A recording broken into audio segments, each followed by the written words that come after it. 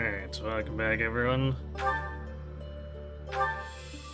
So, last we left off. Now, Hey Nate, thanks for the resub. 54 months. Through insanity. But thanks for the support. Really appreciate it.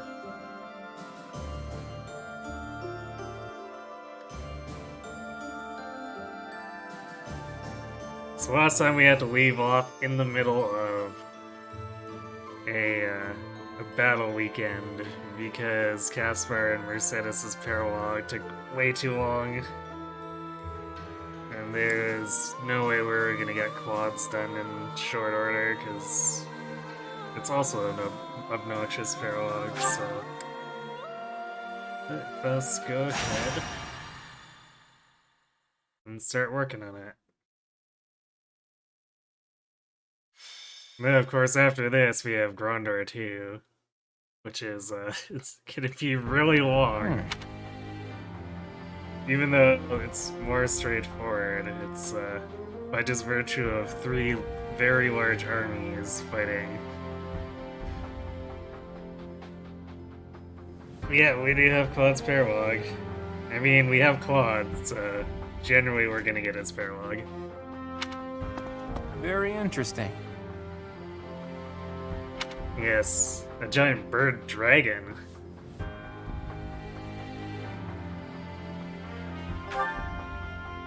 Oh, Teach. How long have you been there? Don't sneak up on me like that. You almost gave me a heart attack. Anyway, I'm reading the official biography of the Four Saints, as sanctioned by the Church. I know you're not very familiar with the teachings of Seros, but even you must have read it at least once.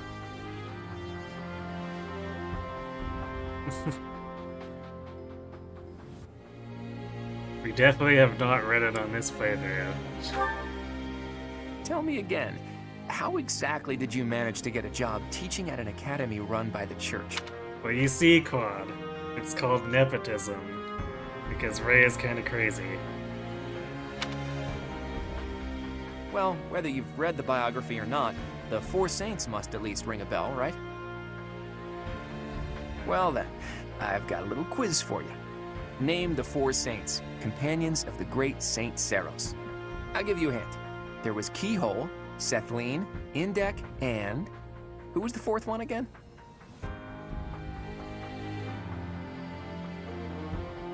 I do appreciate that the answers are all just like slightly different spellings. Correct. I was hoping you'd know that much at least. In any case, you can learn some interesting things reading about the life and times of Saint Macuil. I still... like, every time this comes up, where it's like, oh, Byleth knows nothing about the teachings of Seros.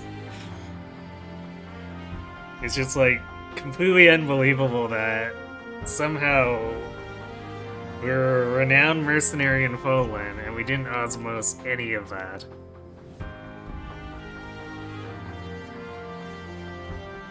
For instance, he was more skilled with his hands than his fellow saints, and even became an accomplished blacksmith.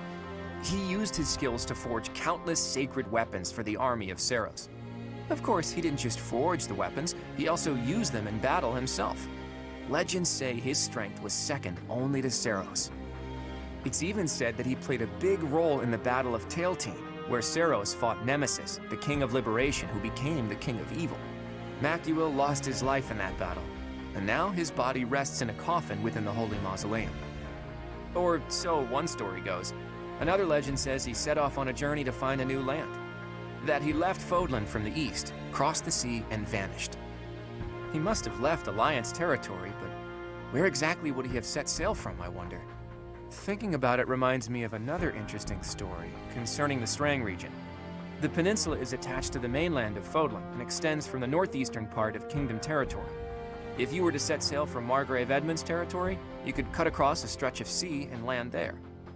And it just so happens that in the Strang region, there are ruins built to worship a sacred beast that appeared from across the sea. If the ruins have something to do with Saint Macuil, there could be sacred weapons there.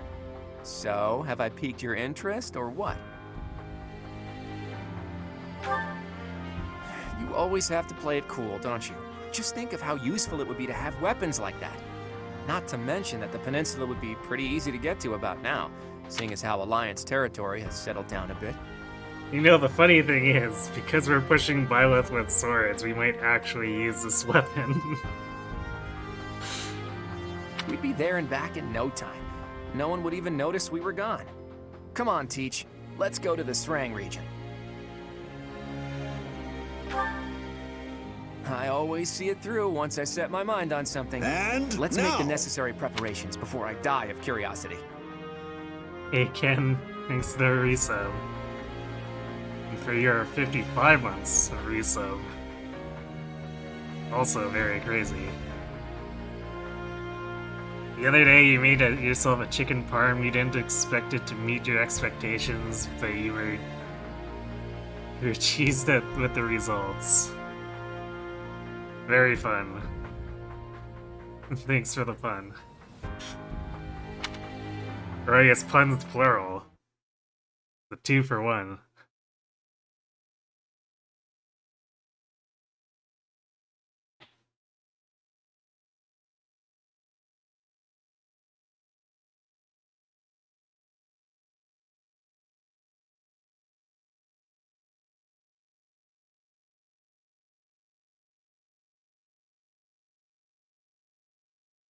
The first thing I want to check is the deployment slots. I can't remember if we've got any extra, but I've been kind of debating. I guess we do. Kind of debating whether I want to bring Flame to trigger the conversation. Because she's kind of not really in a good place at level 12. But in theory, if you kept her safe, it shouldn't matter. Problem is, this map is a little spammy, and there's reinforcements that these wildcard thieves can trigger if they're deciding to be stupid enough.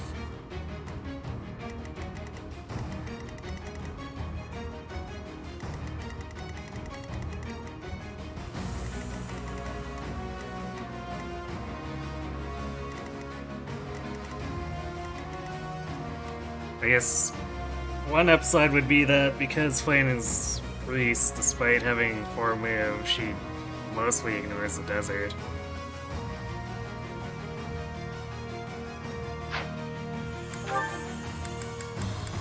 Really, chances if I brought like Mercedes or Annette, they'd be hardly any more durable anyway. So I think we're gonna see what we can do with it.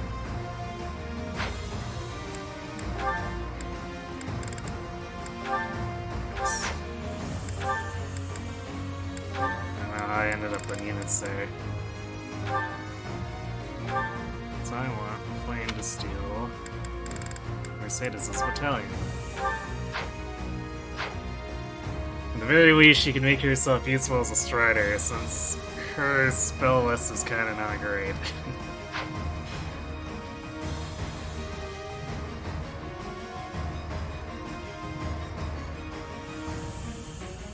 Say this parallel does questionable things, but you delayed it on hard mode.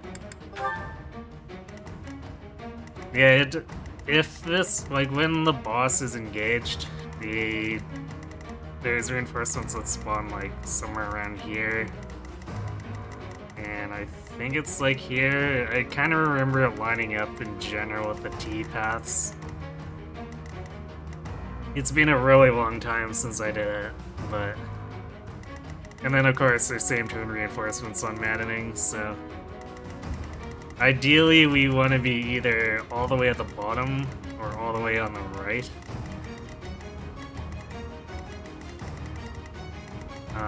But then, I guess about 3 turns. Because what can happen is these thieves can end up over here, come up the path, and attack Macuel, which is obviously really bad. Since that immediately triggers the reinforcements, which will get us killed. I guess we do technically have some warning on it if they do it, because we get a player phase before the enemy phase happens, but it's still not great.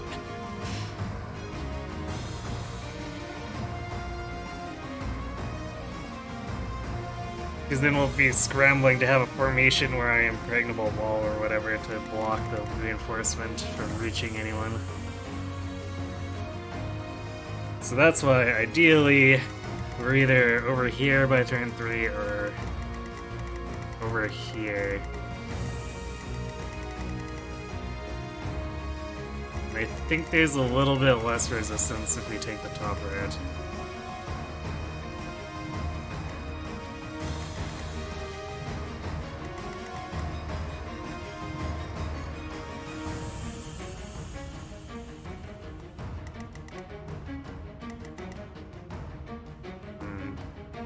I think I'm gonna change back to Assassin here. Like, it doesn't really have any advantage on the sand over for what the Swordmaster has, but it's got 1 extra movement, and when we're worried about getting places in time, you know.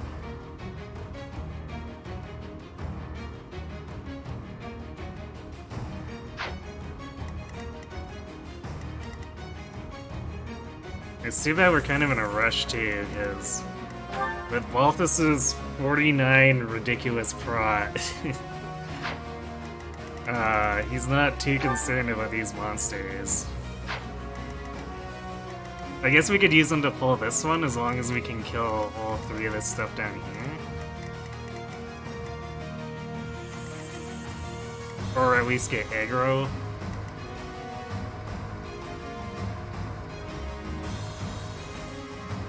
Off of...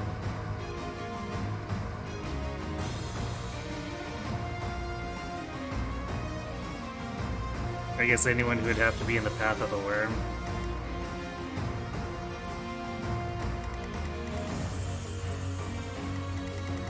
So we could probably kill this guy with Leone. This guy gets pulled with Balthus, and then if we gild these 3, that gives us a lot of option. Or even just crowd control, I guess. I think with Scythia could drop her Resonant Lightning and have 100% hit rate and lock these 2 down. She's probably not going to use it on the boss anyway. Speaking of which...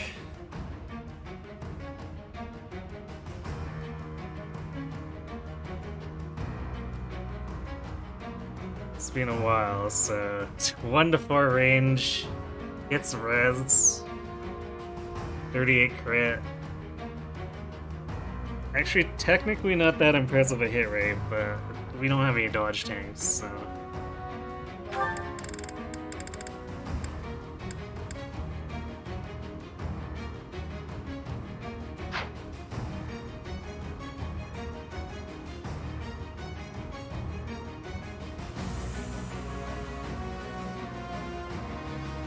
I hope Parawogs come back next game.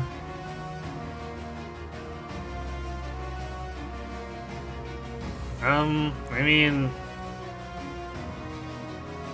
they generally enhance the story, for the most part, so I think I'd be largely on board with them.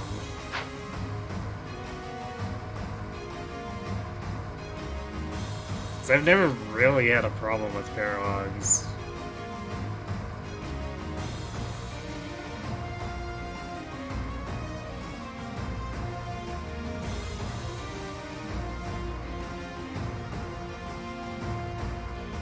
I guess maybe a problem with some of the lack of QA on them, but generally speaking, like, I think they're fine to have around, really.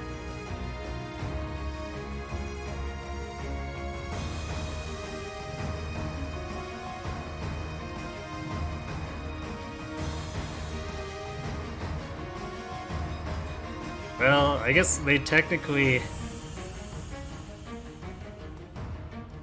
They technically got cut or, like, not even considered for Valentia, even though Valentia is a remake, so I guess it would be more surprising if they did have paralogs, but, you know.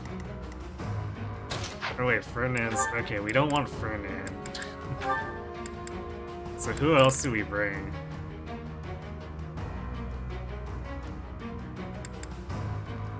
Because, like, Seth is definitely not set up to do anything useful. I know I had him on Lance. Yeah, he's still short of having Swift Strike, so he's probably not actually going to be able to do anything. Could bring Bernie, she's going in closer.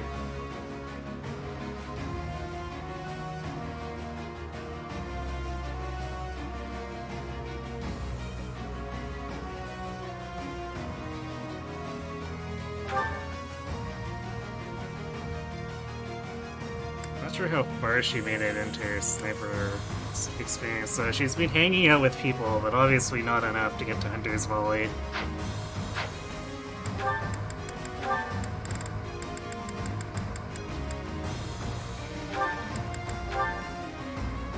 Yeah, nowhere close. So in closer it is, I guess.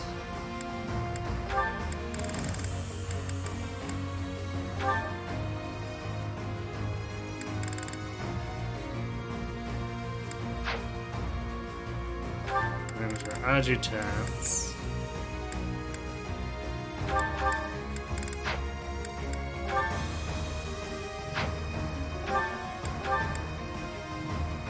Quads them with Ingrid.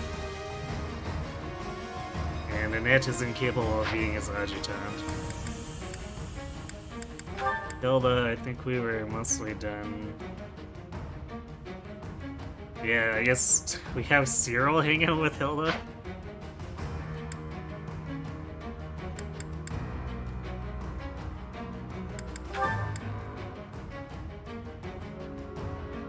Cyril with Hilda, Shamir with Ignatz.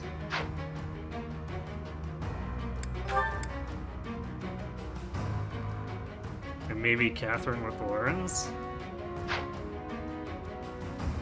Yeah, I guess at this point we're free to do that. It's a little weird, but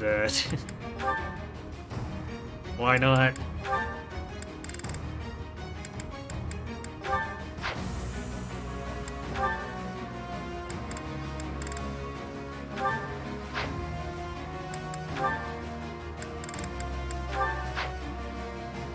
Because, like, it's not like Claude and Byleth, or even Lysithea at this point, need additional help with their Gambit hit rates. Same with Leone.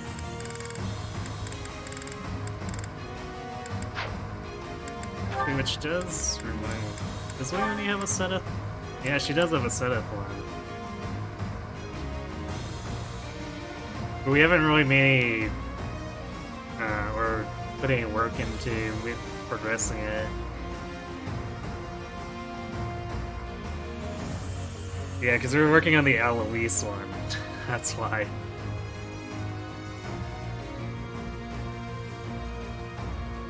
But I think Seth is more likely to find his way into other armies as we go. So if we do another support run,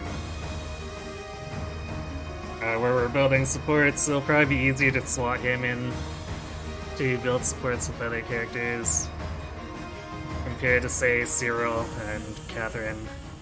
I guess Catherine's pretty good, but usually mostly for early recruiting.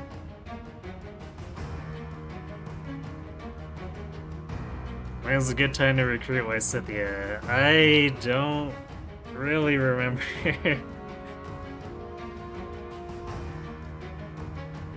Because usually I don't have the luxury of trying to optimize when she joins. So I just rush B support and go, okay, yeah, please join Lysithea, please.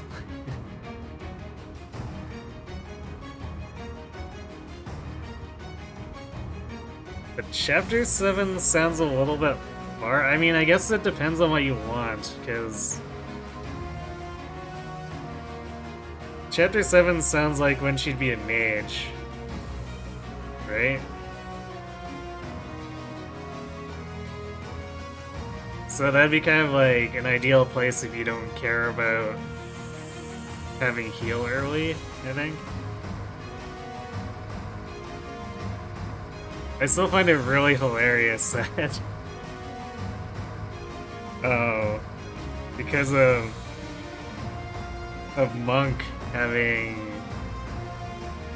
that, or I guess it's not even a faith requirement, right? Or I guess it's an either or requirement that can include faith, so it gets you heal, but if you progress to an intermediate class, oh no, you forget how to heal.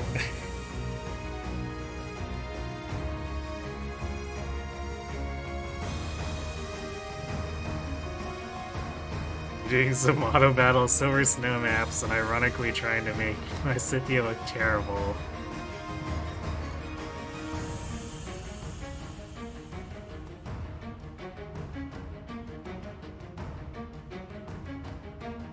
Yeah, I'm not sure if there's a bad enough time for that to contribute to what you're trying to do there. You might have to sabotage her in some other way.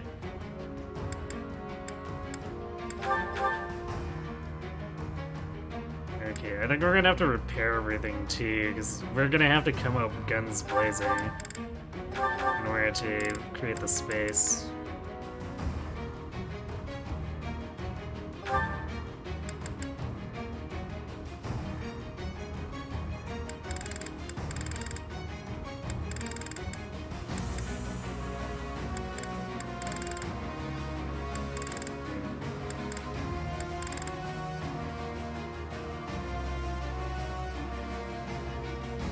There's like nothing else I want to put on Claw, so I guess I give him just a healing item in case. I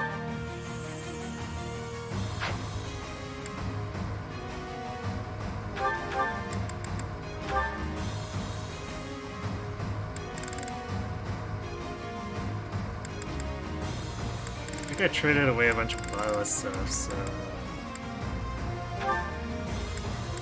put all that back in here.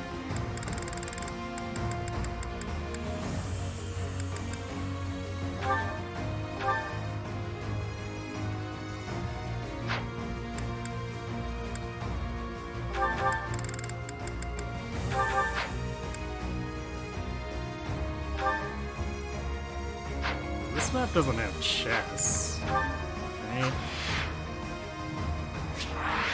I mean, I guess there's no harm in letting Hilda keep them, because what else am I going to put in my Dancer's inventory aside from, I guess, a couple of healing items? But I don't think we need 5 slots of concoctions. That seems excessive.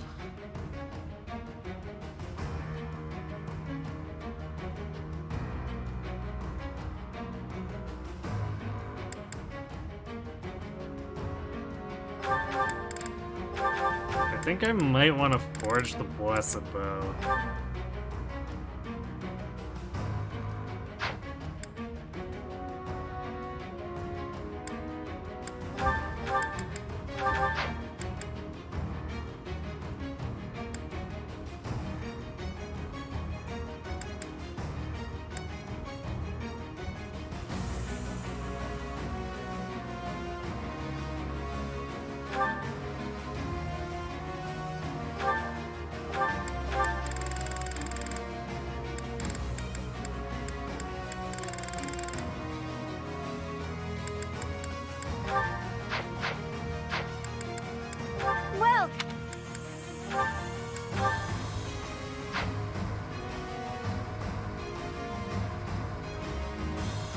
Remember we took no battalion damage last battle?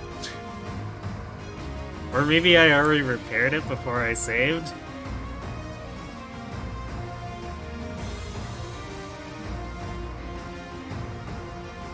We're trying to create a narrative that Annette is better than my Scythia by letting the AI take control if the AI refuses to cooperate with you.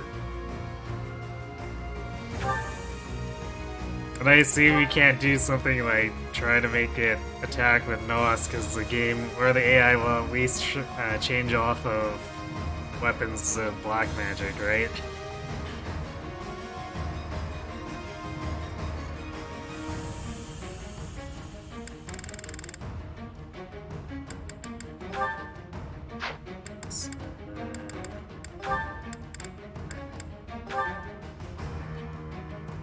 Or Mithril. Well, Is that the one?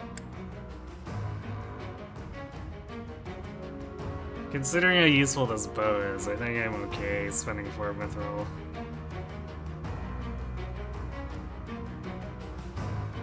Thanks a bunch.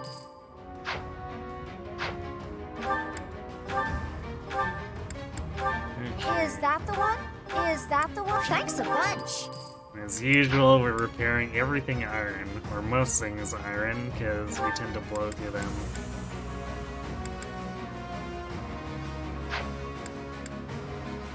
I think 11 uses off the quads is fine for leaving. Is that the one? Thanks a bunch. But if we're at around half or less, we probably want to repair. Is that the one? Thanks a bunch. Is that the one? Thanks a bunch. Is that the one? Thanks a bunch.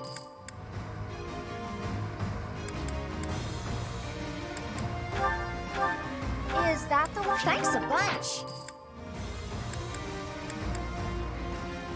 Oh, I should really trade Cyril's bow and give it to someone. Because it's not like he's ever gonna use it again. Same with Shamir's. They're just adjutants. Come back soon. So I guess we could get Leone, or no, yeah, Leone and Quad fully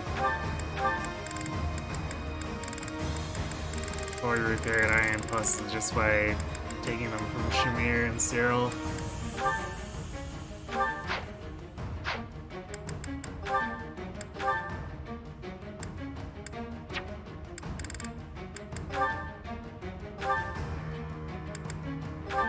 There.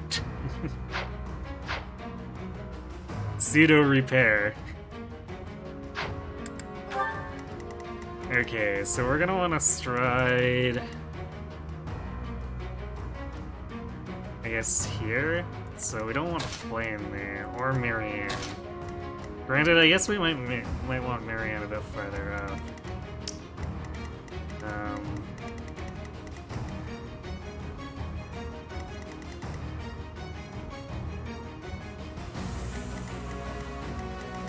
So to do this safely.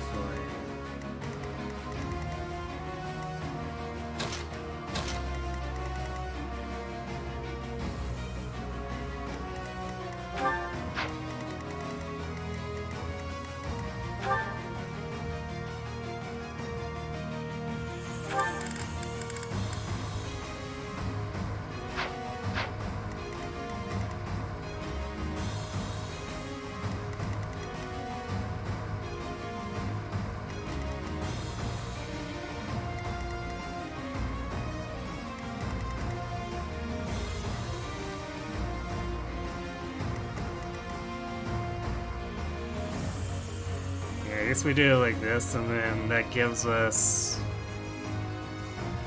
additional options with Hilda Dance.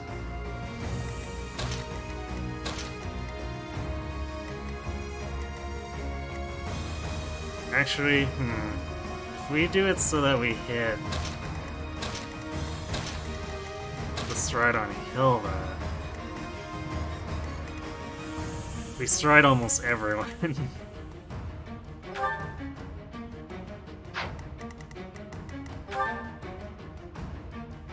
the sniper's got a lot of prod.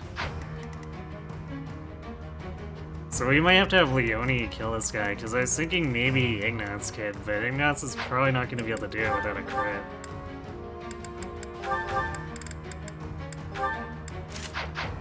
Which, I guess to be fair, Killer Bow with crit ring is gonna be like 80%, but still.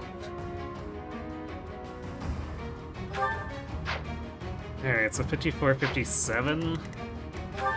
She becomes 28 twice. Ignatz actually kills him with the silver bow.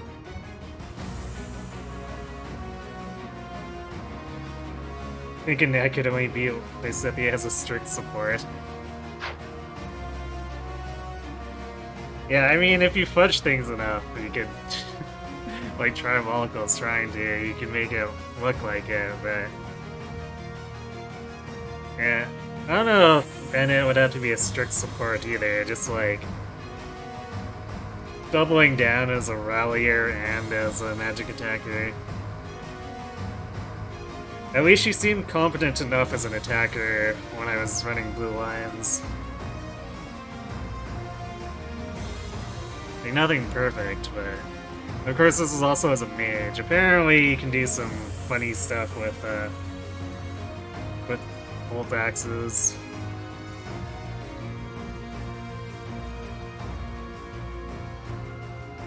You'll rig no magic level-ups with Lysithea.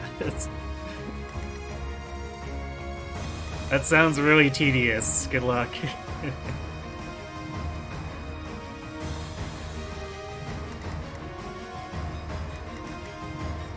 Alright, this guy doesn't have pass, right?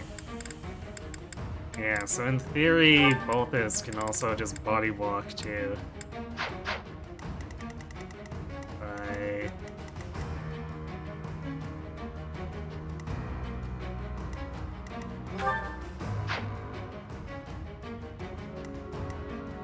Desert's a little way there. Except I don't want to give this spot up for Hilda. Or Hilda's spot up here. I guess Lorenz is less important to have further forward.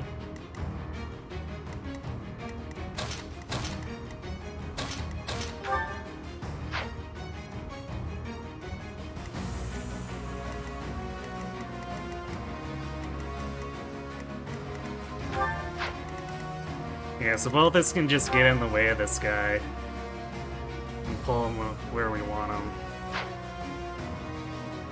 And then we just keep the momentum going.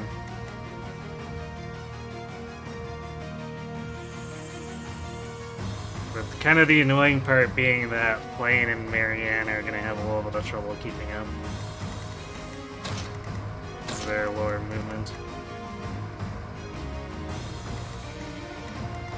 Maybe we do leave Flame here so she can go. It's technically moving backwards, but it keeps her with a little bit of momentum. Also, I want to double check this because we're gonna. I mean, we can always impregnable wall if nothing else, but it's 59 attack, 38 or 35 attack speed, no fiendish blow, and seals or magic binds. Yeah, that's fine. Violet doesn't care about getting magic bound. So she doubles him. And he'll take 42 damage, but she has 62 hit points, so whatever. Hey, Brad. Yeah, wind color. An absolute treat.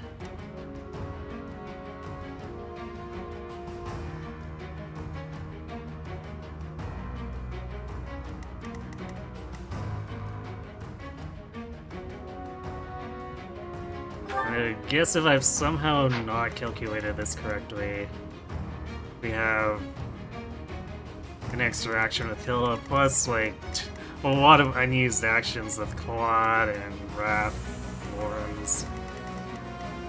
So there's flexibility.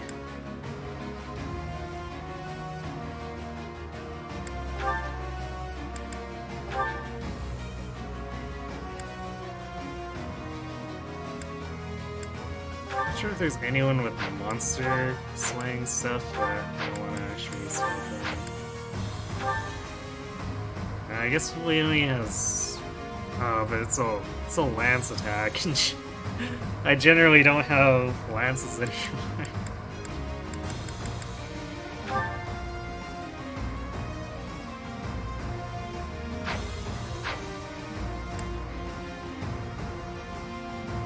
Does Balthus have it?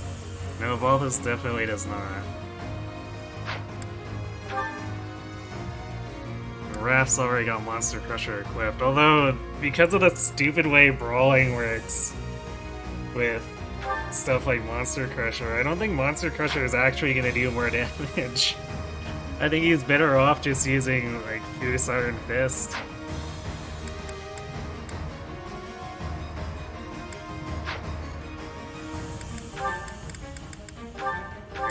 We have no way to properly damage Bernie without her risking dying, but we'll keep a lance on her in case somehow the opportunity to use Vengeance comes up. Very dubious, but it might happen. Who knows?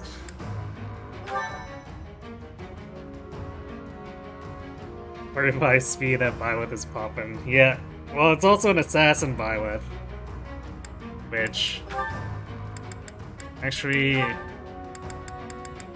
I never pay that much attention to difference here. Yeah, I guess it's not like Swordmaster is as much slower. So, because we've been having her in Swordmaster lately, which still has her at 44 speed. And then we have Darting Blow for initiation shenanigans. Alright, so we're gonna do this, and hopefully these assassins don't screw things up too much. If it looks like they're gonna cause a problem, I guess what I could do to try to counterplay it is warp a Strided Leone down and start trying to pick them off.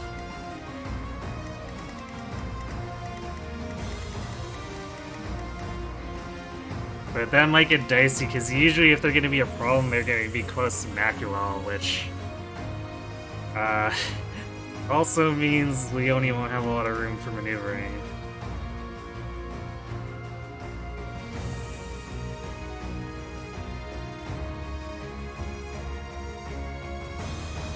Is capped speed Ingrid a good unit? I mean, it sounds like a unit that's gonna not be hittable for the most part, so if nothing else, she's a good distraction.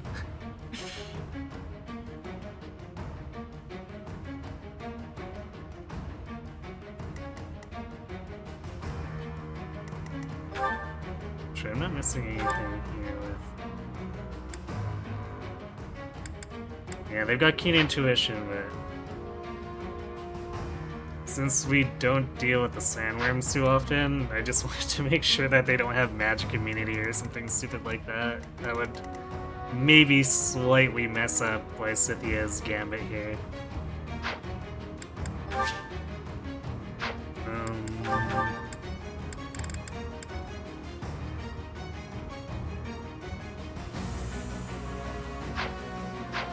Yeah, I can't think of any gear I'd want on fire anyway. There are the ruins. It looks like we're not gonna have the luxury of an excavation. Look, I bet those are the watchmen of the ruins, and that they've been ordered to keep out intruders. And that big beast? I hear they call it the Wind Caller. Thieves! Only by defeating me can you claim the secret treasure. Ah, it speaks! What is it? You know, it's funny that Claude's surprised that it speaks after we did Marianne's chapter. Like, come on, Claude. This is old hat by this point. Sword stance plus without taking ability slot or waiting. Yeah, it seems pretty legit to me then. Although, you'd have to work pretty hard for a capped stat, right? I don't know if I've ever seen a capped stat in a new game Maddening run.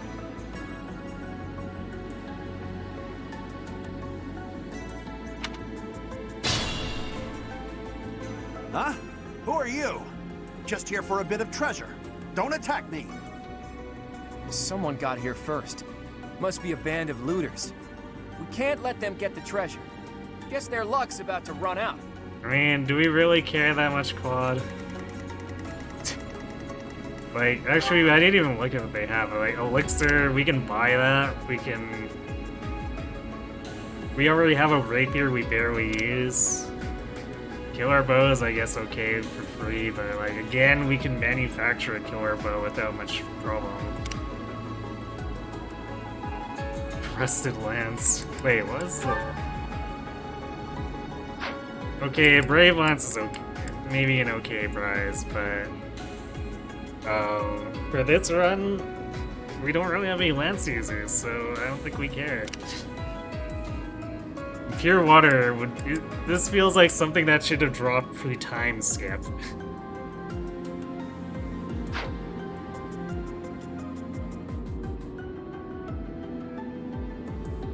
Cap speed Raphael Brawlblade. The giant who can really move. Like, really move.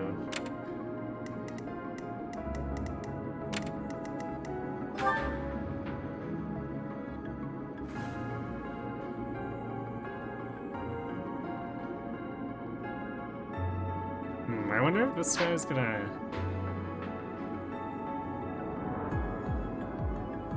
He would probably go for making a regular attack on Balthus, because he'd still do 9 times too.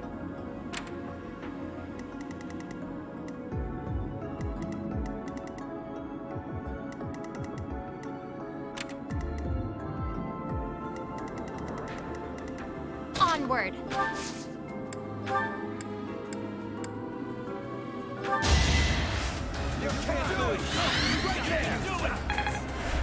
Thank you.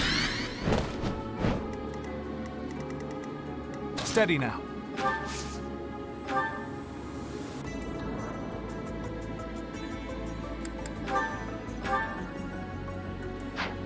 That's exactly what I competed.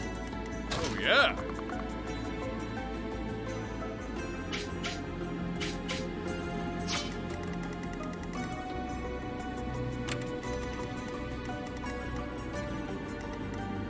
My orders?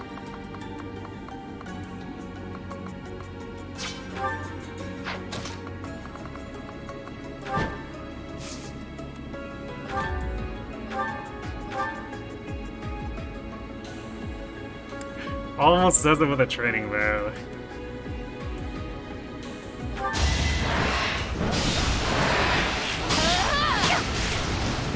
I'm not dying here.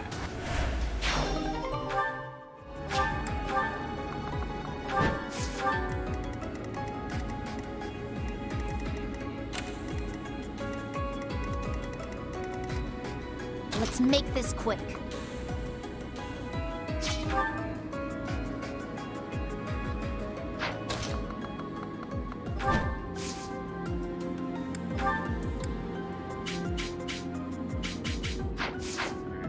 Actually reach that sniper, so there's no reason to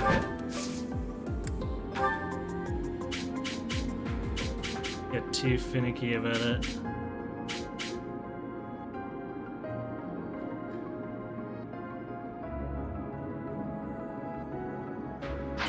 Do I have that sniper highlighted?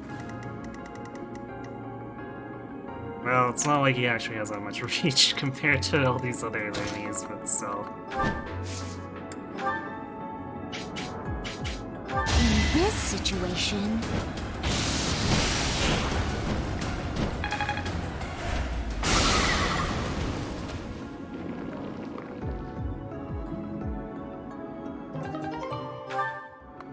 Garthium, or I guess Balthus's axe, was it?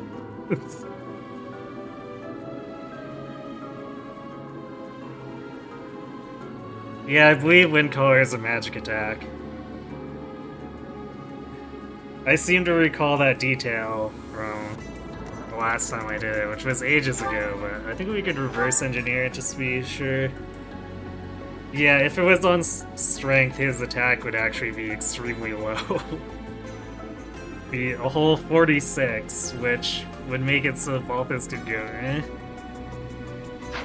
Damage? What's that?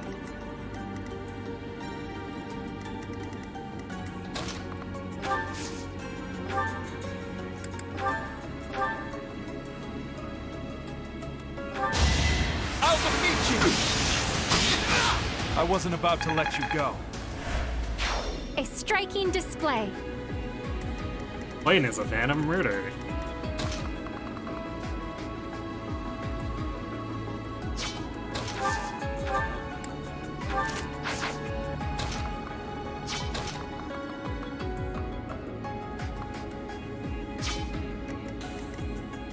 Okay, I don't think we can get away with Malthus actually curve-shotting here.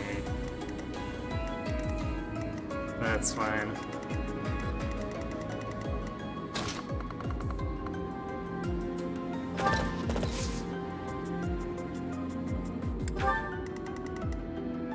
Zero times two. Gotta love it. I do this for all of us.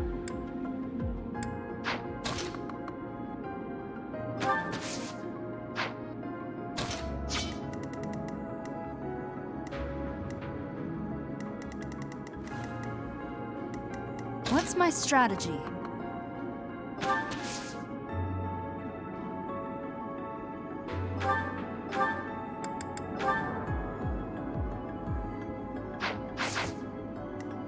At the ready.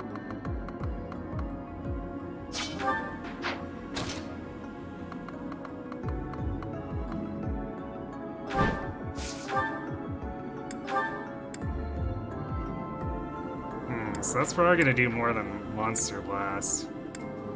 Well, Monster Blast is almost competitive with doubling with the Iron Bow Plus. Almost.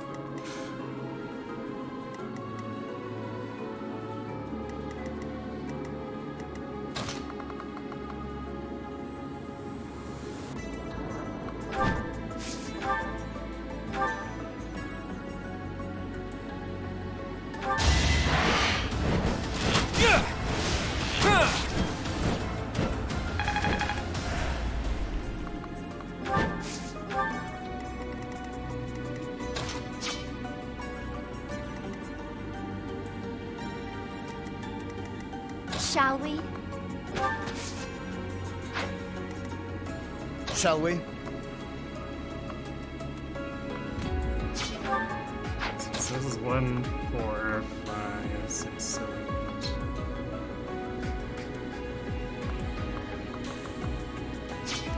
8. I should have probably put my Scythia in a place where we could have traded Thyrsus.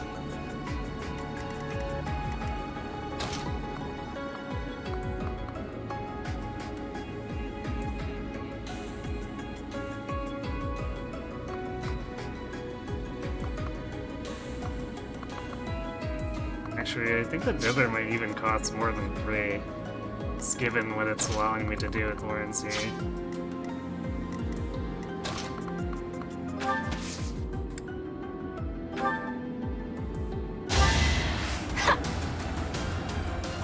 Thanks for that. Leave it to me.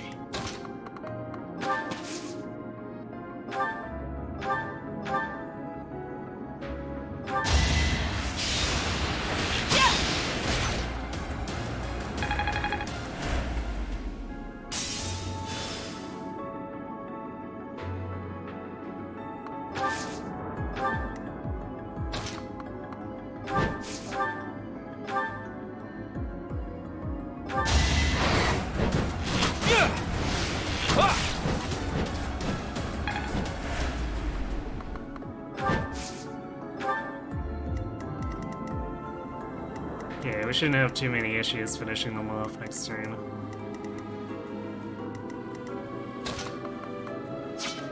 I'll do my best.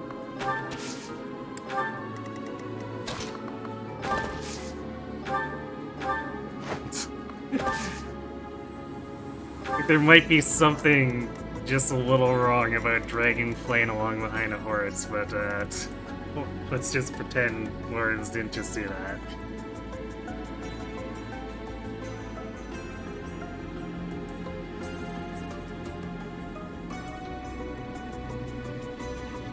You had no idea Virtue of ending the first turn with him at 8 hit points. Yeah, sounds like.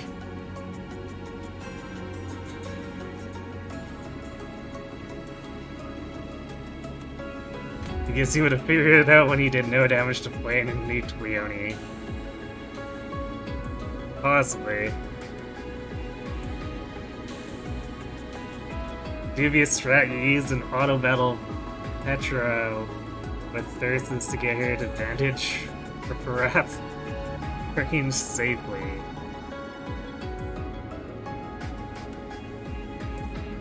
Well, you do what you gotta do, I suppose. And, I don't know, Relic self-chip is a legit strat, so... what's the problem?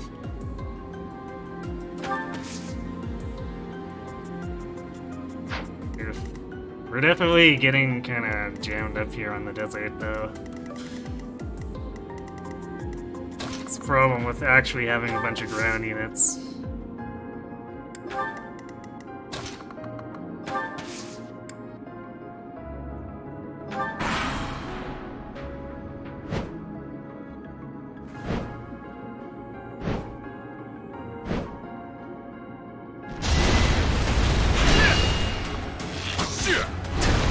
Balthus actually hit for 10 damage, too.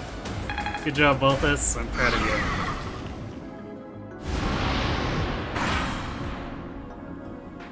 You're not trying to take this treasure from me, are you?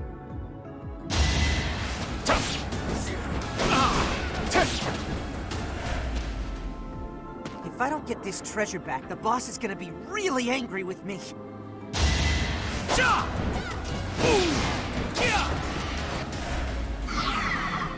Huh?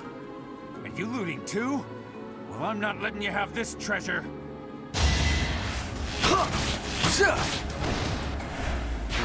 That's potentially not great, because these wyverns usually are here to slow these guys down, so... this guy might start causing trouble.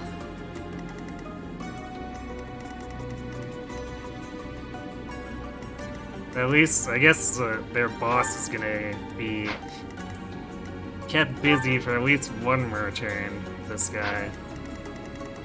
But I think we need to start... Well, I guess we're already moving it, but we gotta book it extra hard.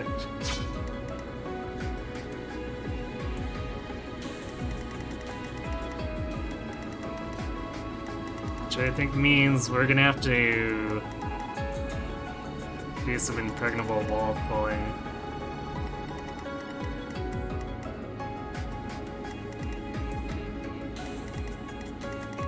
So let's make sure we clear out what we pulled first, but then we'll have to actually get aggressive.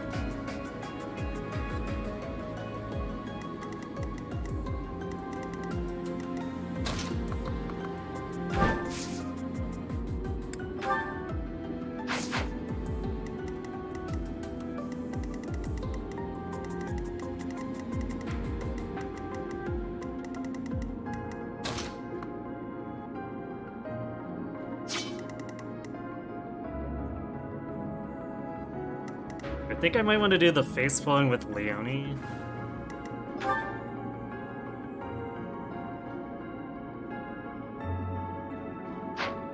Though I guess this is all with mages, so...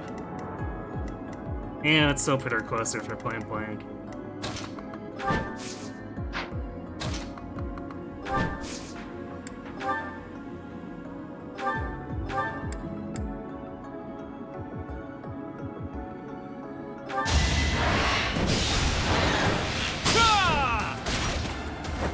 You got yourself killed.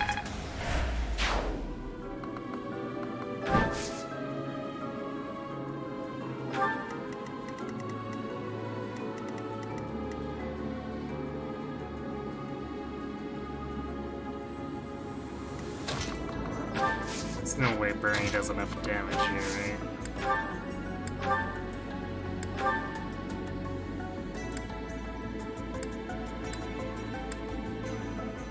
Yeah, I didn't think so.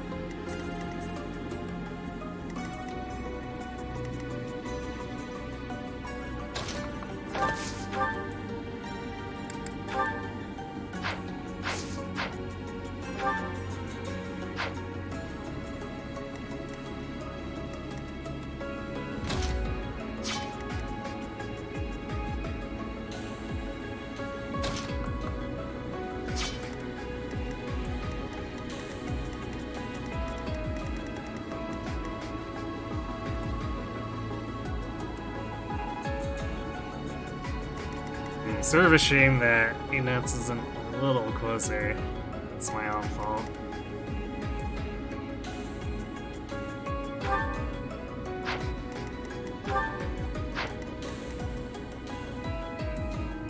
So I guess we're probably gonna have to have Violet clean this up.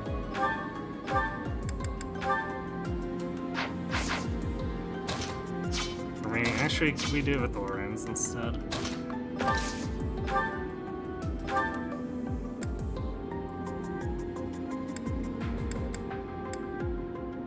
Yeah, Ragnarok is 100% hit. Alright, so then we can have Violet on the worm.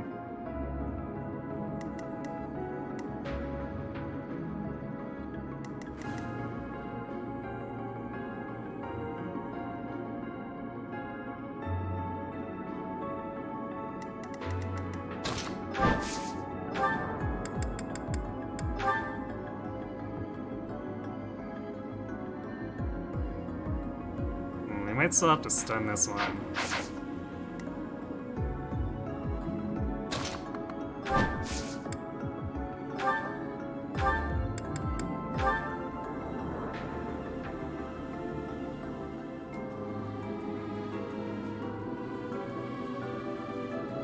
It's probably actually fine.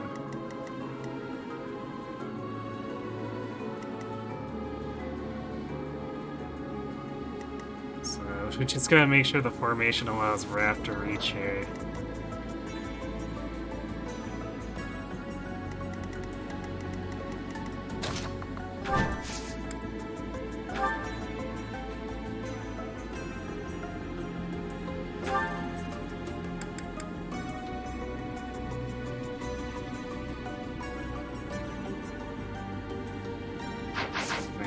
We might want Violet there. Okay, Hella can reach here, so that's fine.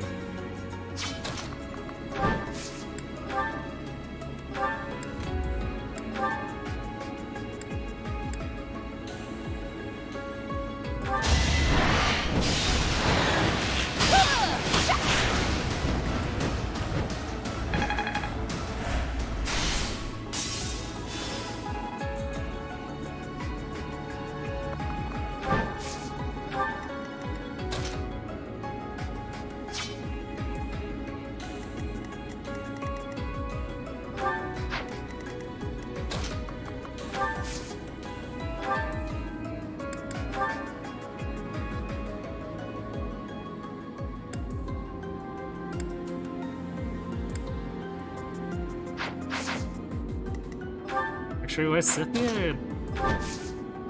I tell with my asthma. Yeah. Who needs Seraphim when you can double with my asthma?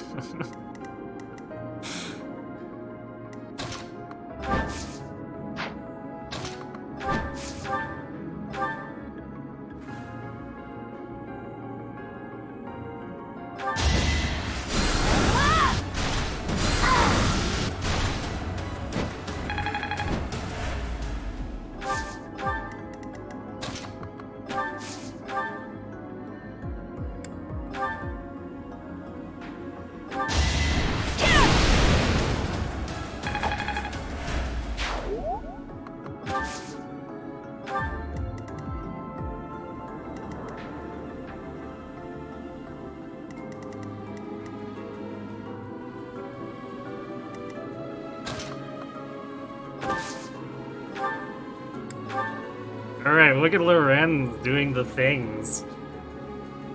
Be gone with you. Be gone Our quarrel indeed. wasn't personal.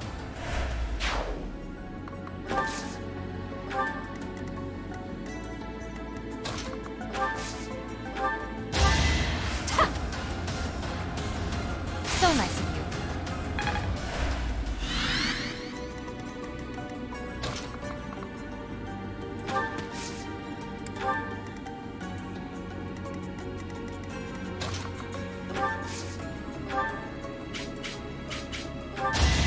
I'm just still concerned we're moving a little bit too slowly, but I mean, we're rushing headlong into things, so it feels like a weird statement to be making.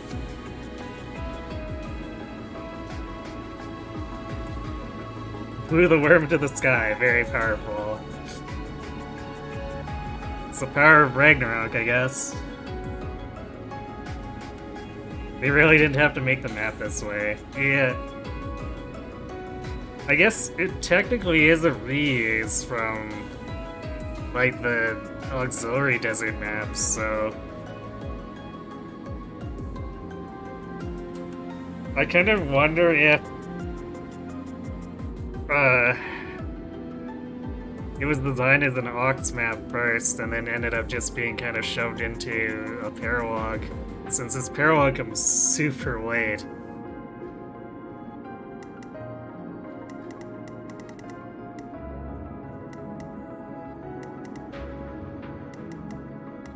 Okay, so there. Oh. Well, I guess we don't need to worry about this guy too much. We can hit him with, like, Leone or Claude afterward. We just want to make sure we get these two up here and out of the way.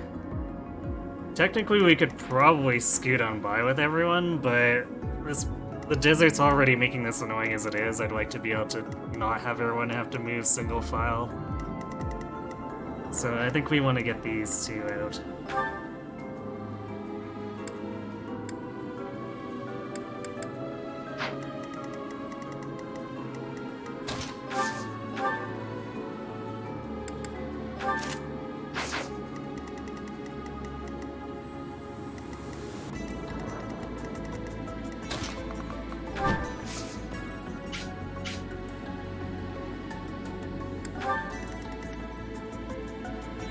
Wow, he's actually using Resonant. Oh, they're both using their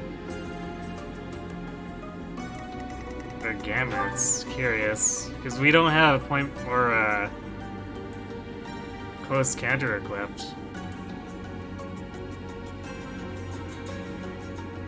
I guess Leone's avoid is too high.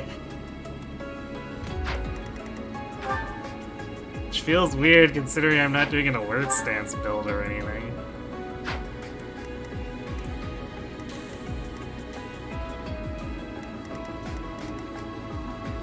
Okay, well, I kind of don't want to have Balthus near her then, just in case it actually does hit. Or the Resonant Flames. The Assault Troop is pretty whatever. For not accidentally walking down additional troops. That's unexpected though.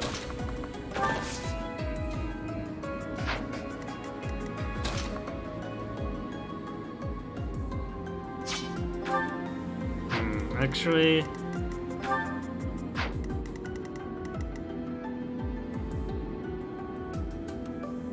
Now, putting him here still puts him at risk of being hit by the Resonant, so...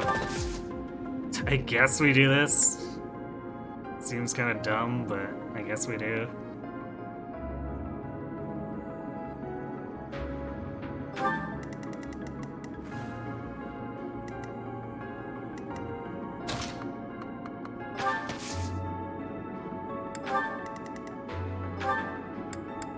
And Blaine does have Restore. She might need help actually hitting with it, because it's only got 4 range, but she does have Restore. Actually, no, she can just waltz up and use it. So everything's fine.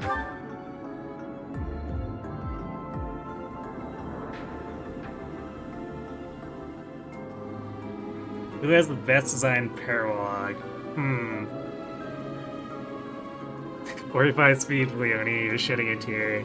Yeah, my Leone's been ridiculous in terms of being blessed here. Like, I have fed her some Rocky Verdocks, but a lot of that strength and all of that speed is basically her own.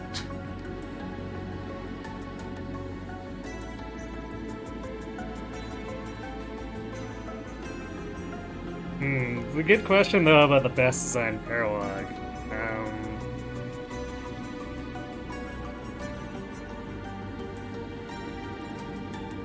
What really jumps out at me?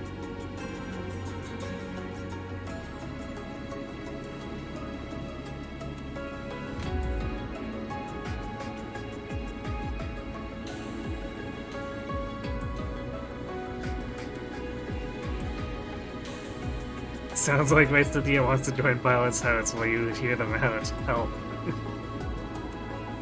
What, too early for you?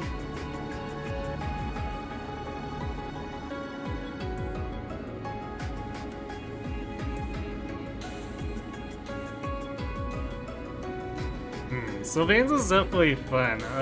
I'd probably look at it perspective of both, like, knowing it and doing it for the first time. I think it's a little bit rude that those bandits activate so quickly if you're pushing hard to reach them.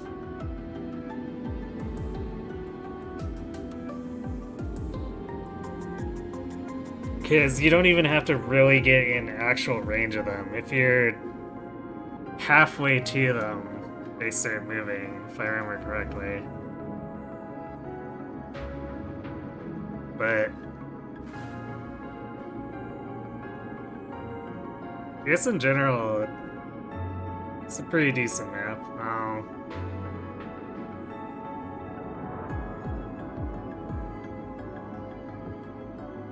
I almost want to say narratively, I like Ignaz's and Raphael's, except then it kind of drops the narrative part off a cliff after Raph's like, nah, we don't have to pursue this.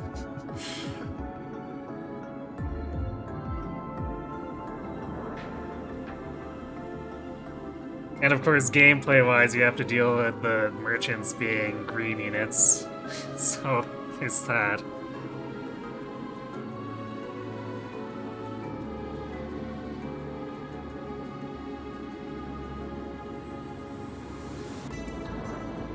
The one-turning of the wrapping nets paralog turns you off. Yeah, I guess you can one-turn it. I generally don't. I suppose that's also a problem with Lorenz's then, too. You can just one-turn it by having someone gank Acheron.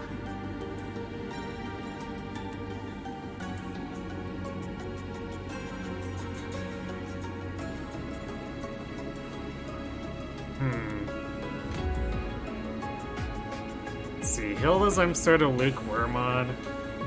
I think I'm lukewarm on the gameplay for like City of Ferdinand, but I do like the exposition we get out of it.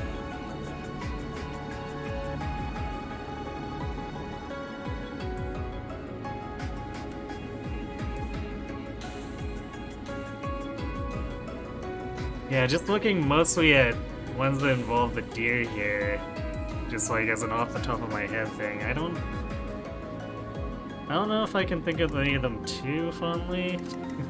I definitely would not consider Leonie's a good one, that's for sure.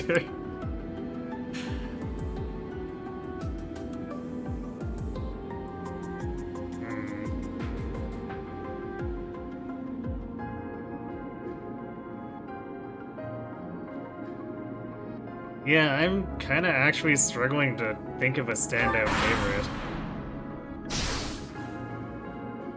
Oh hey, that guy actually got poisoned. Okay, so that guy lied and actually went in for melee. Surprise, surprise! The predictor lies, news at 11.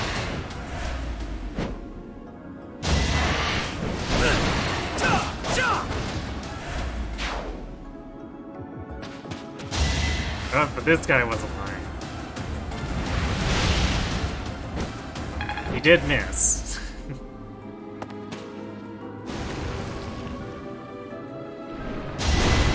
Oh! The treasure. I thought it would make me rich. You know, that's an appropriately carry-on move there. I have to say, that's quite beautiful.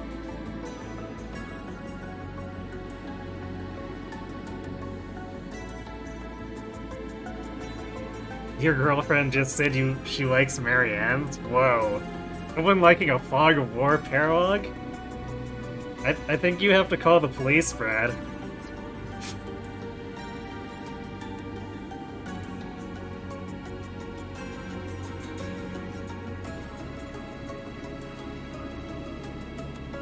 You can't stand the reinforcements in Ingrid's at the end. Yeah, Ingrid's is kind of spammy. Plus, it does the thing where it hides the units at the start. I think both those things together make Ingrid and Dorothea's just not good.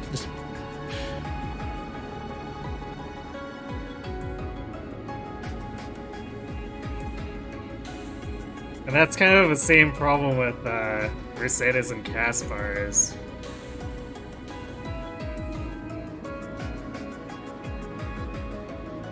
And then there's Bernie and Petra's also has a debate. With the objective being like, just kidding, it's actually a route and here's 4 more groups of enemies.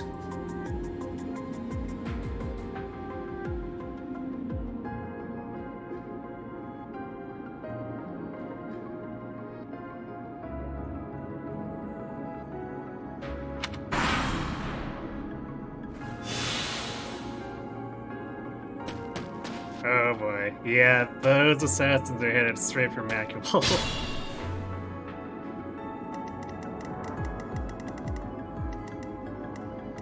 Like, they're not quite in range yet, but... unless the Wyverns kill them off, there's a good chance that they ram into Macula. So we need to get moving.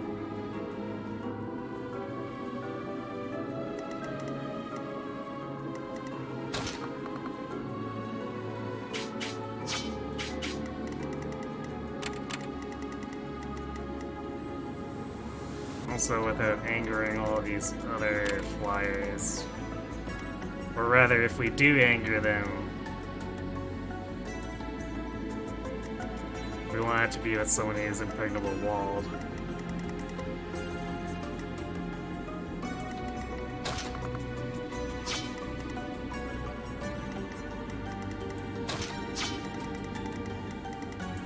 Do we stride here?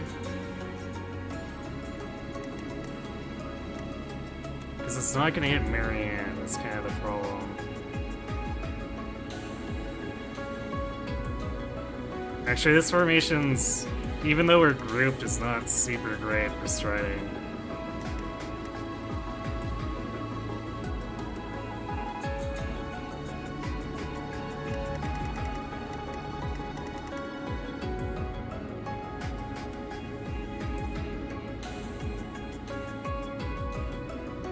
I guess we could move Byleth and just stride Raph, which hits everyone here. Although I'd like to have Lysithea get strided if I'm gonna... Because I was thinking I could warp Flame after she does the striding. But I'd like Lysithea to have stride if she does that, but... I guess if Flame's here... Lysithea goes...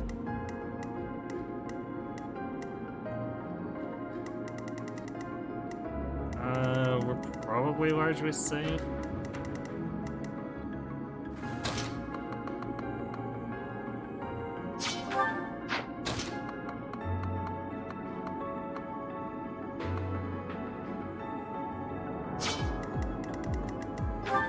Yeah, because we only can kill this guy, so we can basically run all the way into this corner.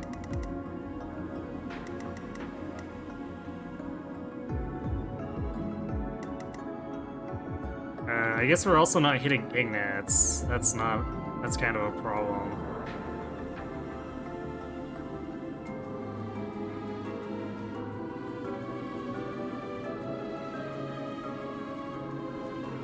But I guess if we only have one unit, it's probably not a huge deal. Because we'll get one turn after, if they happen to ram into Macula this turn, to react to it. So just having one unit to have to pull out with, say, like, drawback spam, it's probably not a big deal.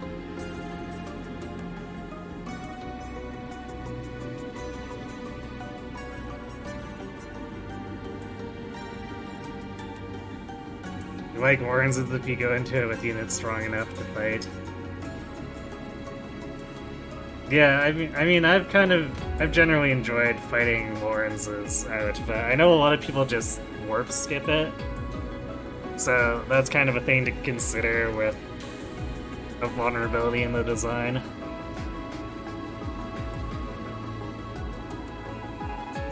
You picked Sylvain because it annoyed you the least by kind of a lot. Ooh. That's, A little bit of a harsh take. Felix's would have been good if his father didn't wear the villager's sleeve, or if Rodrigue didn't try to run around trying to kill stuff with Aura with his 6 attack speed and 0 bulk.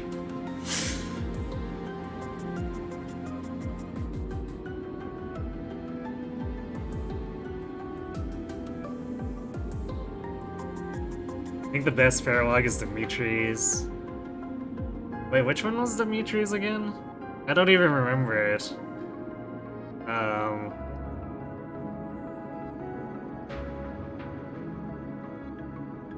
Actually, I'd say one that maybe hits both notes for me, now that I think about it, is Dead Ooze. It's not too frantic, but it pushes you to make kills rapidly on your own. And you get a bunch of lore stuff out of it.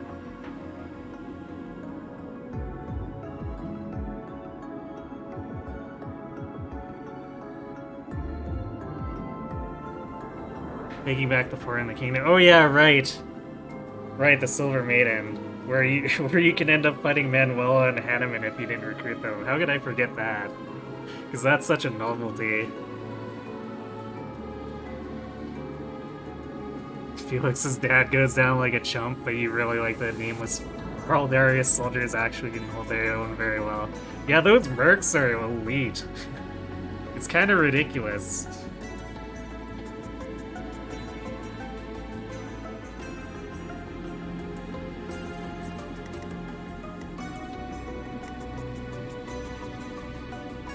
Alright, I guess we just drive by with Byleth here. I'm gonna check the damage. I mean, this is bows against a flyer. I can't imagine Ignat's not making this kill. Yeah. So since Ignat's will move up and attack this guy, I don't see any reason for Byleth to attack him. So we'll have Byleth pick on this Warlock with a curve shot as she drives by.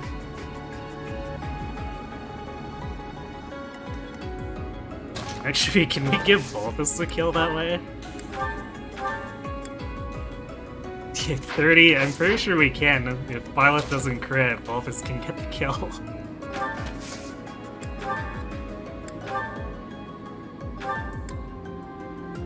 Oh wow, this guy actually negates our crit. How much luck does this guy have? Well, I guess he's got 23 luck and prowess 5, so yeah, he completely negates our crit rate, exactly. Impressive.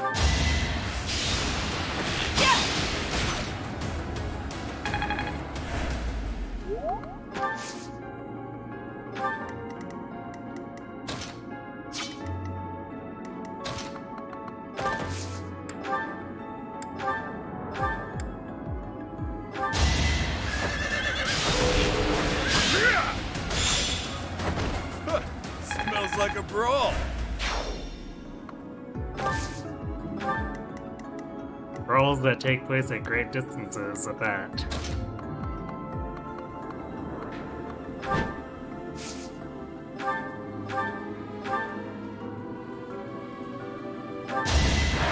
I will destroy you! For Gerald! Or Gerald.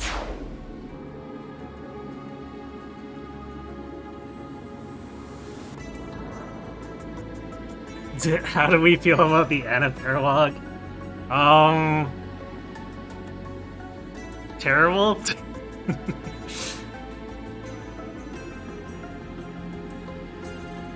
Yeah, Dedu also dies post time skip if you don't do his, so that's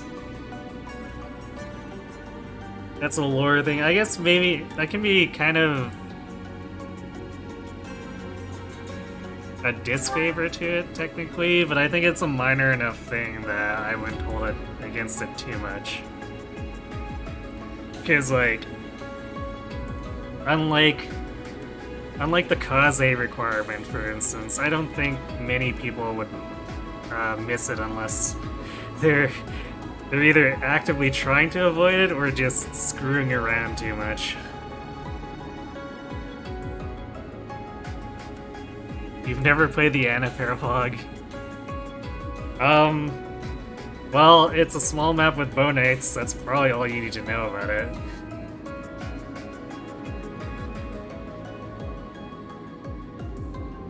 You've never played Edelgards or Huberts either.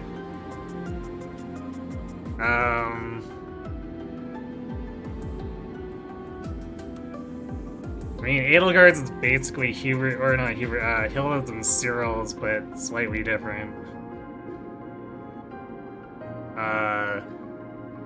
Huberts... I think Huberts is kind of annoying mostly because those green mages have no sense of self-preservation, but I guess what's new with green units, right?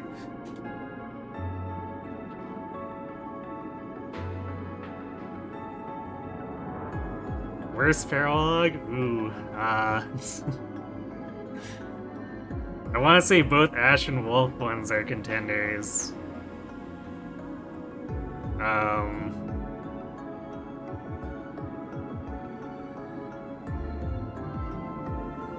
I want to say between those two and Leonie's. Because I think Leonie's is probably the worst Fog of War Paralog. Unless you're like very specifically looking at the spawn locations and knowing how to block them.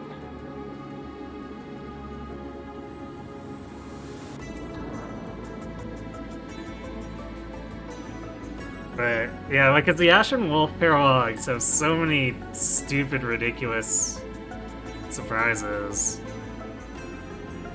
Like Balthus and Happy has that huge wave of reinforcements while you're all separated.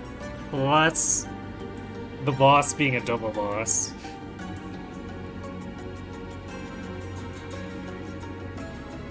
And then yours and Constance's has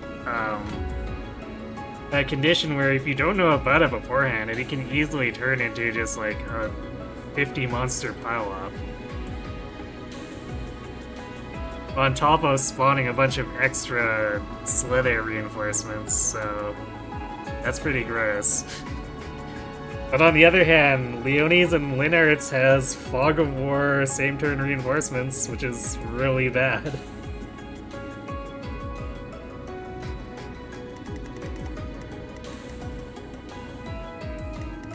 Actually, I guess Claude can drive by this guy too. Especially since he gets, he's gonna get Inquisitor, or not Inquisitor, he's gonna get... Of course he's not getting Inquisitor, he's getting, Stride, so... Sorry. He could drive by, or we can actually pick on this assassin.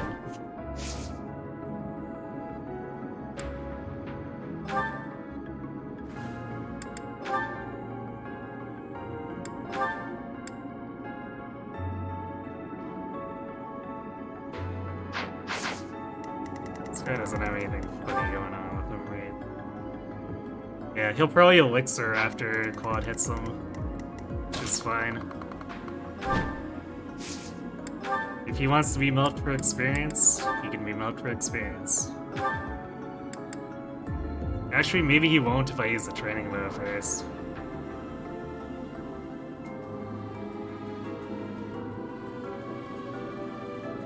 Say, we're probably okay with Iron Blade Aces.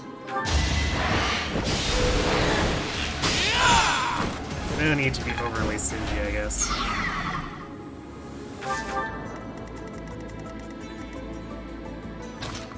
Okay, let's double check this hit rate. I mean, Ignat's a double hit plus 20. I probably shouldn't be too concerned, but, you know, I'm kind of paranoid.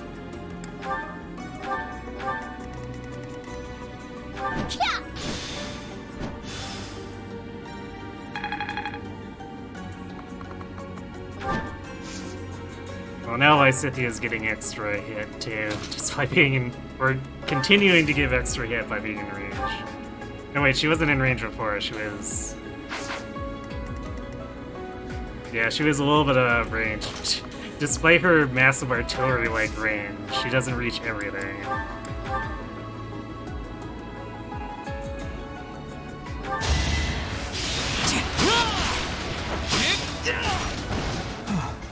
still alive.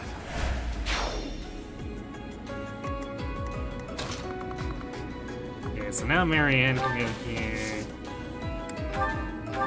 And that gets the healers generally out of range of stuff.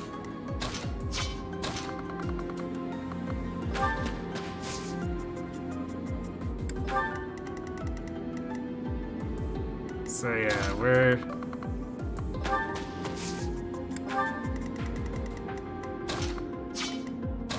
I wouldn't call it quite home free, but we're getting into a good place.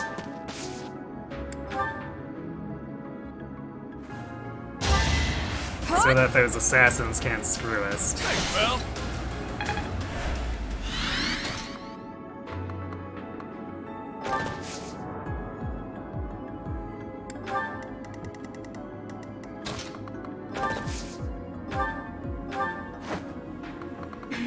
Lawrence again, dragging people behind him with his horse.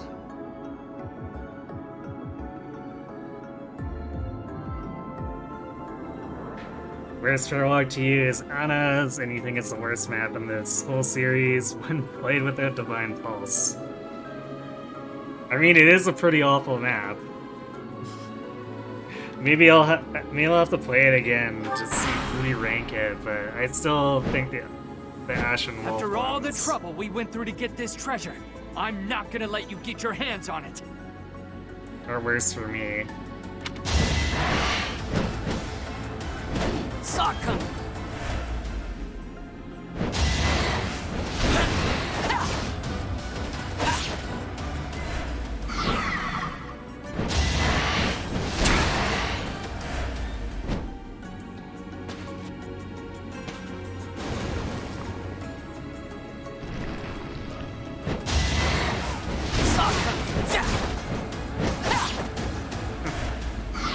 Assassins are missing surprisingly often.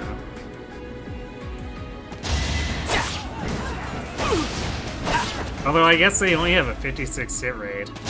And that one has a 37. Huh.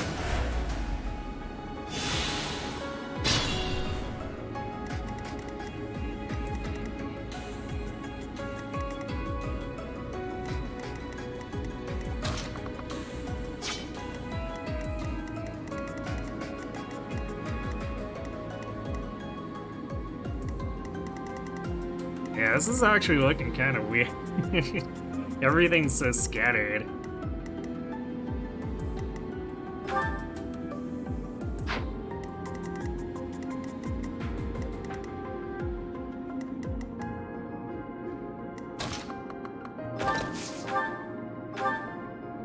Looks like this guy didn't actually decide to heal himself. Again, surprising. But that's how he wants to do it. I'm fine. Gonna Wrath nuke him.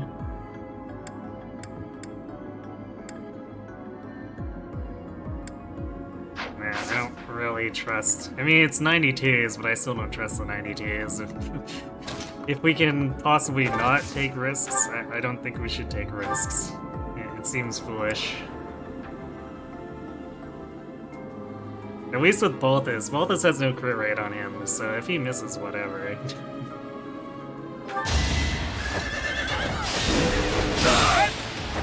That's gotta hurt. My repair. I should never have become a thief.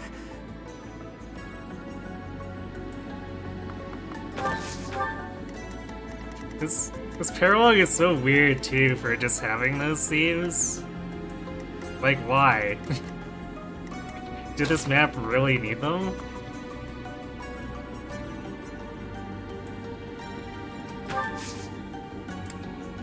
I guess they add a side objective, but at the same time, lore-wise, it's a very weak decision.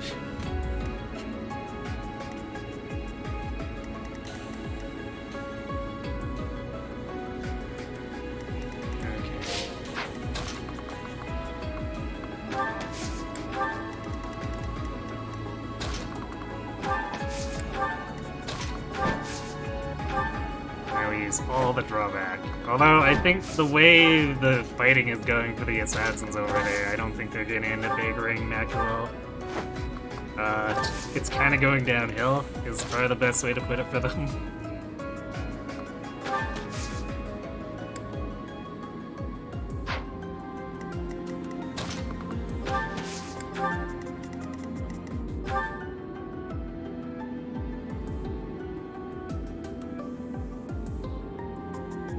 Okay, consider for a second, Hilda has 36 attack speed with Thoron.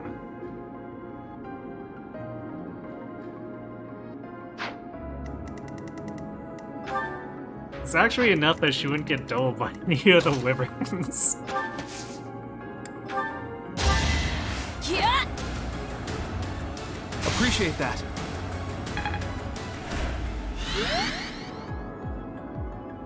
When you say that Maddening was untested, that's the math that comes to mind.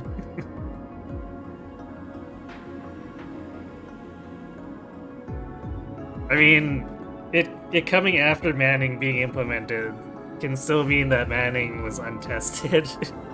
Because they probably didn't do much testing on Anna's Paralog either.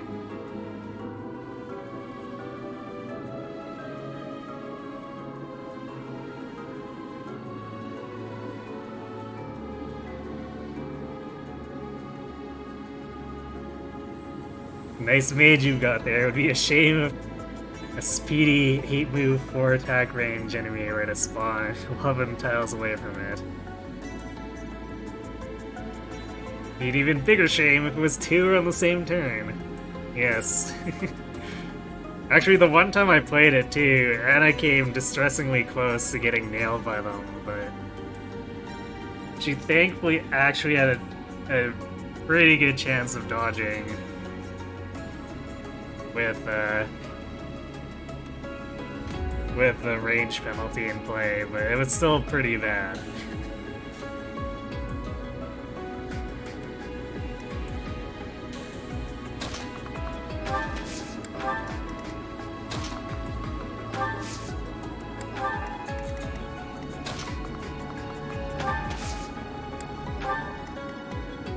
Okay, I think we've got everyone who's particularly vulnerable clear here.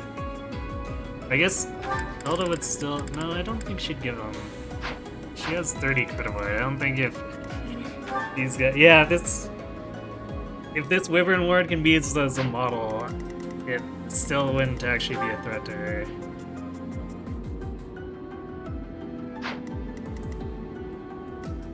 But I think we're pretty close out of reinforcement range, so if not already out of it. Like, I think it spawns around the T intersection, like I said. So we're one turn away from being clear of it.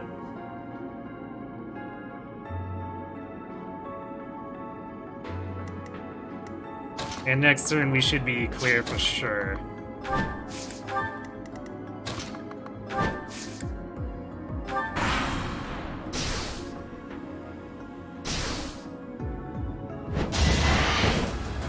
Actually, well, never mind, that guy's dead. But I was gonna say these guys might suicide on the assassinate, might still activate Macula for the next turn.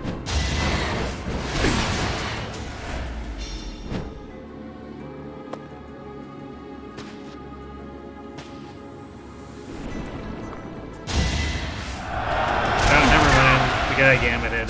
Okay. And he hit.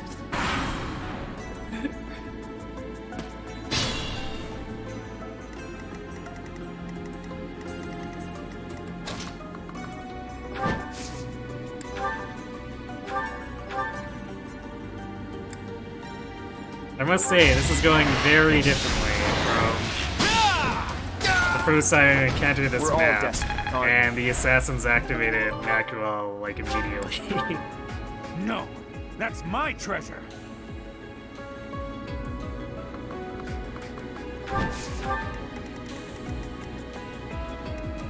We do have to deal with these snipers doing I don't know what they're gonna do. This guy might come up the path, or he might try to cut across. I'm not entirely sure.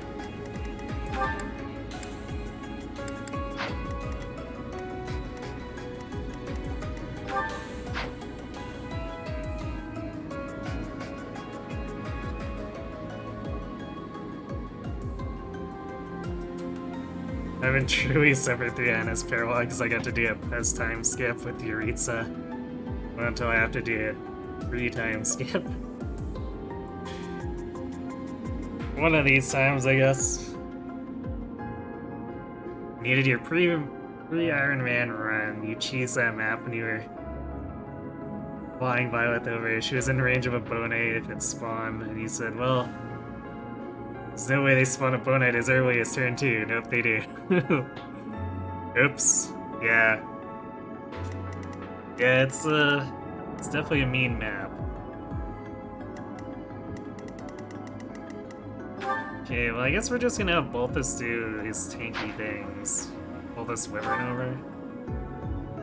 Because Balthus cannot be crit, and he's gonna take 5 times 2. Against 62 hit points. I think Balthus is maybe okay.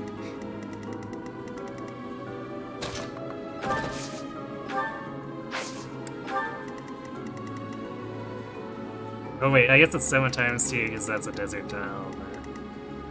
And 14, no chance of crit against 62 hit points is pretty ridiculous.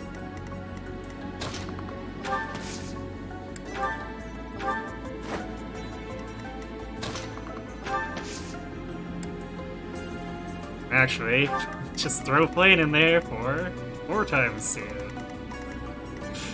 Get trolled.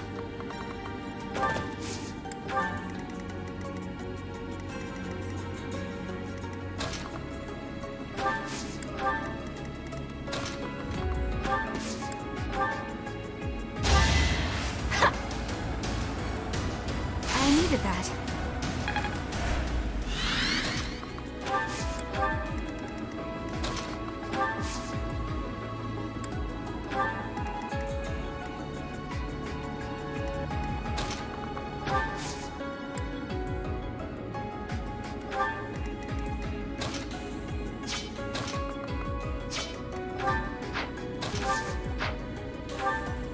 Cynthia double these snipers? She definitely can. Okay, well she can just sneak out and pick that guy off then.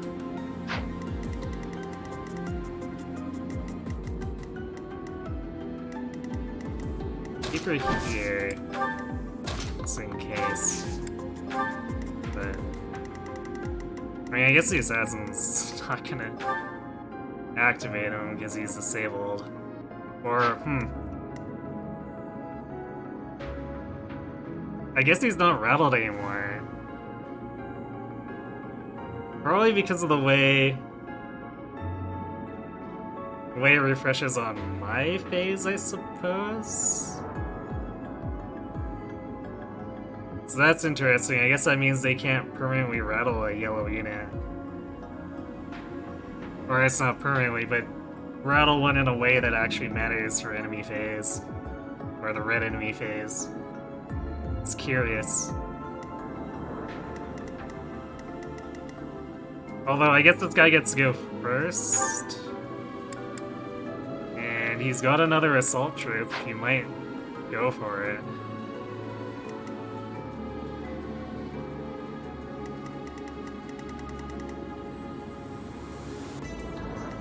Otherwise, actually, he might suicide on...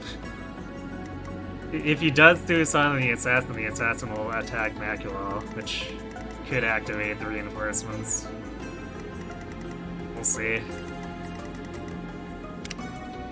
Which, I guess, it's more argument for leaving Leonie closer to the front lines in case she needs to kill stuff for us.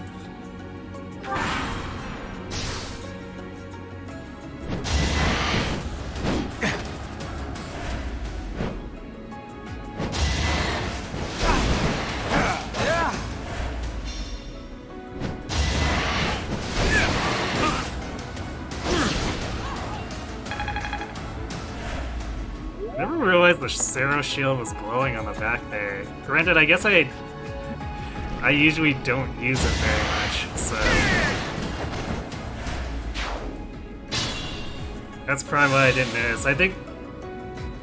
Or not the Zero Shield, the O-Chain Shield. So I think I used it most extensively at the end of Silver Snow. And that's kind of the only other time I really had a good opportunity to get it.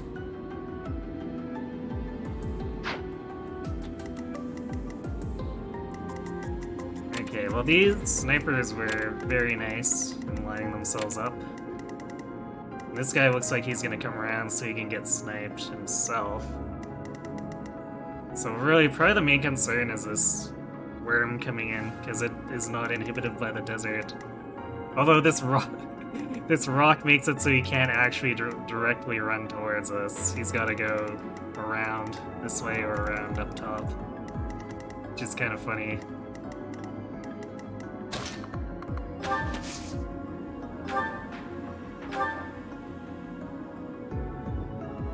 Look at Raph. Just vanilla iron bow shot. His strength is so high that he just wrecks this wyvern. Like, might I add that this is through 30 prot. Raph gives no craps. That's another one.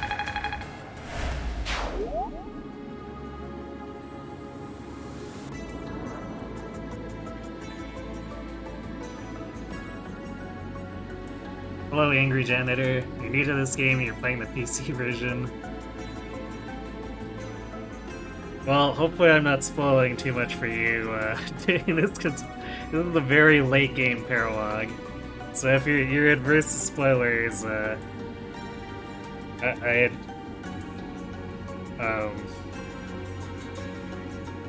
would advise you to maybe cover your eyes and your ears. But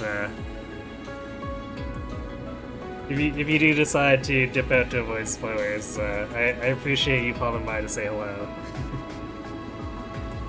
Any hints for you?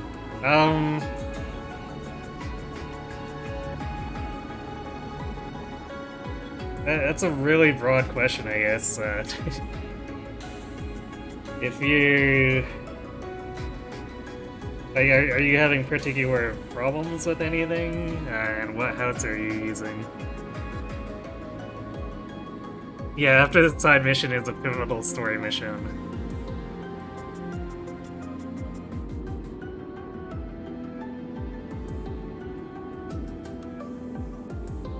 Yes, using Stride is a pretty good general advice. You're with Edelgard.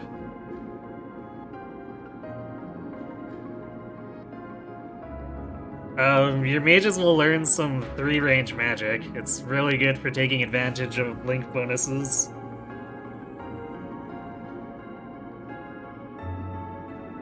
You have a character named Mysidia to be a swordmaster or paladin. Oh dear. Okay, who else can reach here?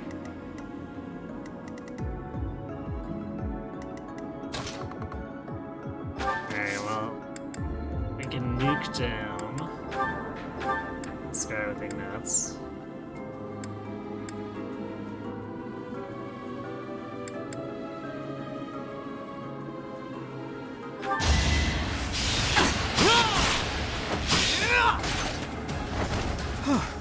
I made it! Strength is all for a mercenary.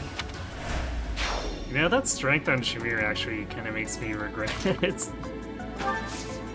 Not using her, but like, we are already using so many characters as it is.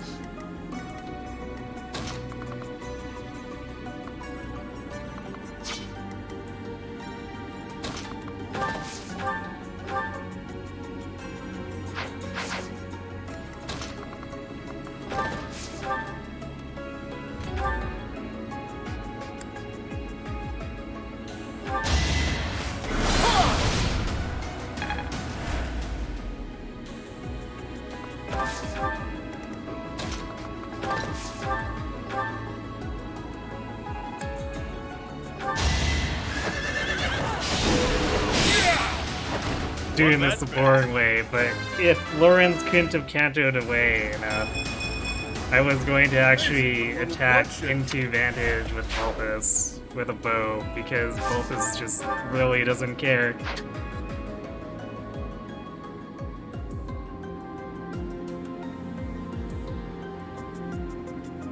You have no idea what's going on. Right now we are killing ghost minions of this guy. Because we eventually want to fight the boss, which is this guy, but there's a lot of stuff still hanging out. I guess these wyverns are gonna come our way too. So let's get the Air Force down here. Because we can use Balthus to pull the worm in.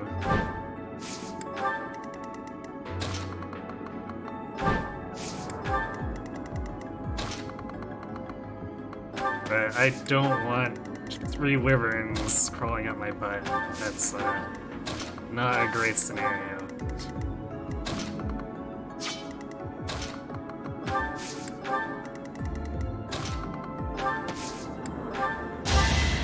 Hut!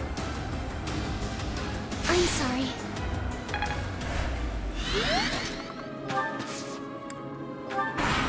They might come through the middle, which could also be an issue. Actually, maybe less of an issue. Because they're basically funneling themselves if they do go through the middle.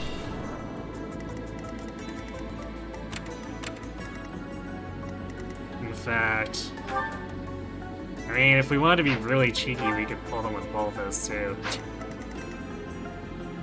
But I think I'd rather have Balthus up towards the worm.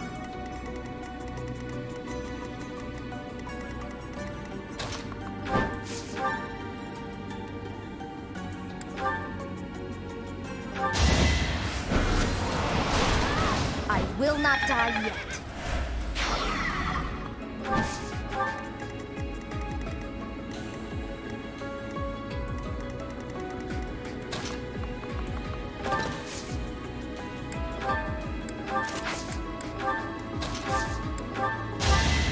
Yeah. Timing!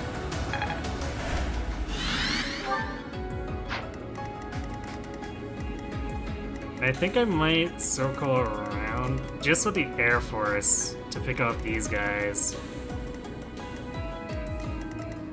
Because I'm pretty sure when I aggro the boss, these 3 are gonna come in.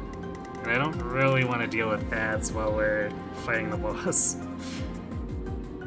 Because reinforcements are already gonna be annoying as it is.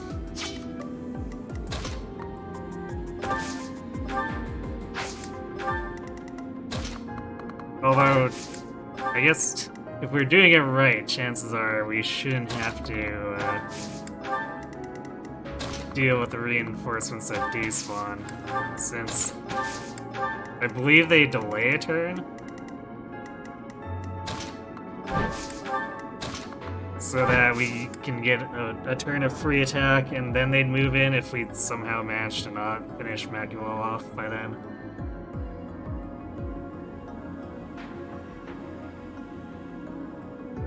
Oh, you played the game at launch, but you don't remember anything?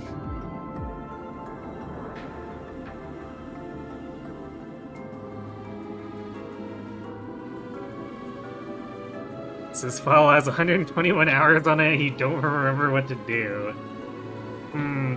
Yeah, that may be a strong case for restarting the playthrough.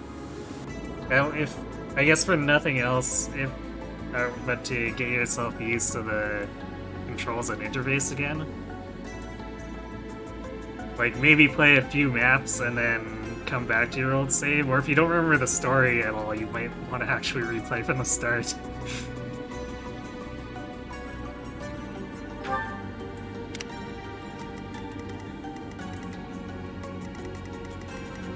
So I feel like this story, for any of the routes, would probably be really confusing if you don't remember any of the story beats.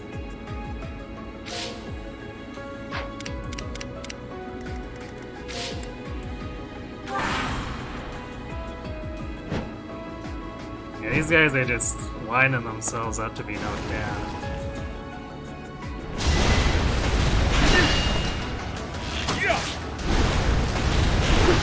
Dorothea was the one you were trying to date. Well, it's a start.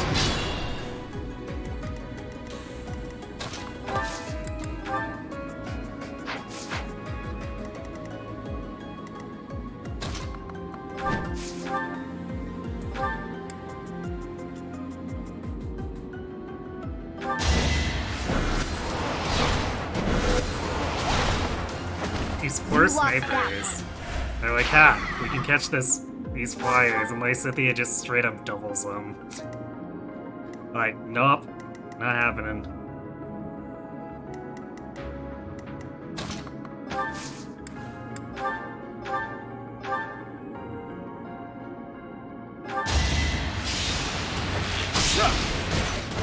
No chance.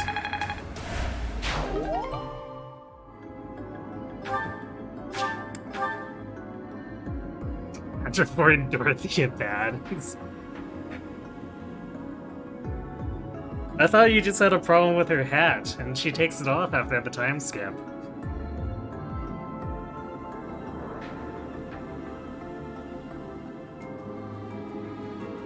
Or maybe go with Edelgard. Yeah, you can talk about the things you remember. I've been through every route, so...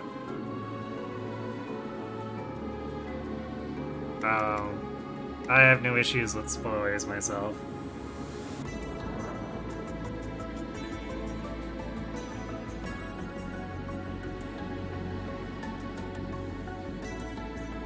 That corrupts her. I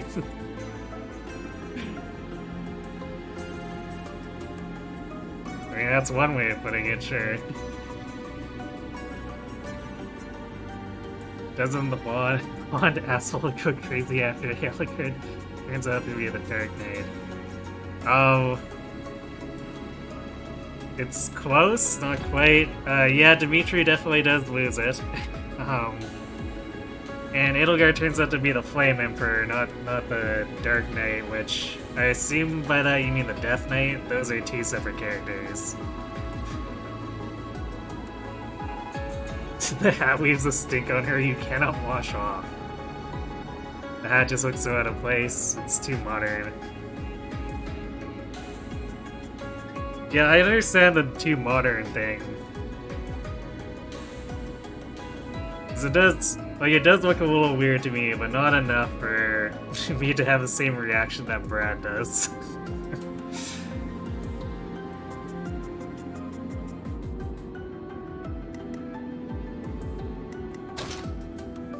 Let's see.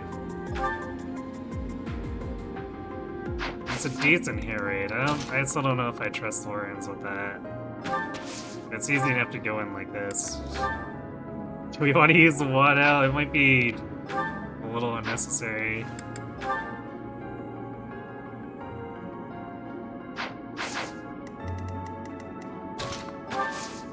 Actually, for the lulz, can Bernie pick this up? 30 damage with the silver bow. Keep in mind that this Bernie has not activated her personal and has 18 strength. And it's just, bows can be kind of gross against flyers.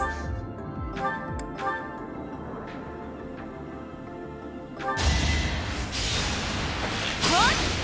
A little scratch won't stop me. Seems like fighting's all I do these days. Alright, that frees Claude and Leone up to do Claude and Leone things.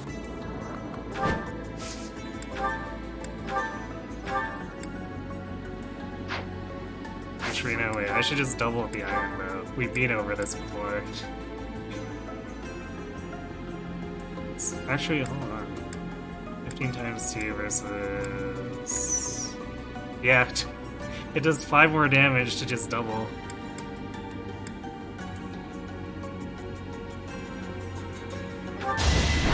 Hold a grudge if you must.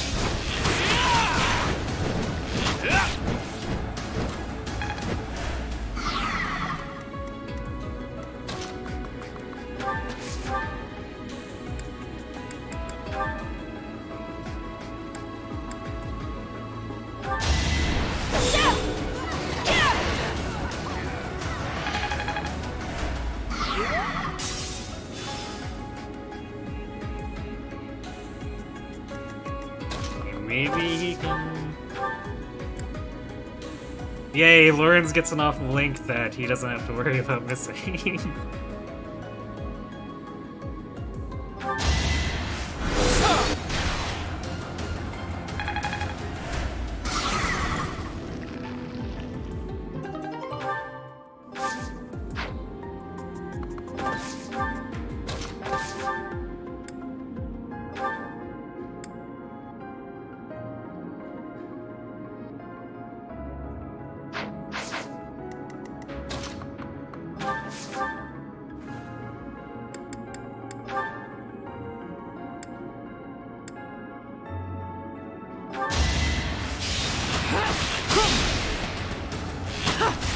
Nice, Shamir did 5 damage.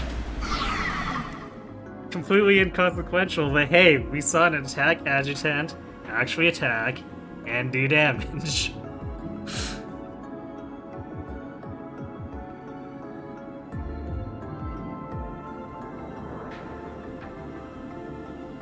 You're supposed to one-shot enemies, you basically use a basic fire spell to one-hit an enemy. That's not super uncommon. If you, like with well-trained units, a lot of your damage is coming from your magic and your strength.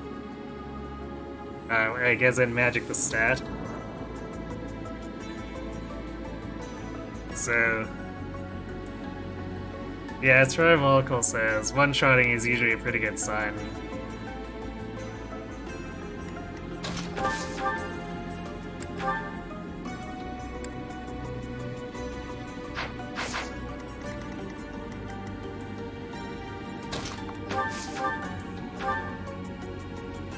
One times 2. I see.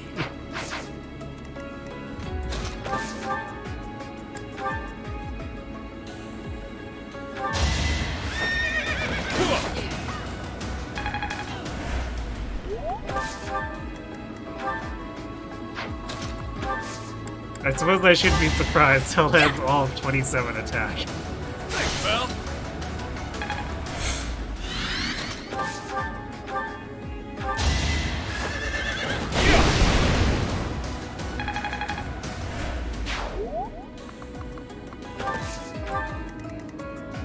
Okay, I guess Leonie doesn't really get to do anything here. Let's see.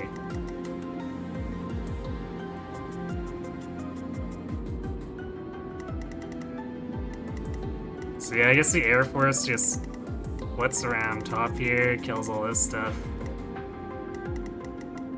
Comes back, and then we take out Macula.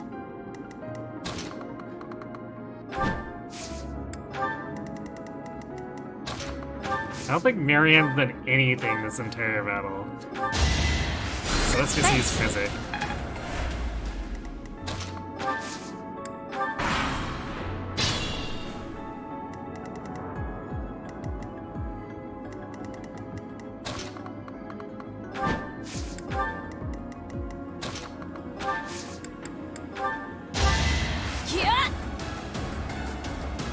No, I also have enough flyers where if I wanted to try to meme triangle attack, we could do this.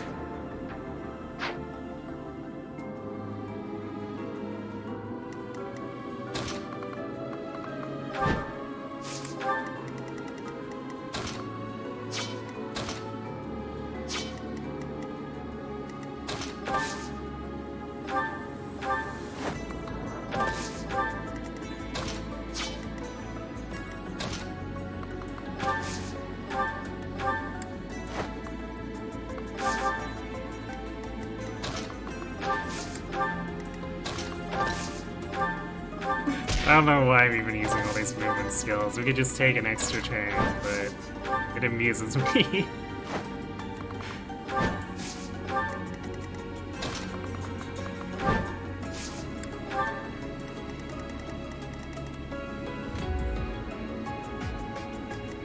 Alright, and then everyone else can just stand by.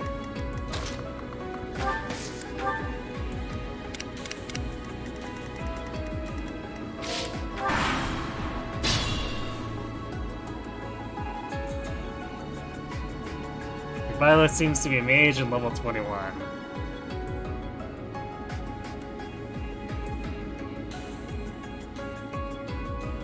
Yeah, I mean, it's a little unusual for Byleth to go magic, but as a protagonist character, usually Byleth can just do just about anything anyway.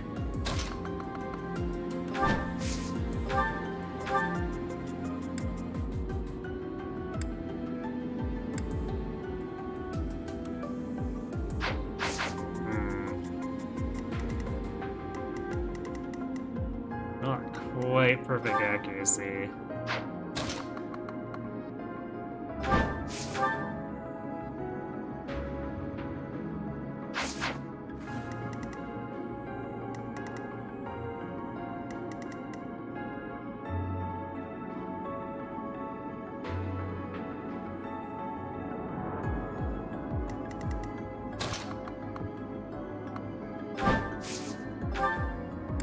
She also, yeah, she's just a little short with third spikes.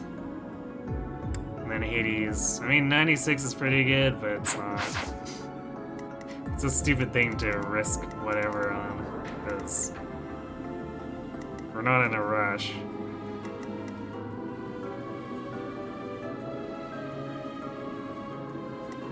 So, we didn't deploy Ferdinand, so we don't actually have rally decks. I think Special Dance gives. Yeah, we could use Special Dance to have that extra hit rate.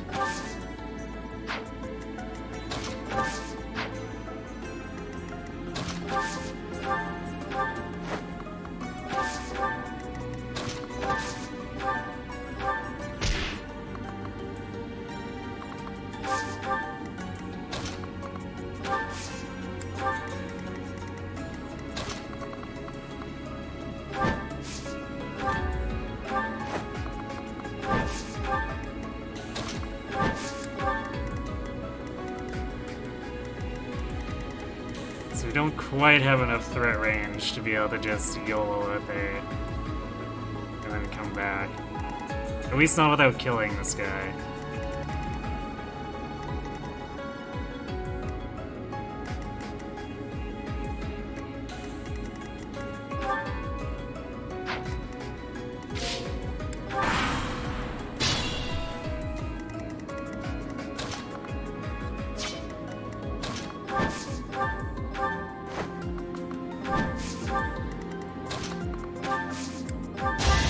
Things we do for a bit of extra accuracy.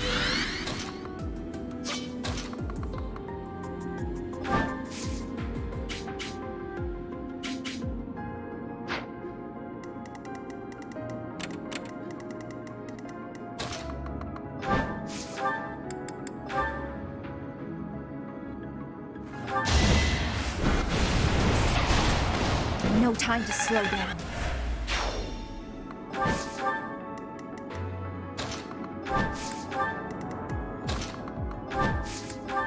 I think we're okay. Now we have to have Hilda walk all the way back. Okay.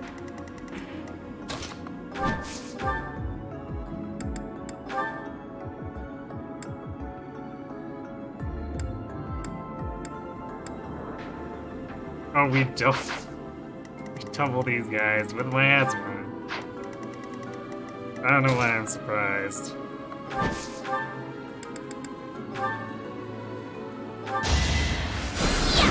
So I guess we go south, beat back up. It's done.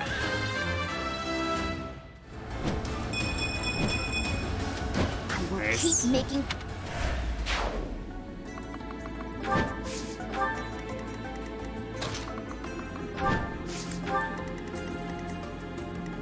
Should probably actually bring Quad back too. I don't foresee us needing any closer down there.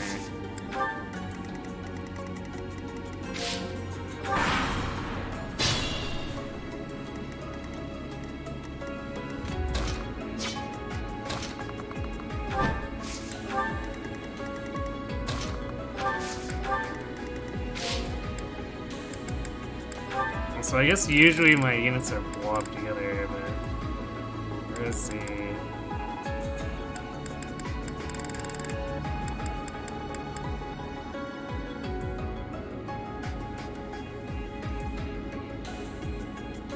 game not have cursor memory on or off?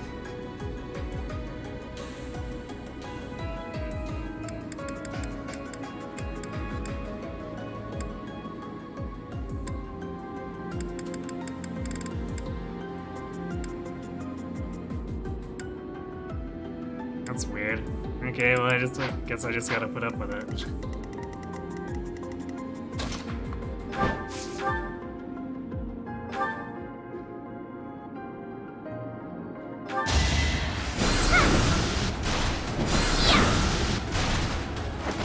No time to slow down.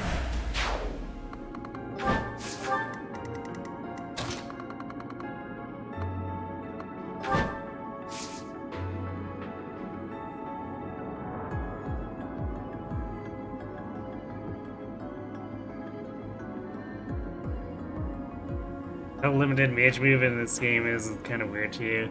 I mean, it makes some level of sense, but it's definitely not great.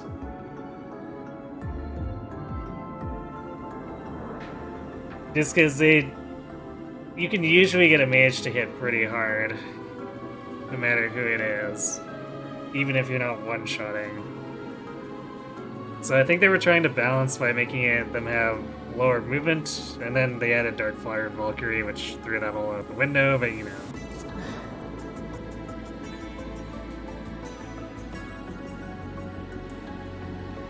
Why are most of your people mages? Is it normal for Bernie to be a wizard? No, not particularly.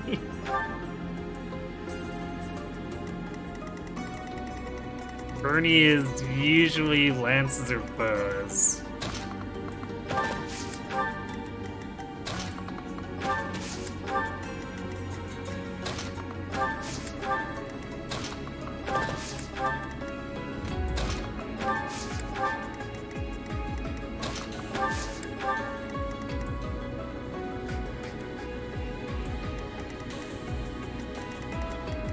So we need like 2 more turns for the rest of the floors to make it back to us.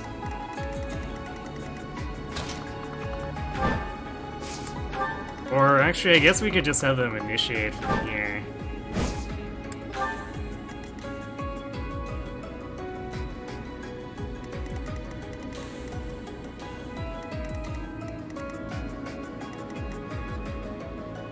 Because we want to stride everyone else after we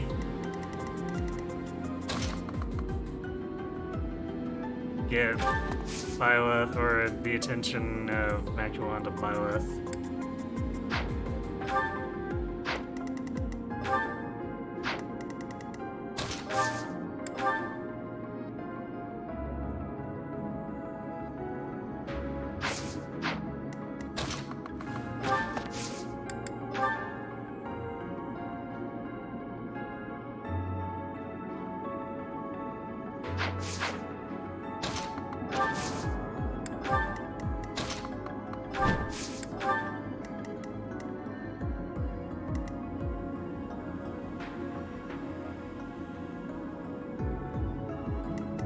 So I guess we need to actually get Hilda back here too.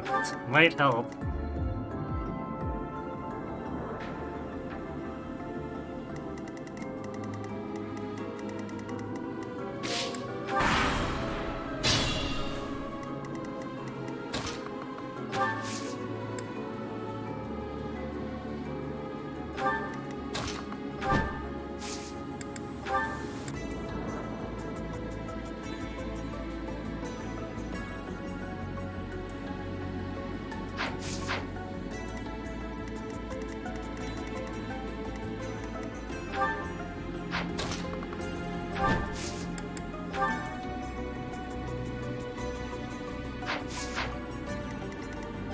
Yeah, I guess we only would actually need help here. It's equal charm. But she should get enough blink attacks from the other units here.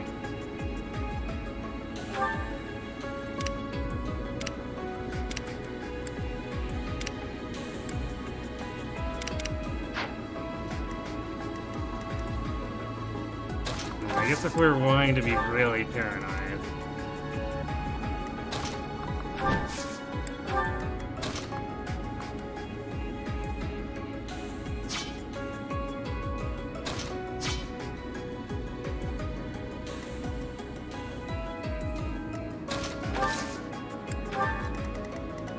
that up.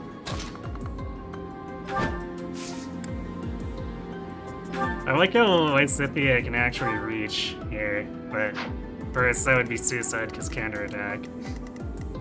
Still.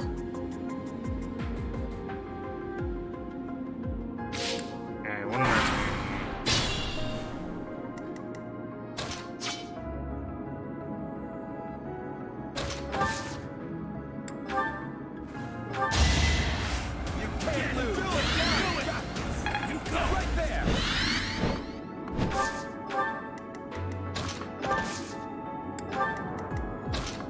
And basically, Marianne's gonna more or less sit this out while everyone else goes in. She'll stride, and then that'll be the end of it for her.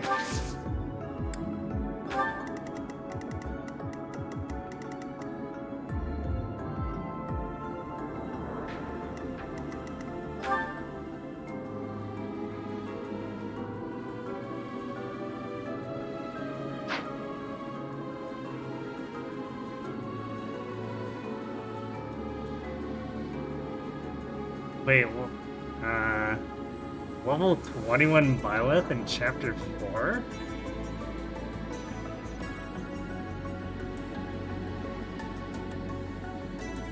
Yeah, it sounds like you grinded a lot.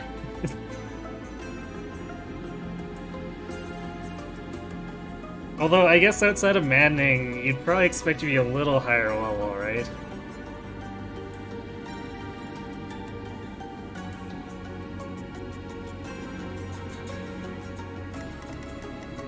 Because on normal and hard, you don't take that experience penalty.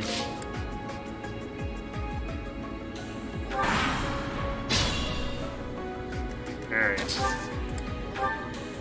Time to initiate. Well done.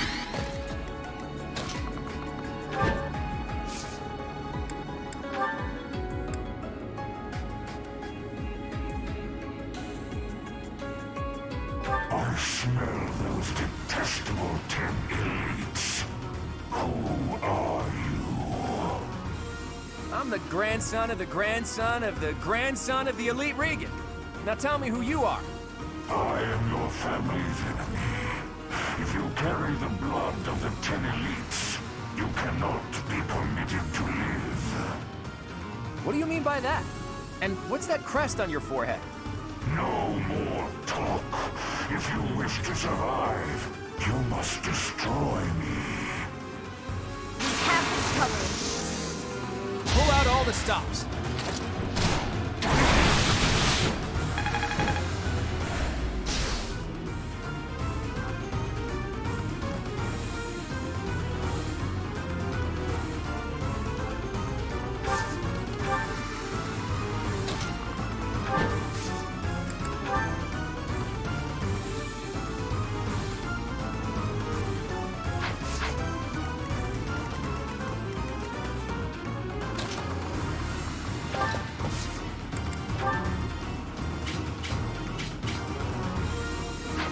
Yeah, right. I guess this is the slight issue with having mostly non-offensive gambits, because a lot of our units are really bad at using gambits.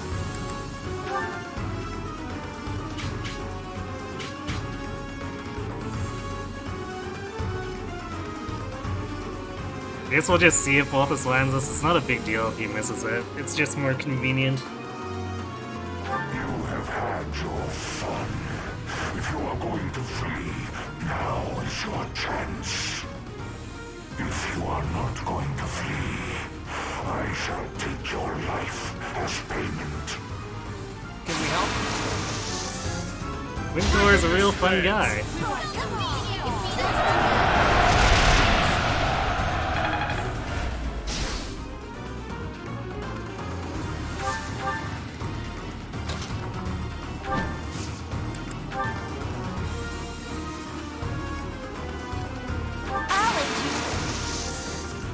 Don't underestimate us.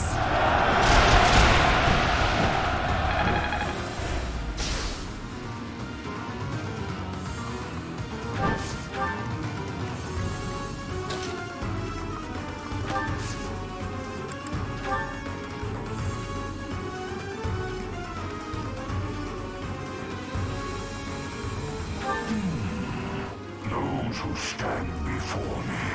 How long has it been? Hundreds of years? Thousands? You have the stink of Sothis upon you. Let us find out whether you share power. We have this covered. It's time.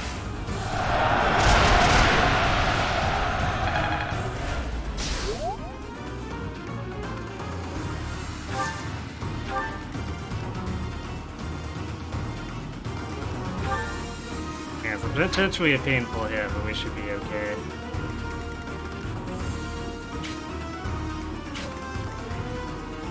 And I believe, yeah, he's immune to normal stuns, so we don't want to attack him this yet.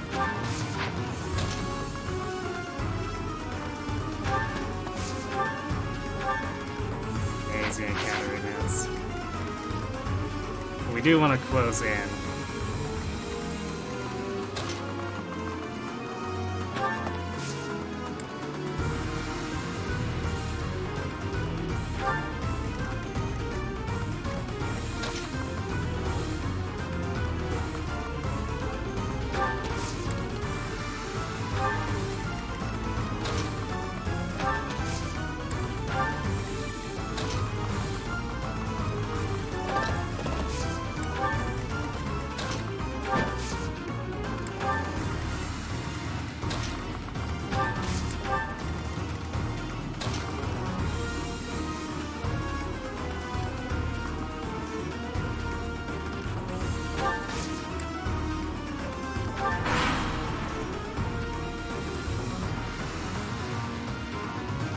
Wyverns. A taste of my power.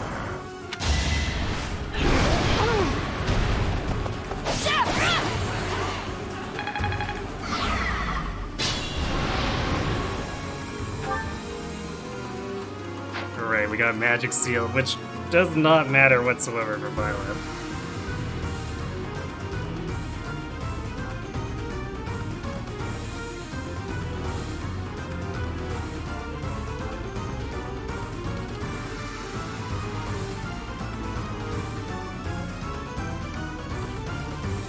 Pegasus Knight Violet is very strong. Same with Archer.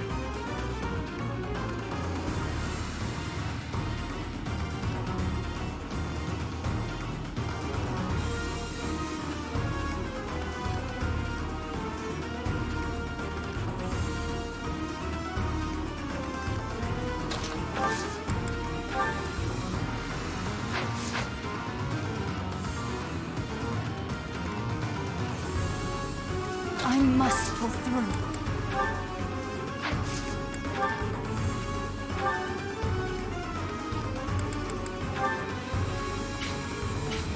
Gambit actually does more.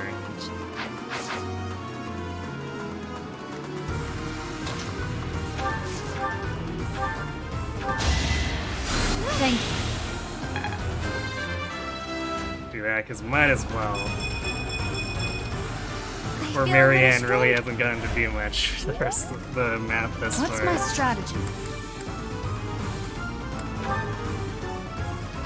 Actually, I guess I don't foresee needing to go another turn, but we'll just save Gambit. 'Cause it's only 2 more damage.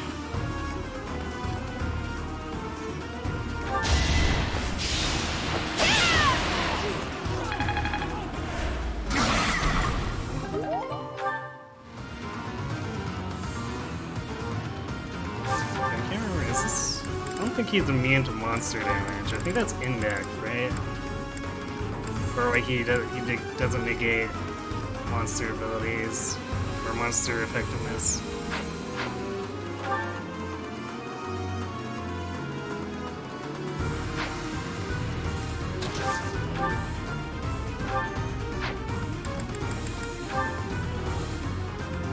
Although he does have damage, so it's a little bit annoying.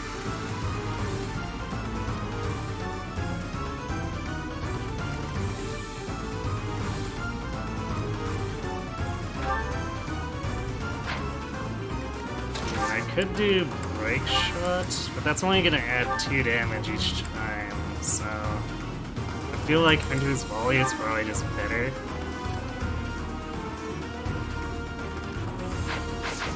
But let's maybe do it with someone who's not gonna massively overkill past the 20 damage here. Oof, Lauren comes close. Let's put that magic staff, I guess. Will that actually... I didn't bother to check the rounding. No. Still one short.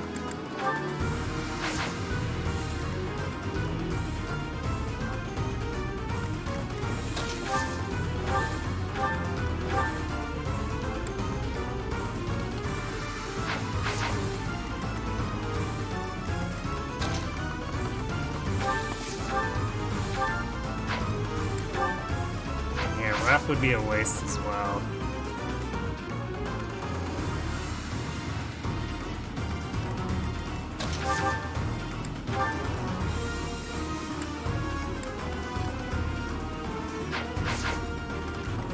Feels bad. Alright, Bulbous?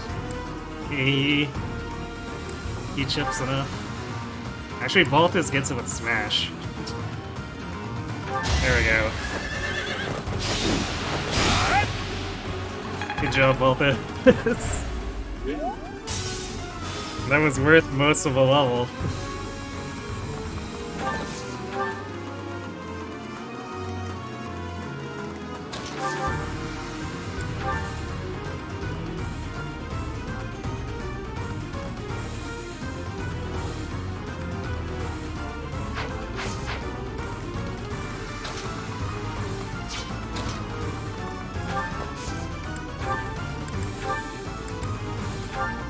Killer or Silver?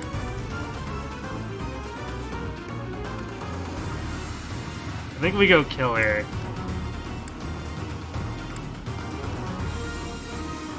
Because it's only 1 damage difference, and we have a chance to just completely skip this this teleport.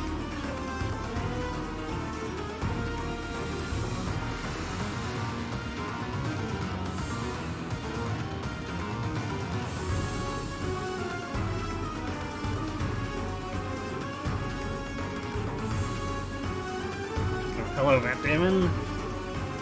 People usually make fun of the swordsman because Crater is strong, useful enough to compensate for not having sword fair. Since the sword fair classes suck.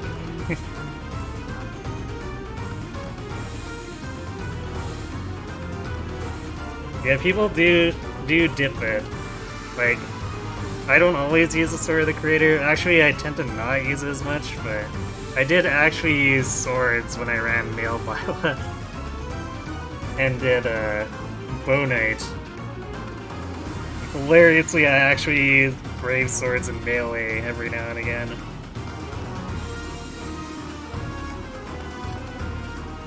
Violet's strongest canonical class is obviously Commoner. Class often matches the character very well. Also, apparently you know Violet's known as the Ashen Demon as a commoner. How will anyone recognize them if they change classes? You have to get some sleep, but you wanted to stop by and say hi to wish me a good stream. Alright. Hi, Spacer, and thanks for the well wishes.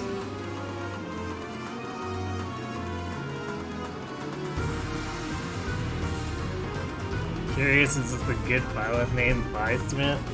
I'm afraid I don't get the reference.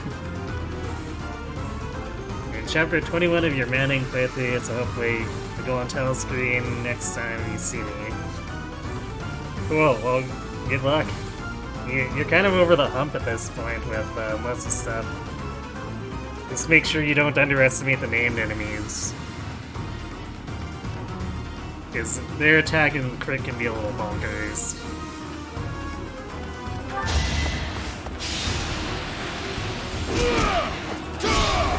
Nice. Good job, Raph.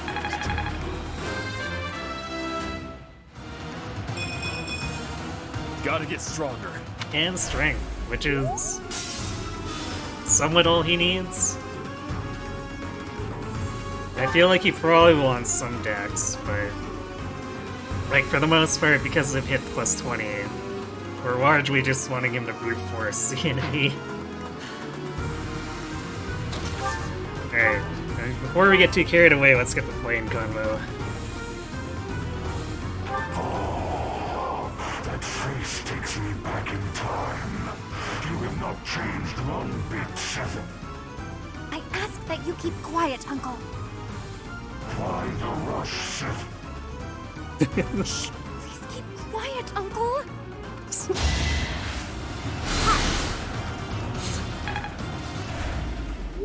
Please keep quiet, she says before attacking him.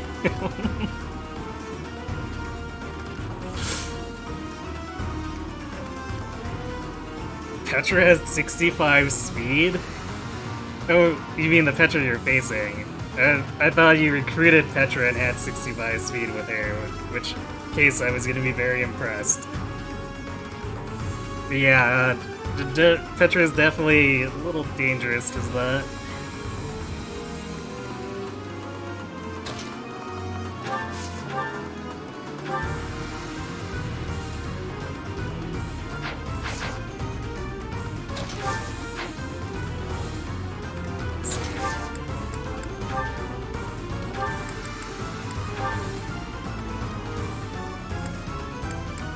Probably Blessed doesn't do quite as much damage as I'd like, but should be good enough.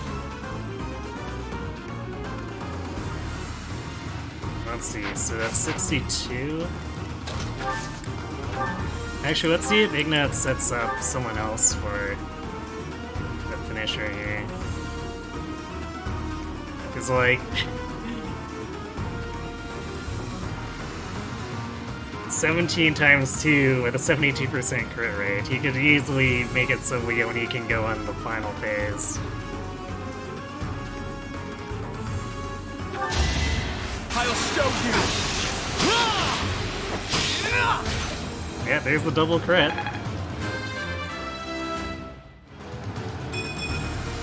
I've got to pull it together.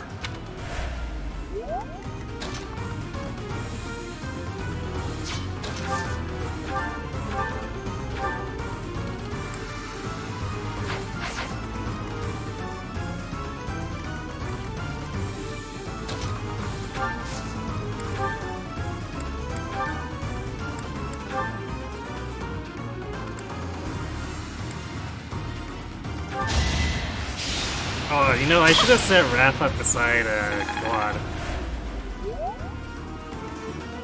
It'd only be like +1 damage after the dragon skin, but still.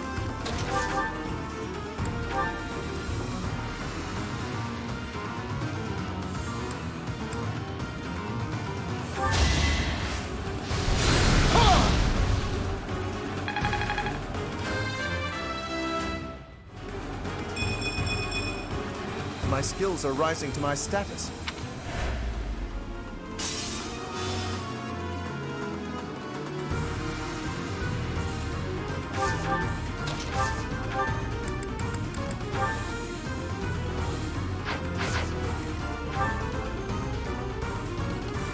That reveal definitely makes my Scythia seem less useful here, so.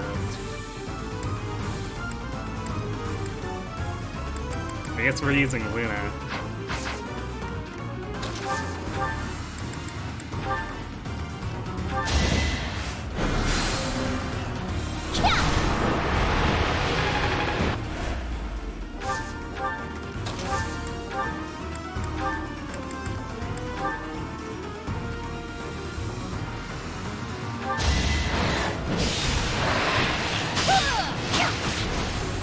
Nice.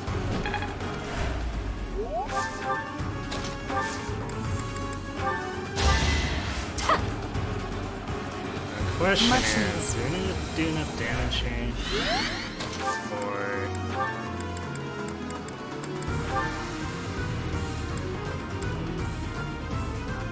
Or the dunking? Here we go, assassinate finish. I guess it might not finish because of miracle, but actually, let's see. Can Quad do exactly 17? No, he can do exactly 18, which doesn't help us.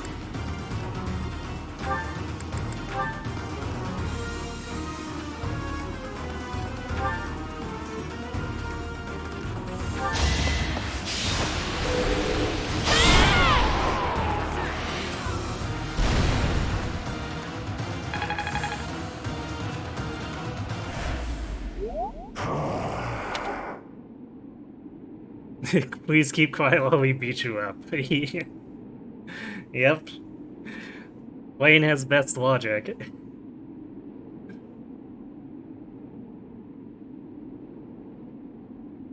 Yeah, speed Ingrid greater than 65 speed Petra. Seems with it. Yeah, he keeps quiet now.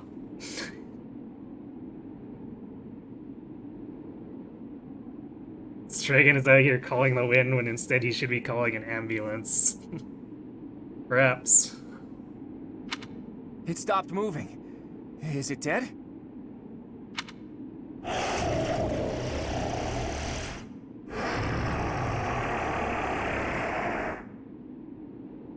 No. It seems it's just sleeping. I thought we were supposed to be given the treasure, but... forget it. I'll just have a look around there. What about this thing? Huh. I'll think about it later.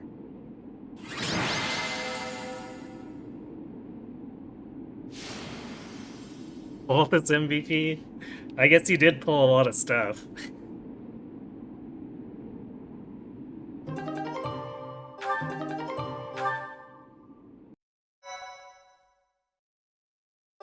There we go. Quad's paralog done with. Thanks for all your hard work, Teach. Sorry for dragging you along with me. I had no idea it would turn into a fight. But hey, at least we got some treasure out of it. I'll leave this in your capable hands. Do with it as you will. Why don't we share it? How would we do that? Well, you see, Quad, we have this command called trade. More importantly, I didn't go there looking for treasure. Not really. Legends about the saints abound. It's hard to tell fact from fiction. I like to confirm whatever I can with my own eyes to find the truth in those legends. Not a thing. We didn't find anything concrete to prove that Saint Macuel had been there. We can't say for certain that the treasure we found was Macuel's either. I do wish we could have spoken to that wind caller a bit more. Could have been Saint Macuel. Unlikely. Macuel lived thousands of years ago. Look, Quad. It's a giant dragon. They live for a long time. Seems a little feasible. And I've never heard anything about the saints being monsters like that. Wait a minute. Could the wind caller have anything to do with the Immaculate One? The Immaculate One is a monster sent by the goddess. Could the wind caller be... Where was it that I heard that stuff about them having been sent by the goddess? Maybe I'm too tired. My head is heavy. I can't think straight anymore. Let's call it a day for now. I've got plenty of time to think this over.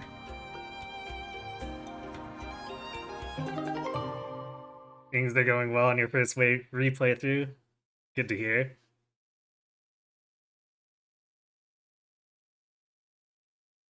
You read the tutorial and seem to remember most things at least a little bit. It's definitely good to hear.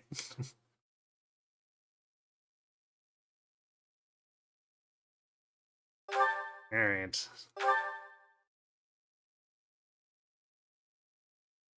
12 made 100 hit.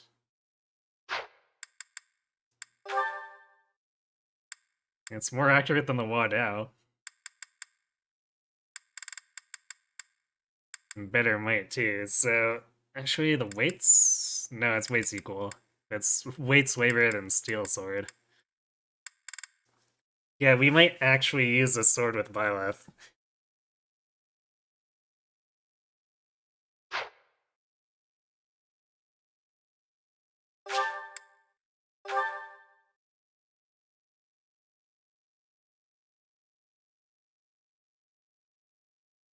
Although it'll probably mostly come out for dealing with named opponents. Pilot Solid, what's his name? Costas?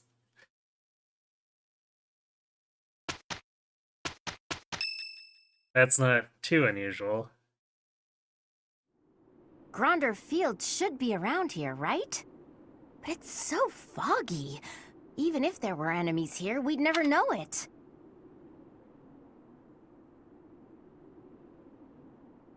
Also, I'm glad that they didn't make this map an actual fog map. Because this map would probably be Leonie Linhart tears terrible if it was foggy.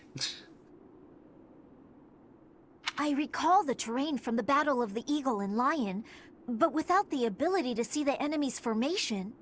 Our enemies are subject to the same conditions. We'll just have to wait for the fog to clear up.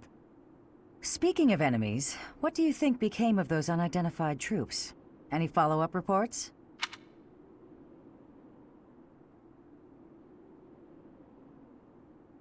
You usually have one of the 3 important story people that you're not going to, or not using kill the boss for minimal experience gain. You hate experience.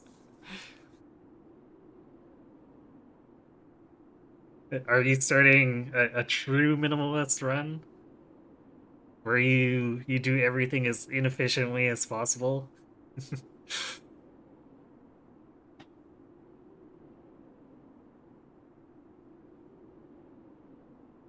Or I guess rather you throw away as many resources as possible.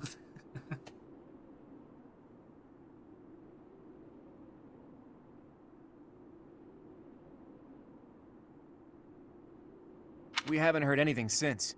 If they were headed this way...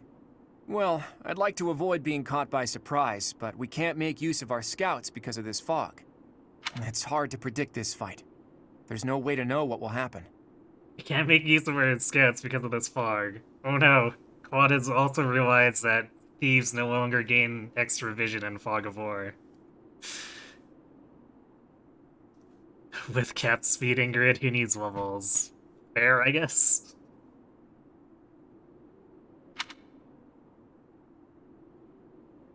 Let's try to stay calm.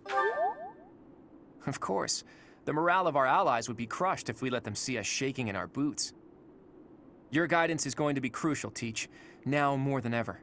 Do whatever it takes to lead us to victory.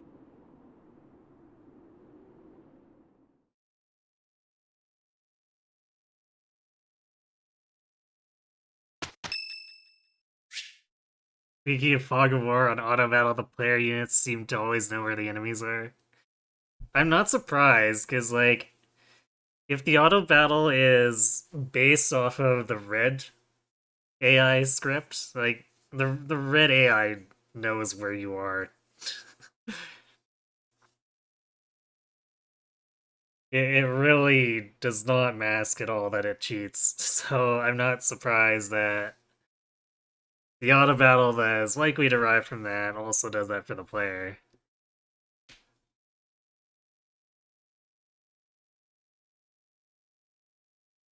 Which I guess could be an interesting tool for seeking out enemies. You could almost use it as a little bit of a sonar. Bird's birthday. I don't remember if we maxed out Charm Gain this month, but I mean, I usually do Tea Time anyway, because Tea Time is kind of ridiculous.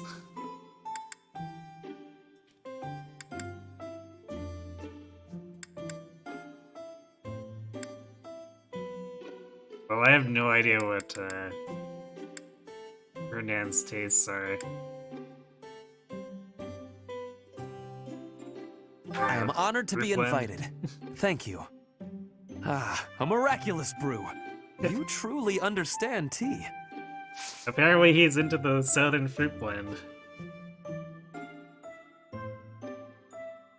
Turtle Map was a cakewalk on auto battle. That's actually hilarious. Much appreciated.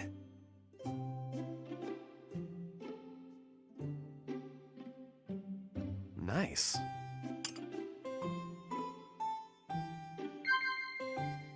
Sorry? Overcoming weaknesses, working together. Nope. Right.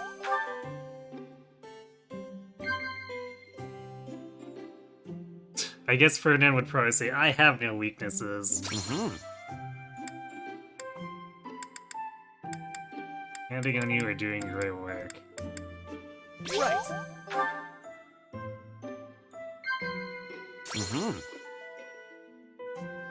Choreographical classes you might enjoy, school days. These two feel like they're the same. When I am unhappy, I try to bestow happiness upon others. Such is the way of the true noble.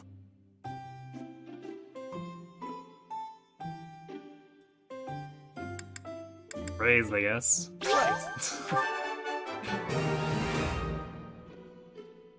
Hooray! We've done it. Perfect tea.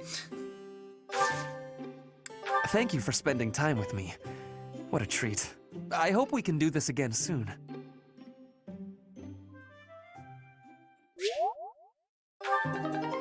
Yeah, apparently I hadn't maxed out my charm game. Actually, what is my charm at? It's usually so overkill that I don't keep close track of it.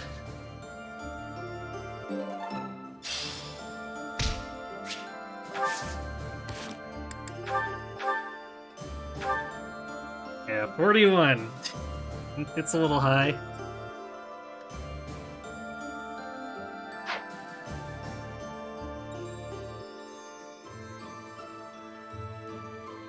You got a new comment. Doing a maddening run with no gambits, so definitely going to use that to rig crits and crest activations.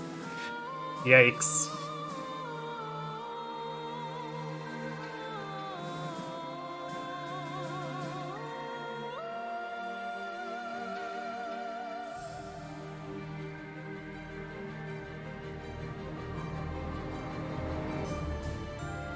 No gambits against some of the counterattack enemies sounds very interesting.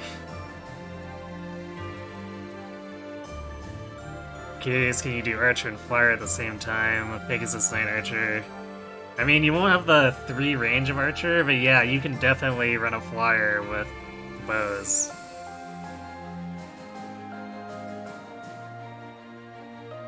And it's in fact one of the more ridiculous strategies, because none of the maps are really designed to hinder flyers.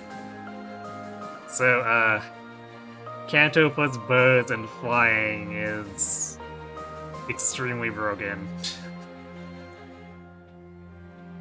Especially because you can get curve shot too, hey? So you can technically have 3 range that way, although you're not going to be able to double or quad. But yeah, that's one of the most common ways people take on Maddening, actually. You run a bunch of flyers with bows. And there's generally not a lot the enemy AI can do to stop you.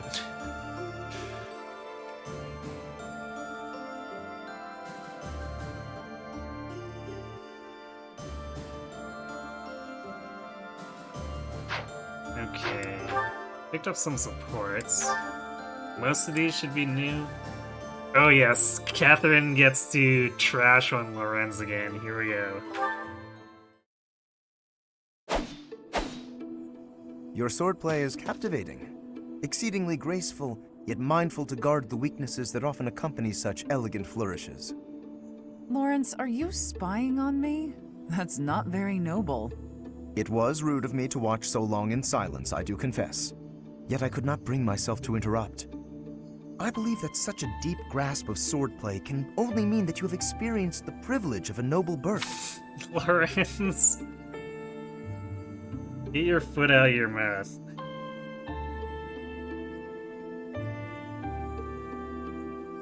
It's relatively strong, but you wouldn't consider it broken. I mean, it's extremely safe, and the AI has very little counters to it.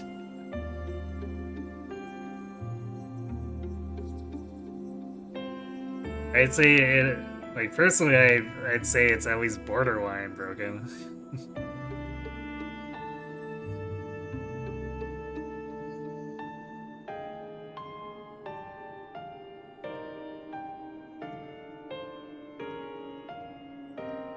Because you don't need a whole lot of other coverage after that.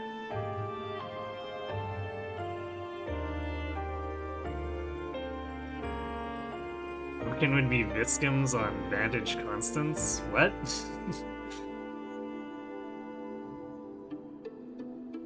Oh, using the Viscums to set constants up for Vantage for your your auto battle stuff? You just don't let up. I didn't inherit my sword skills, Lawrence. I trained. I earned them. One's lineage does not affect one's talent or tenacity, to be sure. But a noble is raised in an environment more conducive to the honing of martial skill. Okay, admittedly, Lawrence has a point here.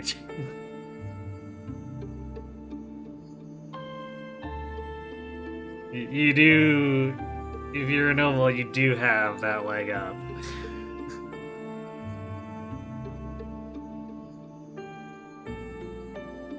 Oh, using... Wait, the hacked Viskin weapon on constants with Vantage?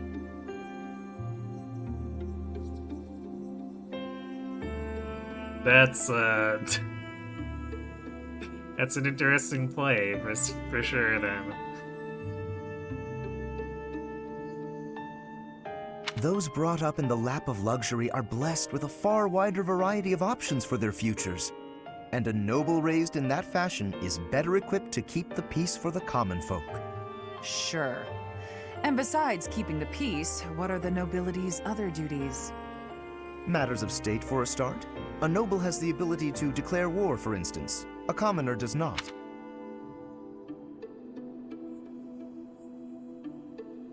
Maybe for a nation. You get a bunch of commoners with weapons. I mean, it might as well be war. And a noble who carries the blessing of a crest has even more power. One move from such an individual can exert massive influence.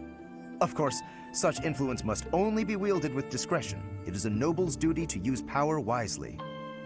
Whether or not it's their duty, if they don't use their power wisely, the people will revolt. Indeed. The motivation to revolt can only come from discontent with the nobility. But if the people are well protected and enjoy peaceful and happy lives, there is no such motive. Thus, if such a revolt does occur, the nobility must be held accountable. The nobility must be held accountable, I never thought I'd find myself agreeing with you. Maybe you're not as bad as I thought. Okay, so Catherine not exactly ripping into Lawrence. Lawrence is definitely being less obnoxious in this support.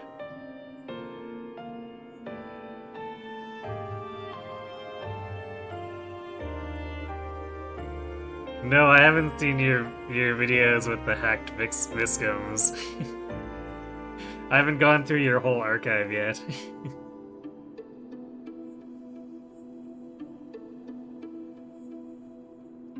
You have a video of Darkfire Byleth 2 turning hunting by daybreak with the Viscums. I see. Well, that'll probably be the first on my list to track down if I'm when I get to your archives.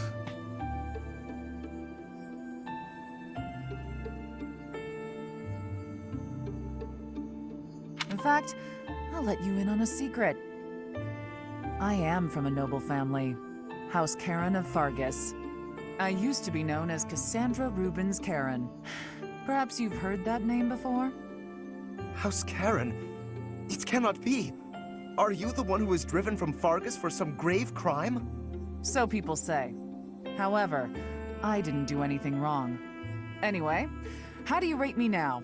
On one hand, I am a noble, but I'm also a fugitive. I see. Well then. Will you do me the honor of a bout? So you'd like to suss me out with your sword? Sure, I'll take you on.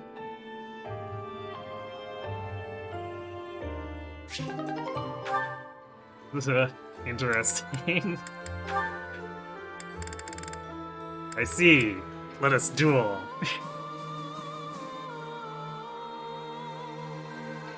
It's a video in the Golden Gear Schemes / Tactics series. Alright, I'll keep that in mind.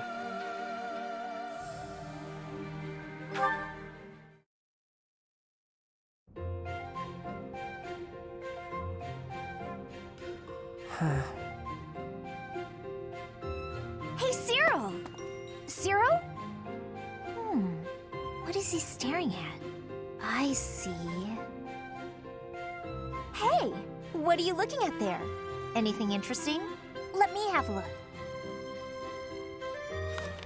3 apples, 2 bags of ointment, 1 piece of graphite. Intriguing. Some sort of code, perhaps? Nah, I was just asked to go out and buy the stuff on this list. Oh, that's all? Sorry for interrupting in that case. This is kind of a one-person job, so I won't bother you by offering aid. Well, you actually helped a lot just now, reading that list for me like you did. I'd appreciate it if you wouldn't tell anybody, because I've been trying to keep it a secret, but I don't know how to read, so I wasn't sure what to do with the list. That's kind of a weird thing.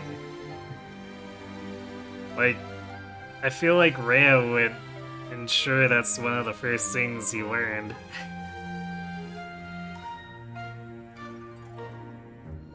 Is that so? But why do you keep it a secret? I'd hate it if people figured I wasn't up to a job just because I couldn't read. It's like, I think it'd be pretty hard for him to hide it from Rhea, even though I guess she's distracted with her mommy issues, but still. You're always welcome to call on me for help. I'd be happy to. Thanks, I will. I really mean that. Anything you need. Okay. Good. Now, you better go get those supplies before it gets dark. Do you remember everything on the list? Need me to read it one more time for you? That would be pretty helpful, actually. All right, listen up. I'm not gonna do this a third time.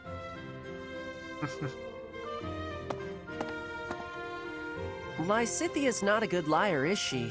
She knew I was in trouble right away. Hang on. Did she just want to act like a big sister again? But she looked real happy when she was helping me.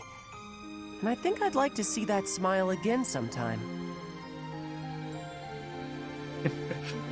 That's strangely shippy. I don't know what I was expecting from that, but I don't think I was expecting shipping. Ray had a lot of time to teach him how to read. Yeah, so it definitely feels weird, like... I feel like Rhea, considering how close, how much time Cyril spends closer, I feel like it's hard to believe she wouldn't have picked up on it and then tried to course correct for him.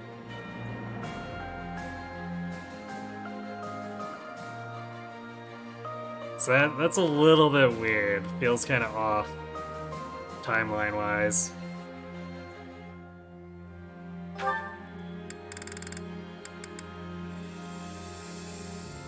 Oh yeah, Marianne Ferd. Right, we were building this one too.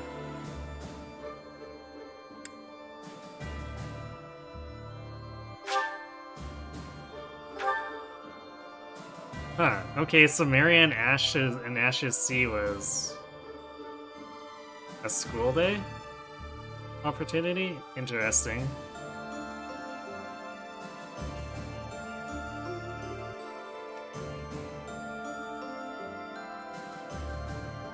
Because usually it's only Byleth who misses C's, so that's not something I expected with Ash there. Oh well, if we do a Lions run, I'll recruit Marianne and we can work on the Ash one. Don't need to read when you do his chores. I mean... That his chore there just involved him having to read, so...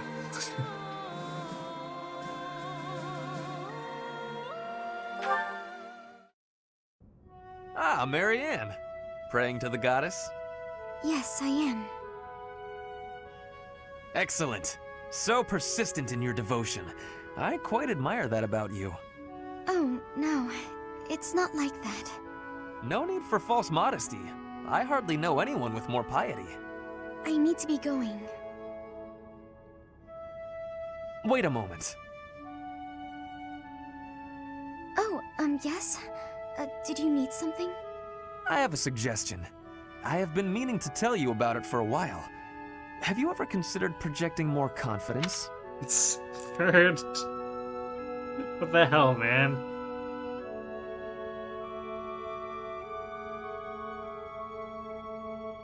Your every word is laden with pessimism and devoid of enthusiasm. I mean, point, but still. That was a pretty tactless sentence. To gain the trust of commoners, you must appear self-assured at all times. I have no need to earn the trust of the common people as a noble. All I want is to live a quiet life, and to not be a bother to anyone. I dare not hope for anything beyond that. But you are the only daughter of the esteemed Margrave Edmund. Regardless of what you hope for, you must concede that you have inherited certain responsibilities by virtue of your birth. If that's the case, then I don't care to be a responsible person. Farewell. One would think she does not wish to be a noble.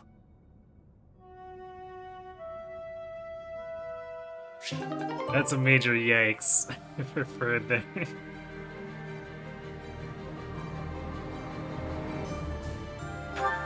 Confidence is a better personal ability than what she has equipped. I mean, let's be fair, confidence is a better personal ability than probably half the cast's personal abilities.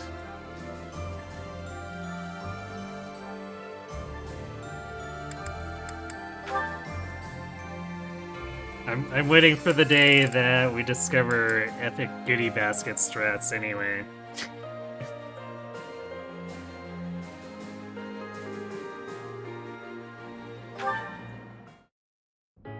Oh dear, I'm thirsty again.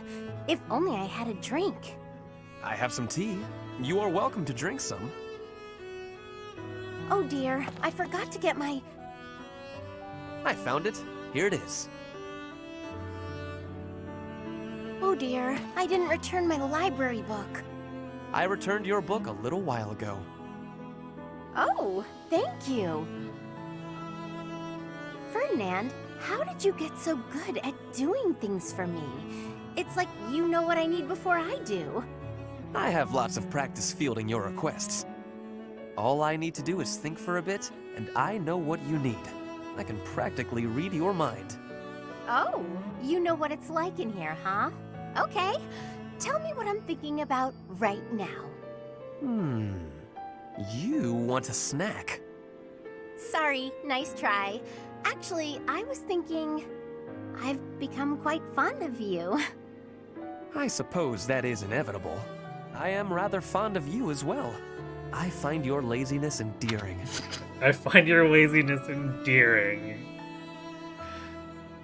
Sentences you never expect to read.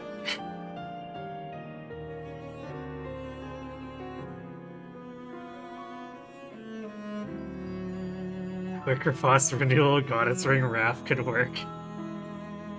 I mean, at that point, isn't it just the renewal and Goddess Ring doing all the regeneration work? Hello, Onyx Tyrant. Ella's training him. Ella's pretty good at that, isn't she? Just train everyone to do all the things for her.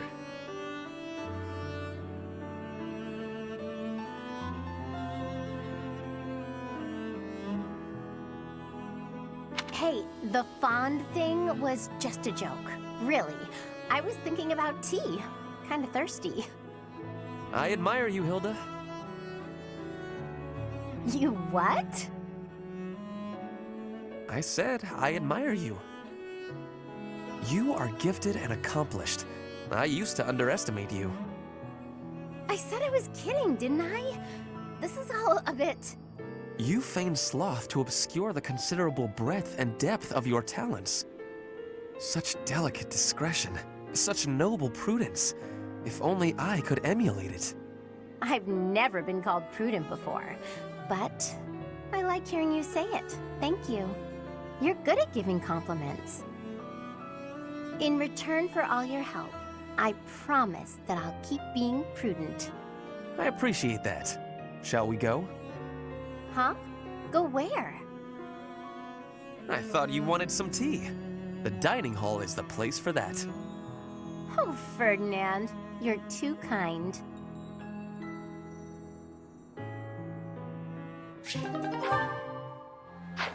Well, that was a conversation.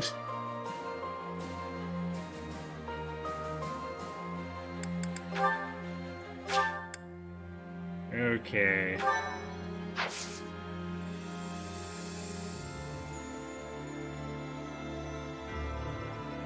I don't think we have any certs we want to do.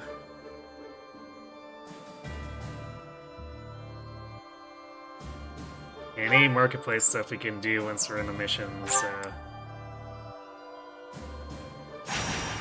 Let's get through the intro. And then I'm gonna go refill my drink before we do the actual battle. Departing from the Great Bridge of Murden, the Alliance Army marches south toward Enbar, the Imperial capital. As an unknown military force begins their advance under the banner of the Kingdom, the Imperial Army dispatches forces from Fort Mercius with the intention of intercepting them. The curtain is rising on a conflict between the three armies, which will come to be known as the Battle at Gronder, held on the same plains that witnessed the Battle of the Eagle and Lion. You know, at first Fort Mercius is supposed to be borderline impenetrable. Seems not great to bring your army out and run into a field.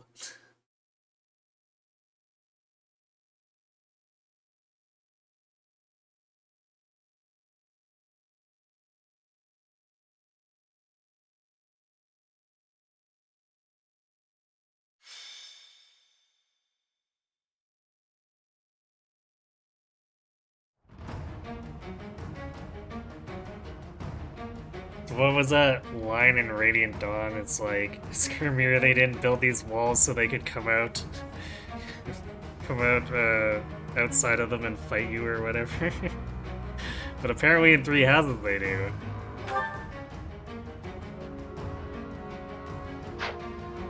Alright, I'm gonna go refill my drink and then we'll do the setup and then what's likely to be a fairly lengthy battle. If for no other reason, then there's going to be a lot of units on the field, so be right back.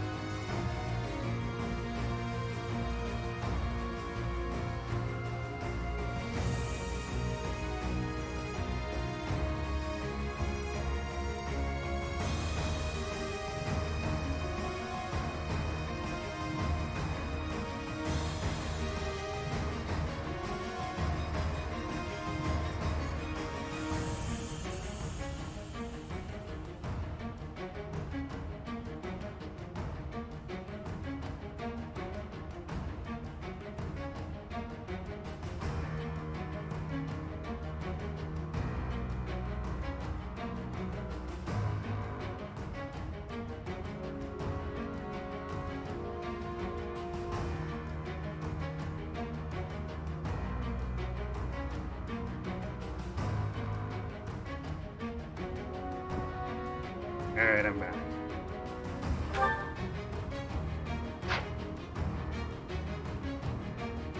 So, actually, I just realized we got the Serial Lysithia B, but we were trading Serial with, or we were trying to do the Hilda Serial B, but Lysithia got it instead.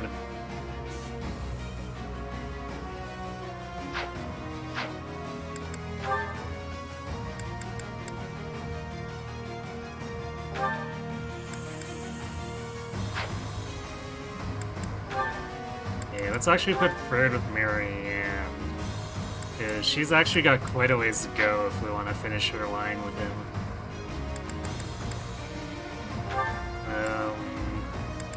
Who do we want to prioritize for the last one? Squad's got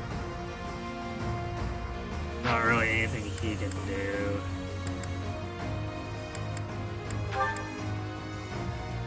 So I guess we still do the Ignatz Shamir one? Yeah, I don't think we really have much else for options. Like, I guess we can do Shamir Raph. Or Ingrid Raph?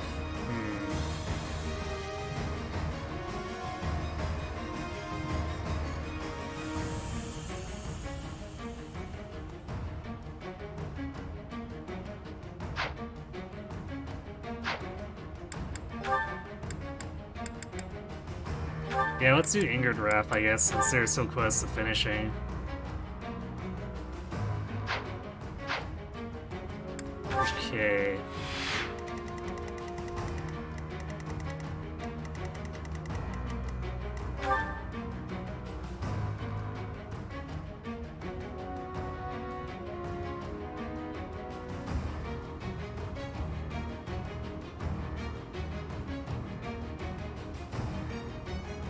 So we can basically wind-sweep our way to victory, if nothing else, with Fatal Guard. We can also get her off of this by using Impregnable Wall, so someone just shoots her and runs away.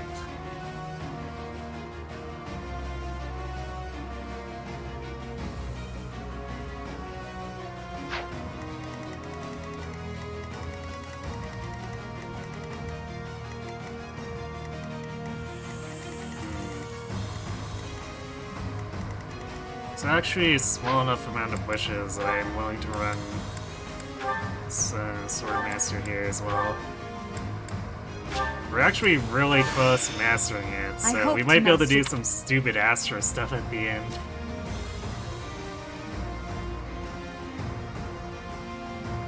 You know the Aelgard AI pretty well after making some memes. Let's see. What memes might that be?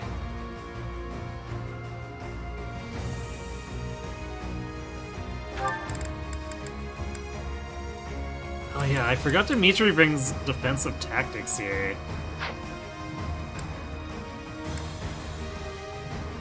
Like, why? Also, this also implies he's in a state of mind to be using defensive tactics, which I feel like he's very much not.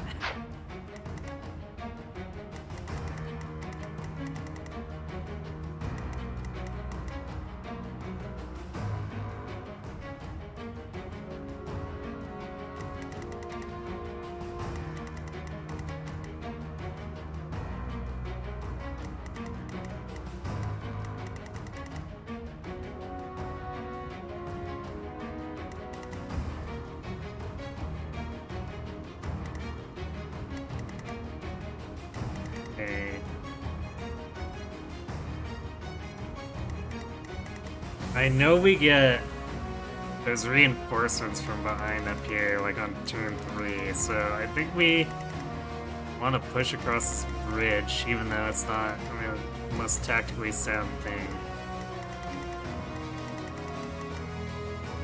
Or I guess position, because then we're in a place where the kingdom's going to be coming off the right and the empire's going to be coming off the left. Some stuff's going to be coming through the center. We also need to make sure we disable the ballista.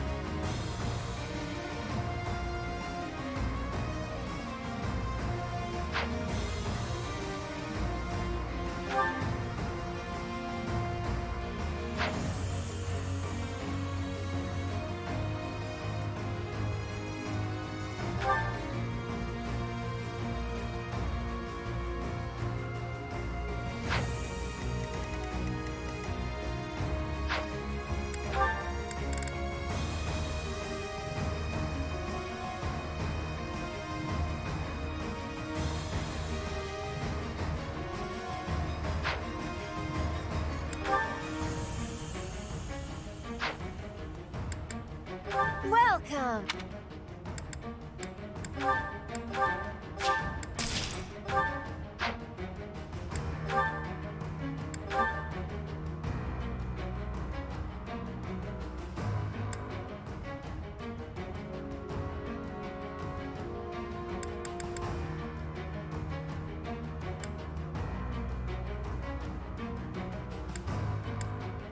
We actually did damage the iron bows very much. Is that the one? Thanks a bunch.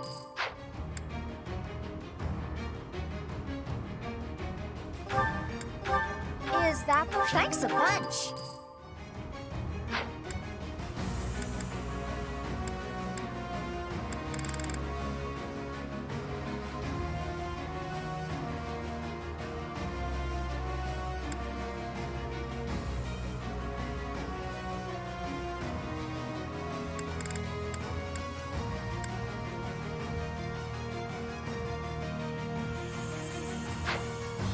Come back.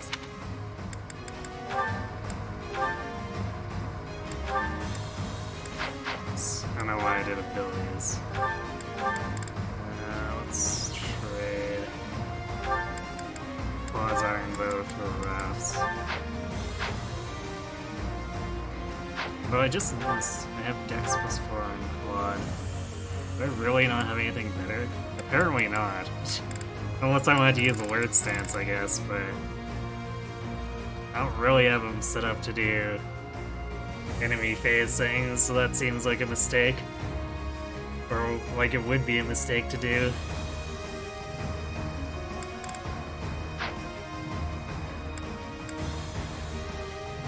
Should just do a quick check. Is there anything I should have changed out that I haven't?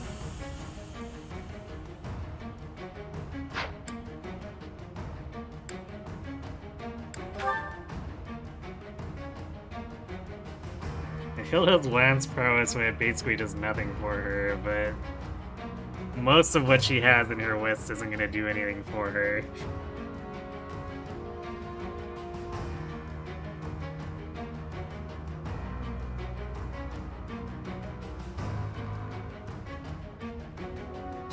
Marianne dodges 4 Raging Storms and gets killed on the last one. And then Marianne dodges all 5 Raging Storms and finishes Edelgard with a broken iron sword.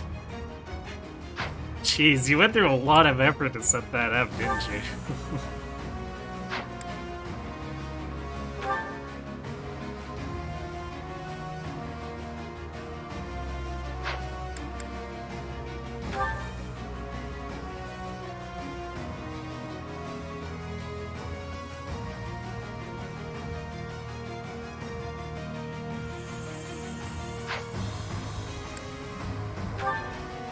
I don't think I really missed anything.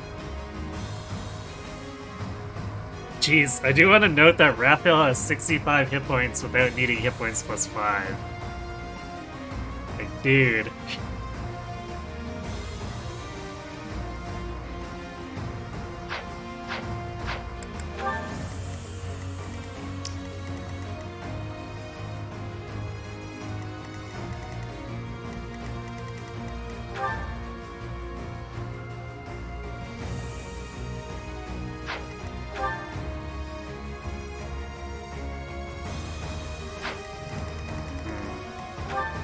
Bernie replacement is 38 crit. That's actually a little bit concerning, because that's actually gonna have listed crit on most of my units.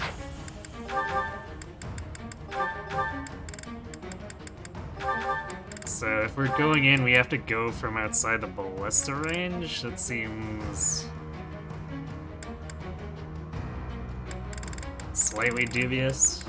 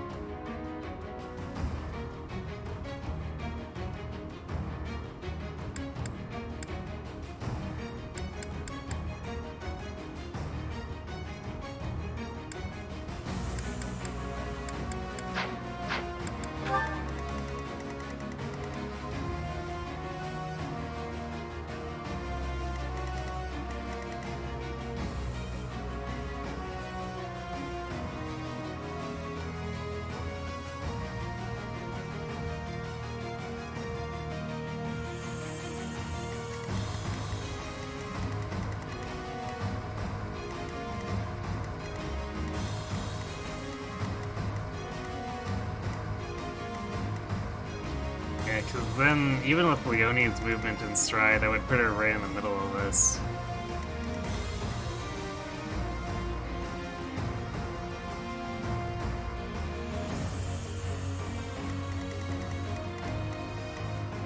So what we could do is just run left here.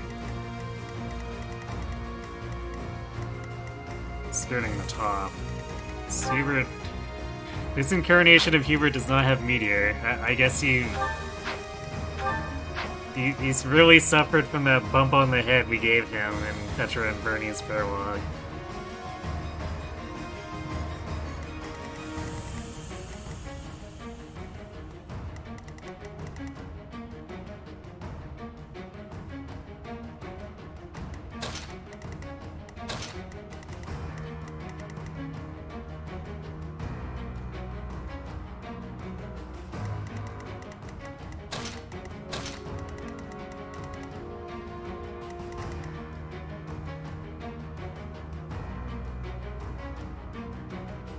I do really feel like I want to hold this area though, so could warp Leonie in to nuke the sniper down.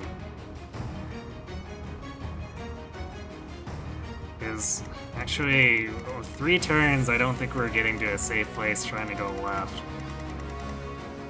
At least not with like Marianne in tow.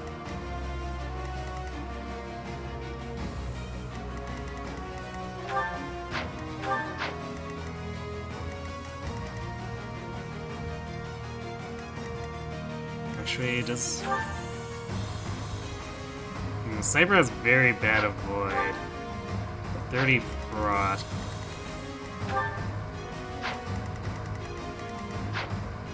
I think Ignis was dealing 26 before. 54.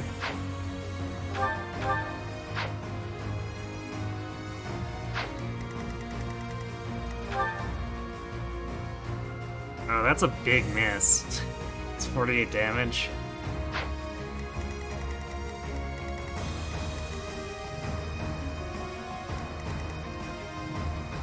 So I don't think Ignatz makes the best candidate. Actually, particularly because then he'd be in range of this paladin too.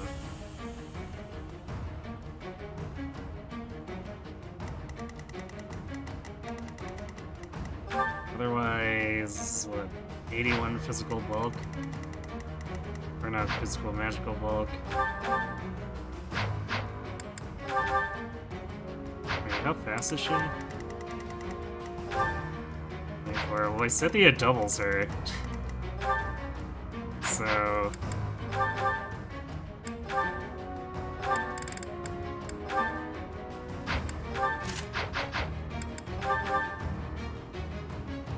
$65 twice. I feel like that's gotta be lethal.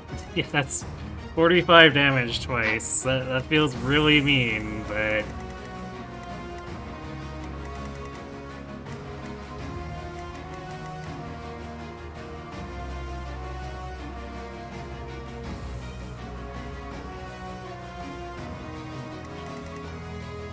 Seems about right.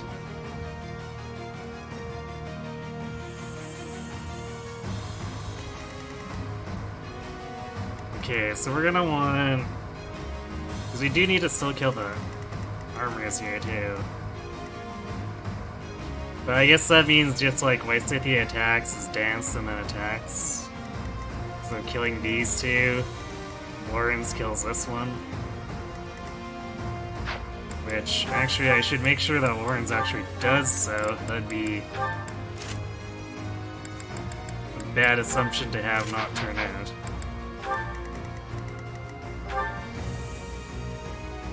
$55 with 25 attack speed. Oh yeah, 48 twice. Rip this dude.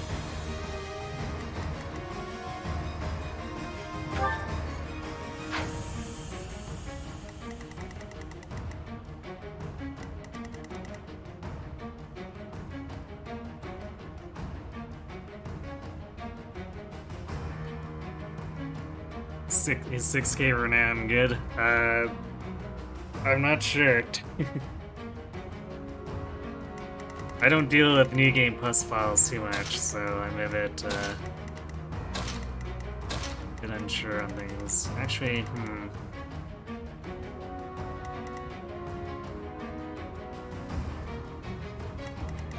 Could we go on this turn? I feel like that might be overextending a bit, though.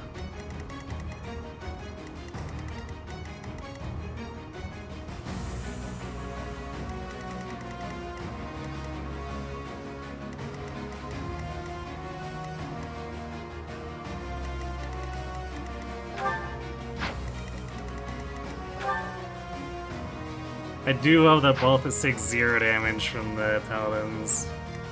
It's pretty amazing.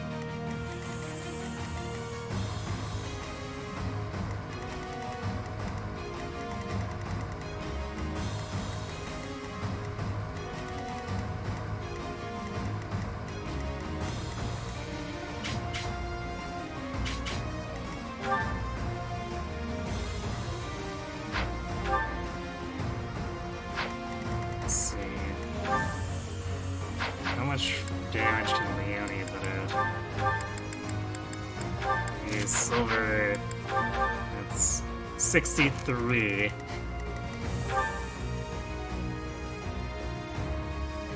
It's actually distressingly close to not killing him. It's only 5 overkill. Although that also is not with point blank volley, it's doing it at range.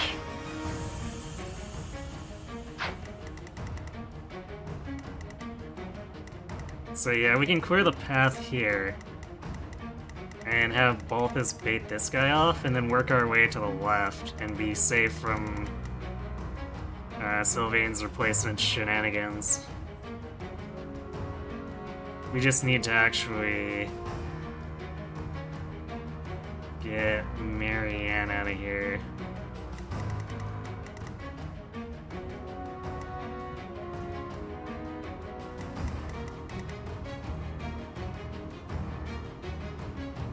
So we're gonna want to set up like around here so that Marianne can then run down this way. And do the stride well.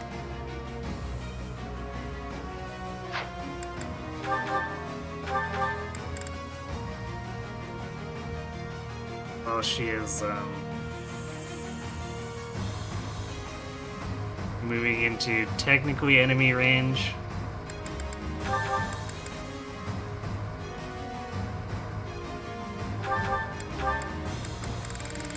But of course we're going to be killing all the stuff, so it should get her out of being threatened.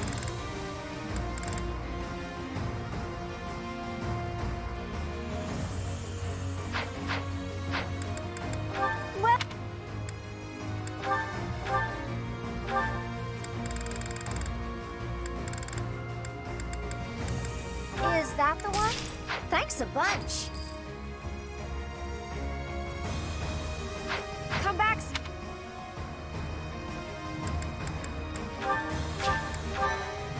Okay, so some double checking. So we'll want like Leone, Lawrence, Byleth, and Claude, Lysithia, Hilda. Actually, Violet's probably not doing that much for us here. I guess we also want to catch Balthus in it too.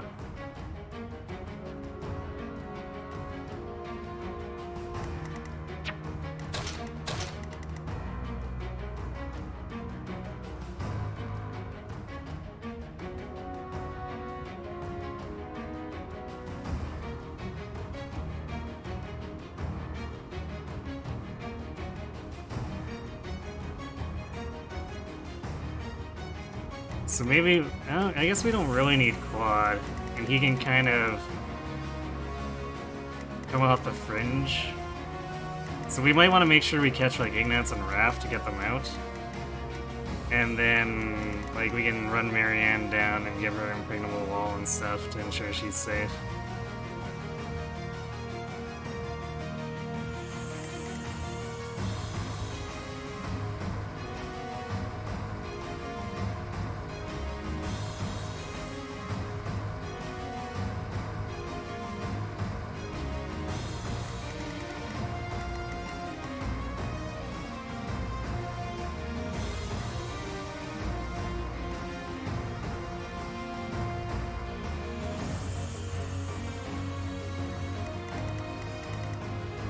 Alright, so then...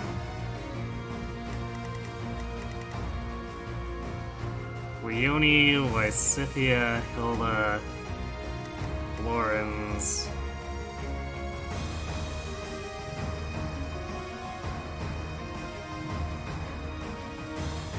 Yeah, so I guess Leone and... No, wait, we also need... No, we need Leone, because we need her to take out this guy. So Leone, Lysithia, Hilda, Violet, Lorenz, Balthus,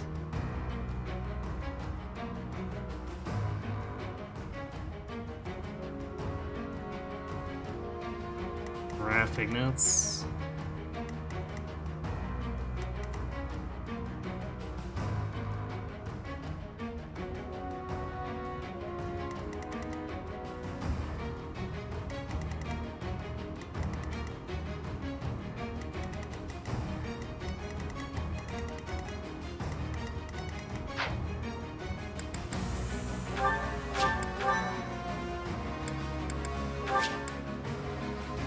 We're good to go.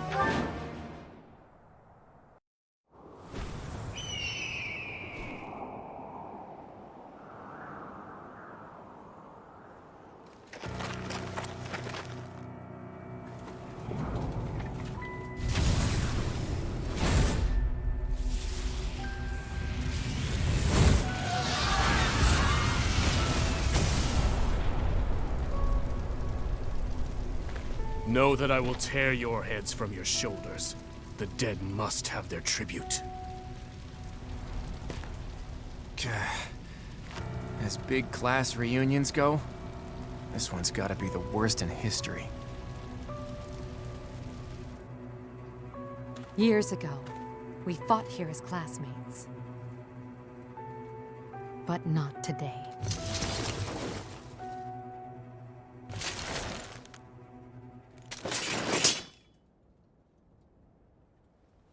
Wait, why was the creator so limp there?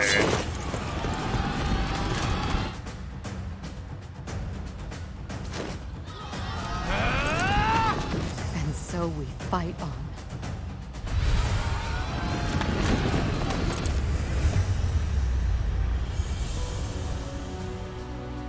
This has definitely become your Wheat I server will map crush anyone who blocks my path. for the last couple of years. Just a handful of dirty tricks, recycled map. Nice cinematics at least. Dimitri. He's Yeah, good alive. music too.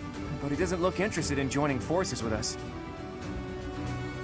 Yeah, it's definitely a lot of nasty same-turn reinforcements where if you're skirting the wrong borders, you're in for a bad time. It would not be advantageous to take on both at once. We must stop the Kingdom and the Alliance from joining forces. I will create such chaotic warfare that they won't be able to tell who is friend and who is foe. I don't think that's necessary, Edelgard. Dimitri's just so crazed that he doesn't care.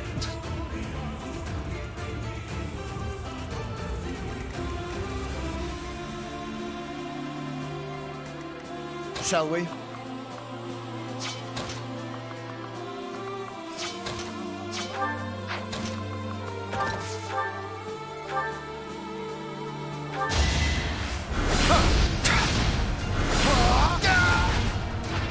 Too close for my liking. Oh wait, we can be much closer too. Forgot that that armor actually extends that range. Let's make this quick. Which is very silly, but... My orders? Shall we? Leave it to me. At least it's not anything that can end up costly. Steady now.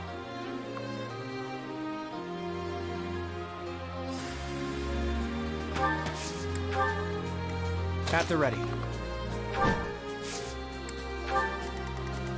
Oh yeah.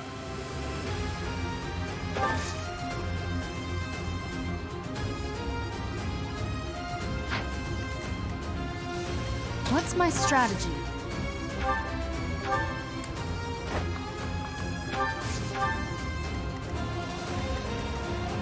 wait, I could have put Pilot Finish under here. Oh well. I'll do my best.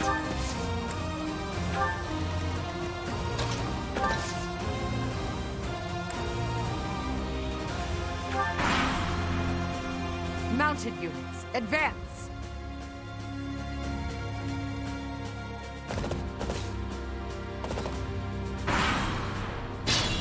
By which she means only the two at the top and not these ones.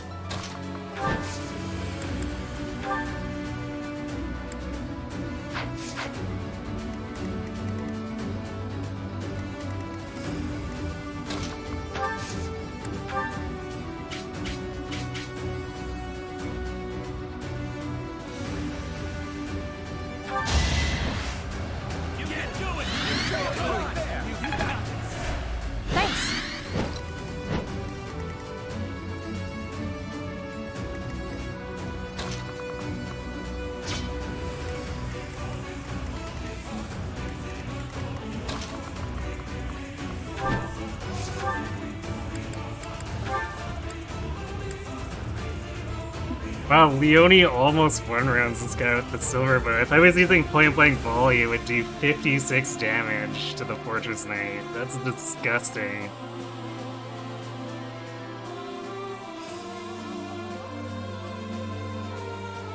Paint Ladle Guard in the fire.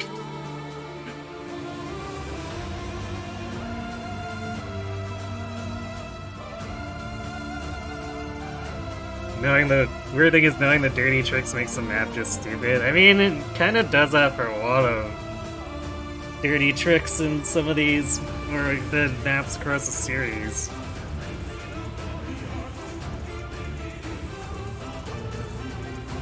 Yeah, spawning 8-move reinforcements with pass is pretty gross. Although, don't they do that in Hinoka's chapter 2 in Conquest? You get all those past Vulcan Knights spawning in? I guess at least those aren't 8 same turn reinforcements, so...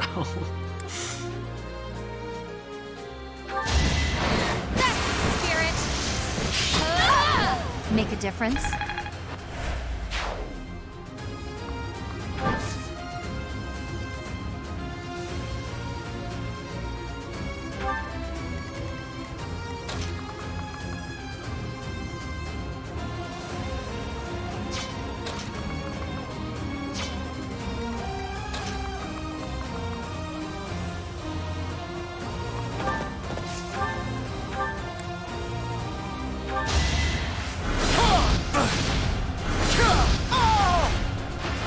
Thought you could best me?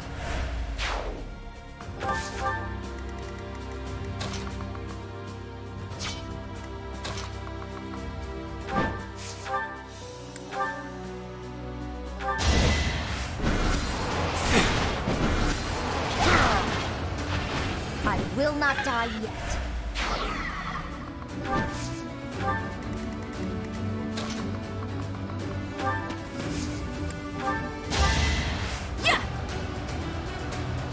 That helps.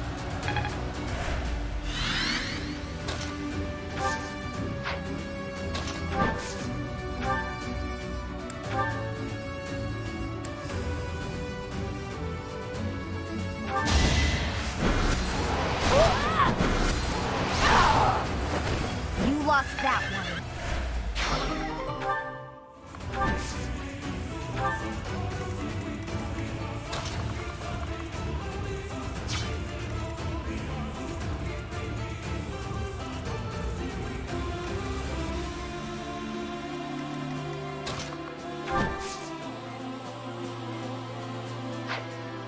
Actually, man, this map is trying to set you up to get ganked by Sylvain, too. Like, Edelgard bogging you down here, and then Sylvain just showing up and ramming a lance up your butt.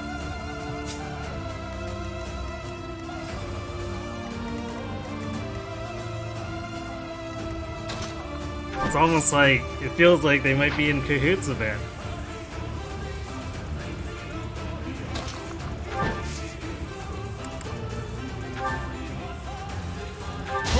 the stops.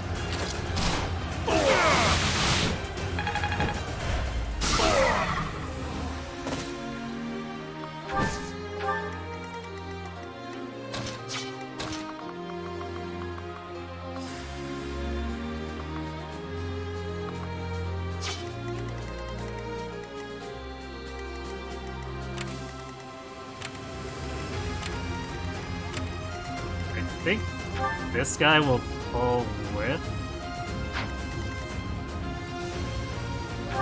his Paladin. I'm not entirely sure, but I think the Ferdinand stand-in will do that.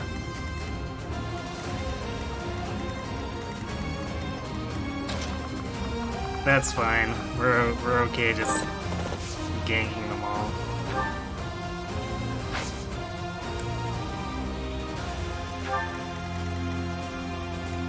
Zero times two, you gotta love it.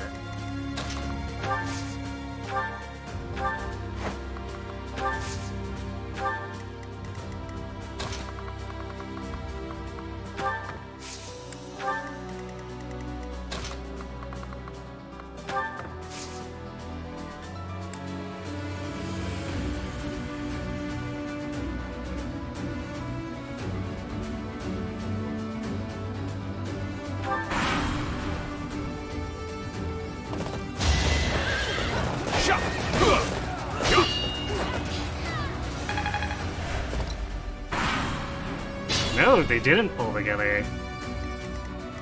For some reason I thought they would.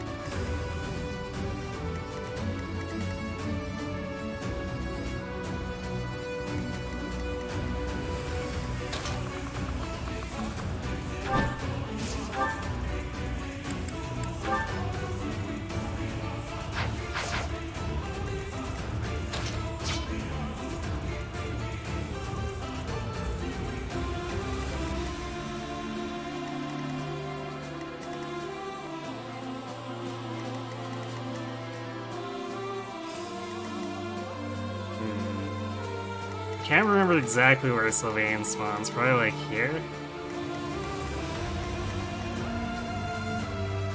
So Marianne's gonna need some help getting out of range. Or we just impregnable wall her, I guess.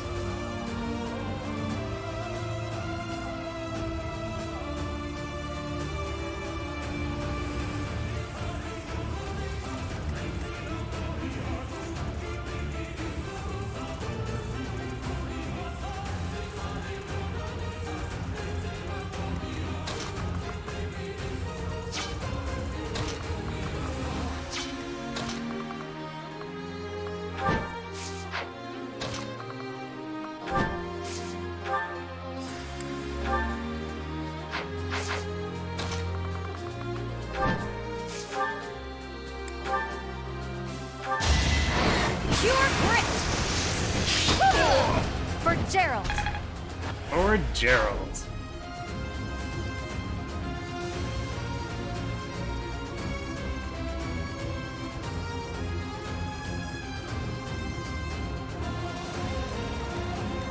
Or Daddy, yes.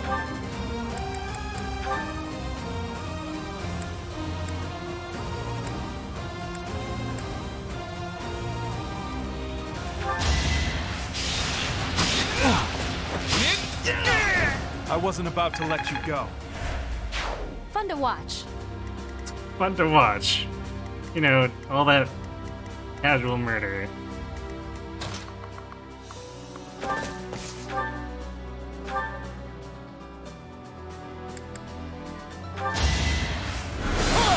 I feel when you use something that's mass overkill because you want to save fire uses.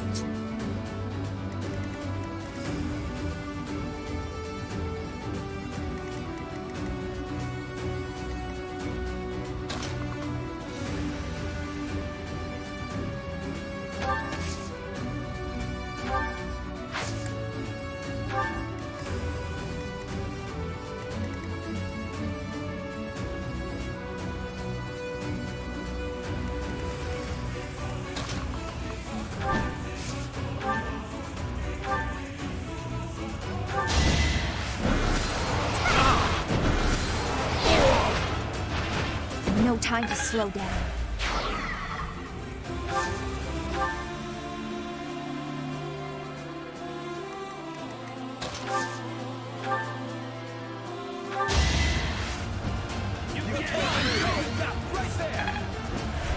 That helps.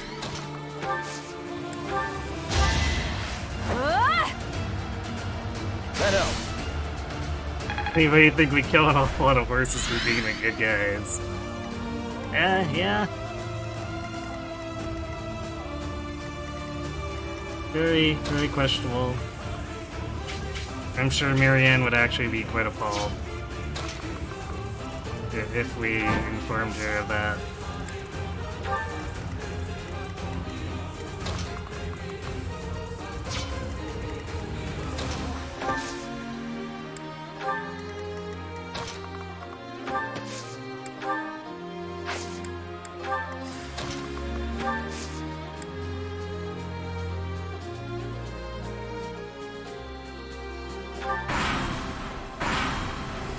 Nope.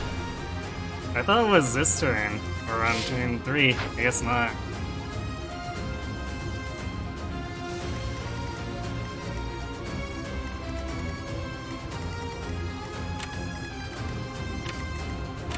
Does this present a little bit of an issue? Because we need to get rid of... I mean, I guess we could equip the Raphael Gem.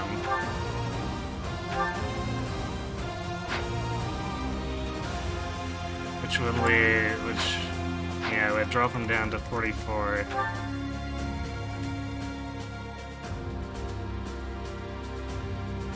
But then he'd only take 6 damage from the Horse Slayer instead of...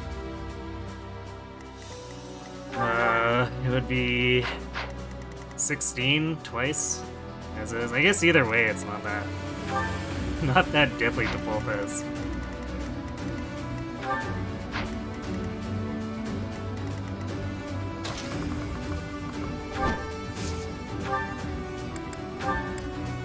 Alright, he's got Lambos, but that...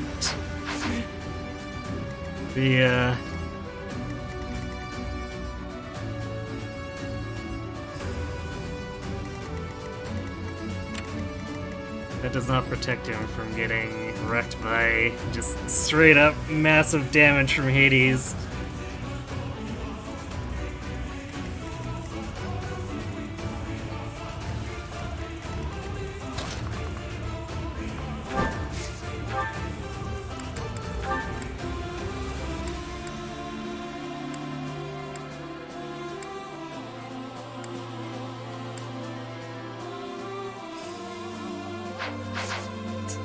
Well, as much as I want to drag Hubert into the fire, I feel like it's even funnier to just Luna one-shot him.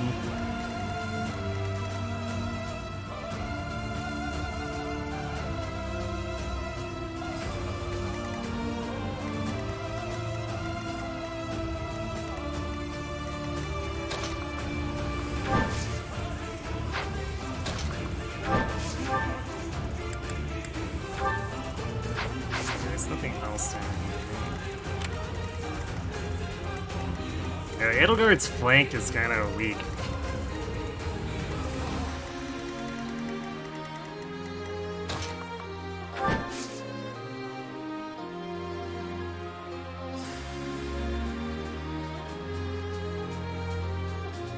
You don't think it's to turn everything? Oh, so it's tied to the fire?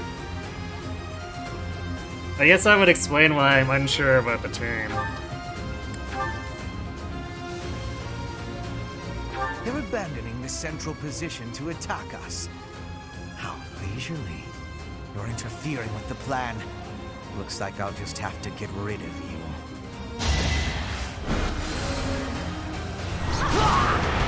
Fighting on will endanger my life. Your Majesty, I must withdraw.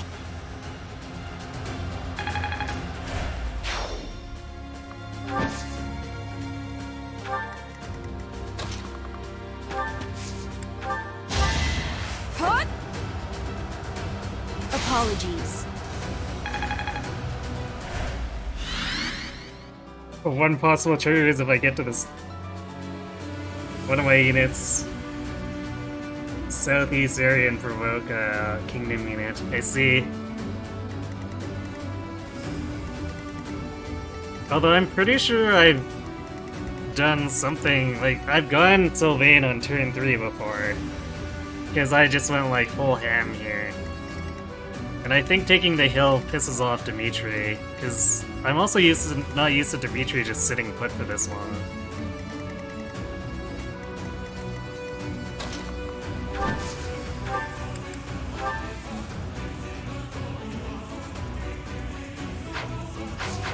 This guy doesn't know any... Yeah, it's just a Lampo shield. I have to be wary because Felix actually has Aegis. So, or like the Aegis shield, which gives him actual Aegis. It's not something you want to be caught screwing around with. I will not die yet.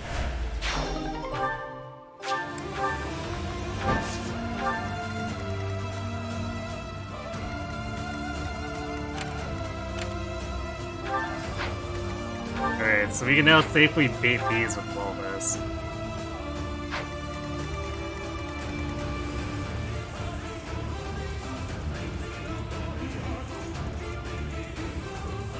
Although I'm still kind of nervous about how close we are here. So I might smite Marianne with Bulbous to get him out of the way. Get her out of the way first.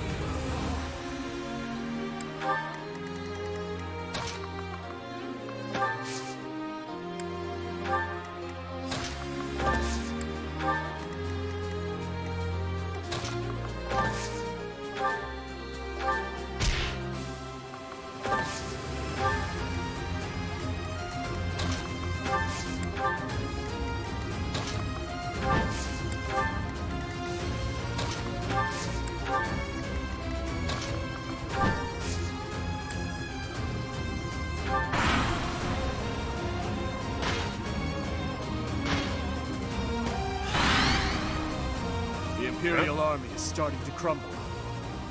We will step on the Empire right along with the Alliance troops.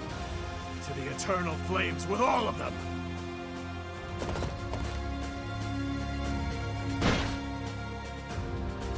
Okay, we provoked all of it. I also like how Dimitri's running north. He's like, I'm gonna kill Edelgard, but first I'm gonna take a nice long detour.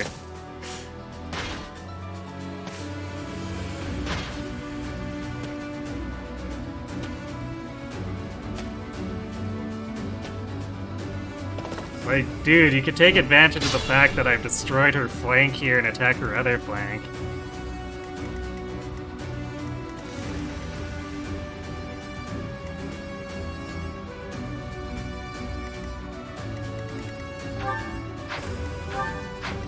Also, these guys largely can't damage Bulbous, although the Sylvain replacement would have dealt 18 times too.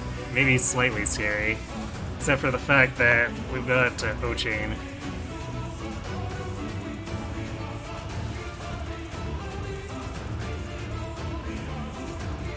Hubert triggered it as well, I see. There's a lot of triggers for that. But I guess I can see why Dimitri would say they're crumbling if Hubert gets whacked like that.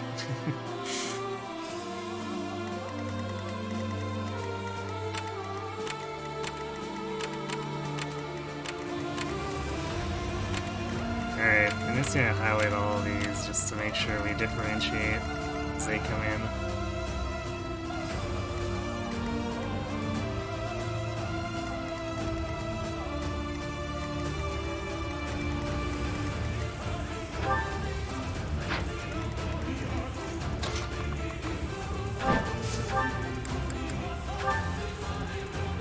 The exact kill.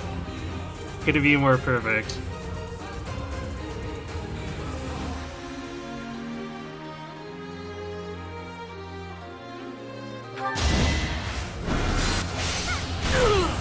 I've got no time for mercy.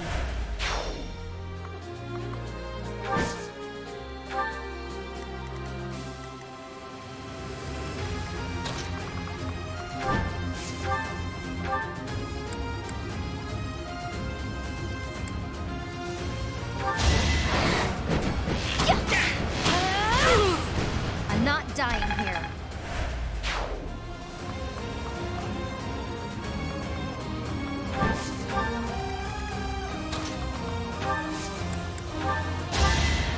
By the way, the trick. You all just rode into range of Leone and Laetitia. I hope you're enjoying your life choices. I still have a long way to go. You got both not I Sylvain really and get it not now. Ingrid on turn 1 before. Well, I guess if you know the triggers, you can for sure provoke it as early as you want, right?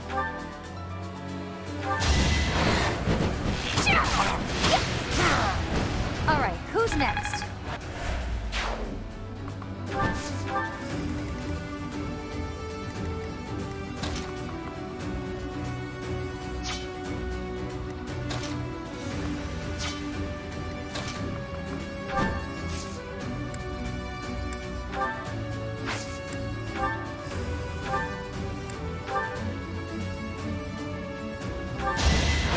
Strategy in motion. Well, I was not expecting the crit there.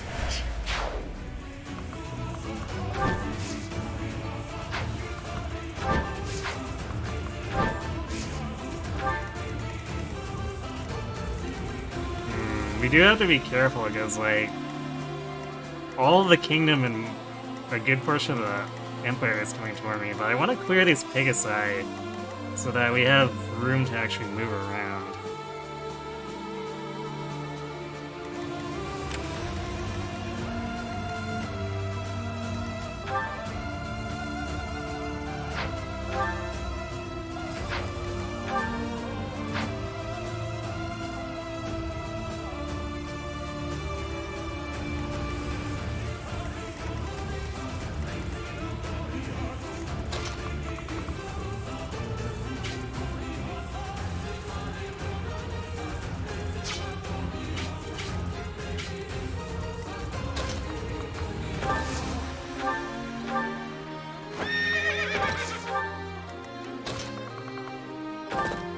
There we go.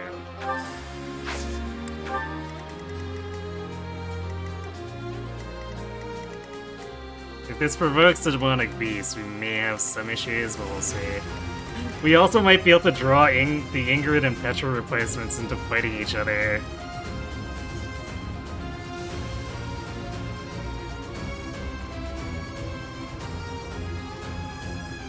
Gotta write the map in 4 turns, so they gotta show up as quickly as possible. Huh. Makes sense, I guess.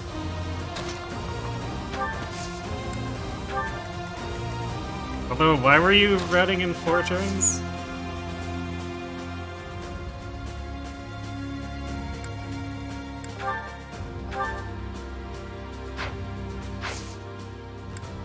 Man, this is also a thick Hilda. Like, sure she has hit points plus 5, but like, 63 hit point Dancer? Like, it's a little absurd. Especially since she's fast enough that a lot of stuff's not gonna double her.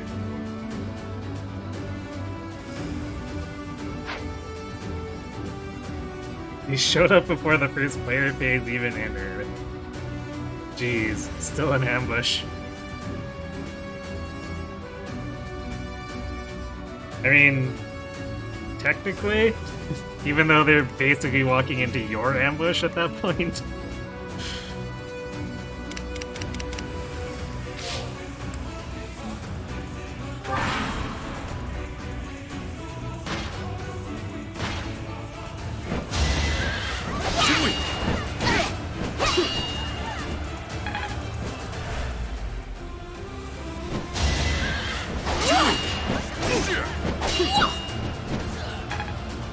Balthus definitely does better when its targets are more fragile, like these Pegasi. Amazing what a little bloodshed can do.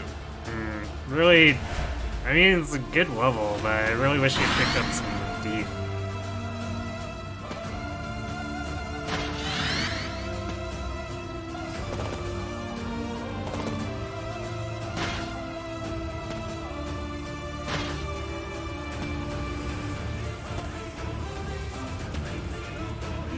Man, Dimitri is just so off course. This is not as I planned, but there's nothing to be done.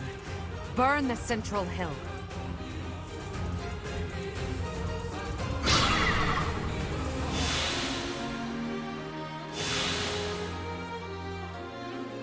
He's like, if he wants Edelgard, he's definitely actually moving away from her.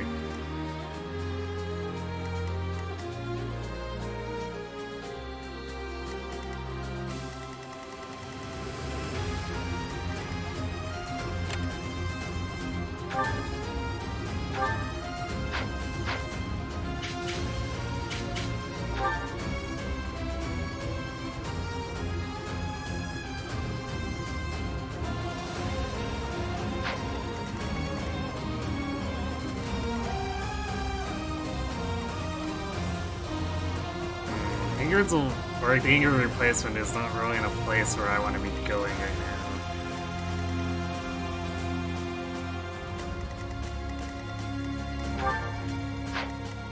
now. Wow, Balthus actually would completely shut down her damage.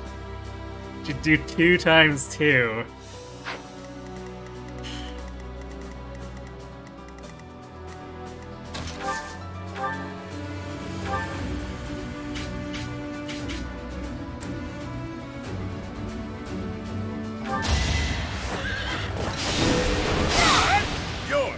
Out of luck.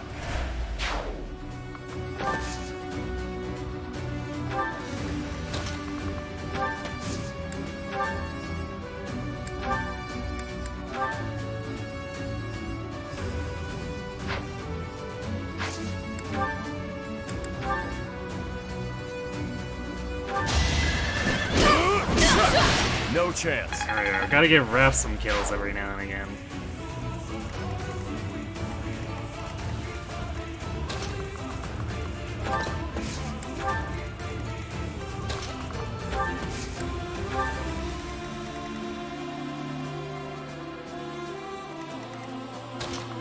The AI is definitely moving in a way that's basically just ganging up on us.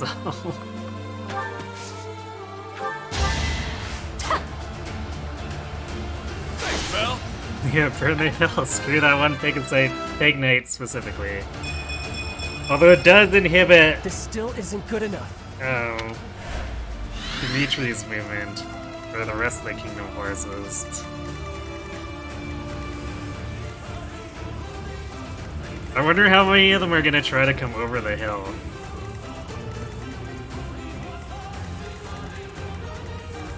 Because a few of these Paladins can actually come like right over here, but are technically massively overextending to do so.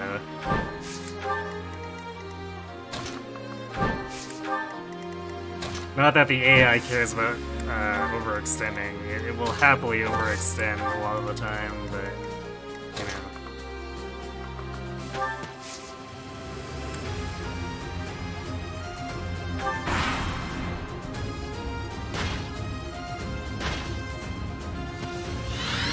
Wait, what is Petra planning to do by doing that? Or the Petra replacement? Just sit there and get shot at?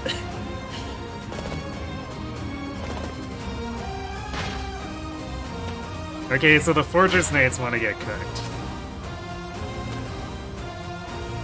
Hey look, some are actually heading in the Empire's direction.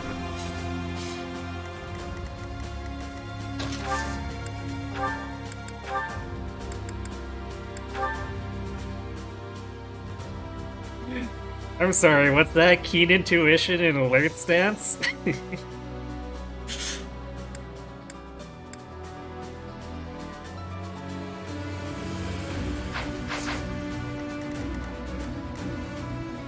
Actually, did that... Ingrid's replacement just waited, what the heck? Question mark?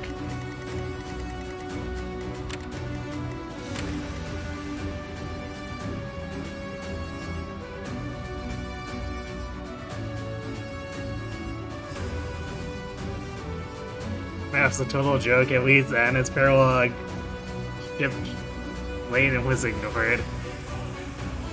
This is presumably focused on...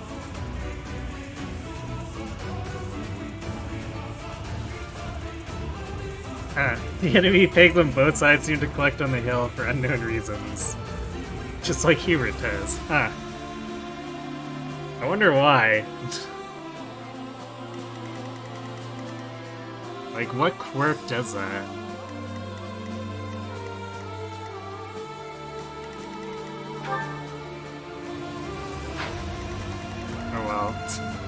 This amuses me entirely too much not to do it, so... Alright, Ignatz, you're up.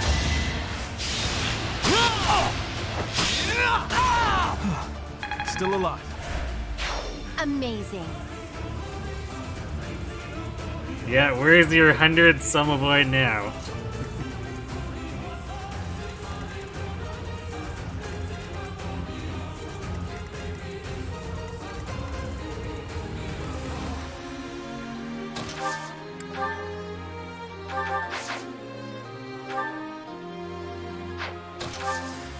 Oops. I already have the iron bow equipped. I don't know why I thought I had a sword equipped.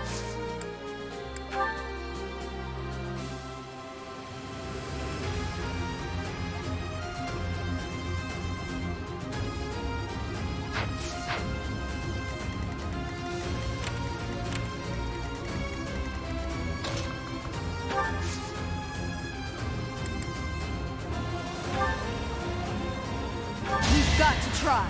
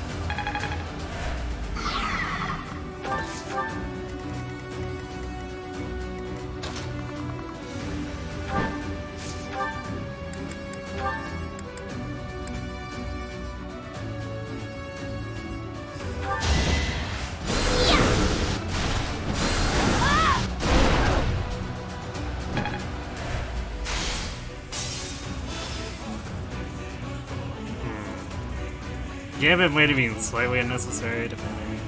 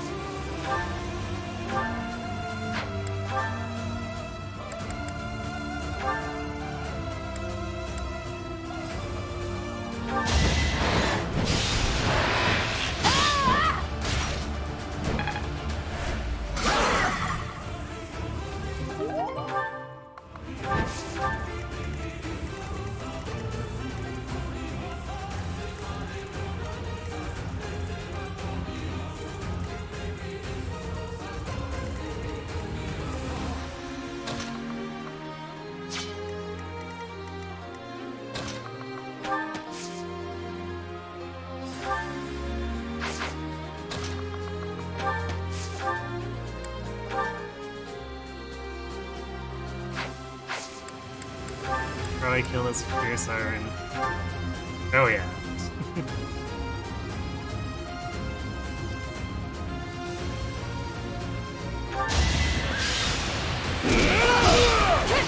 No crits in there, but it's not like it was actually needed.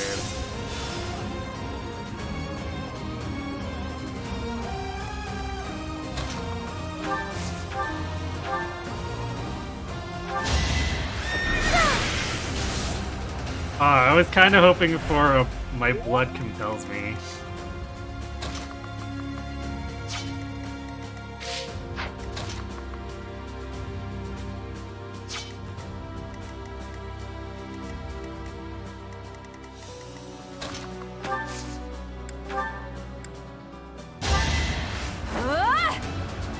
Give Ignatz Thanks so much.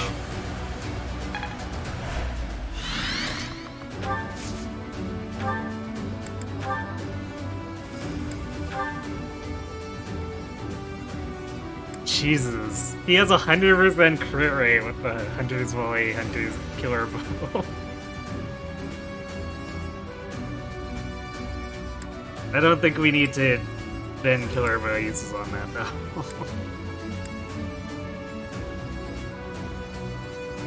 Just the absolutely most inscrutable AI behavior on this map. Yeah, apparently. I'll defeat you! I wasn't about to let you go. You're really tough. Put Master Ignats.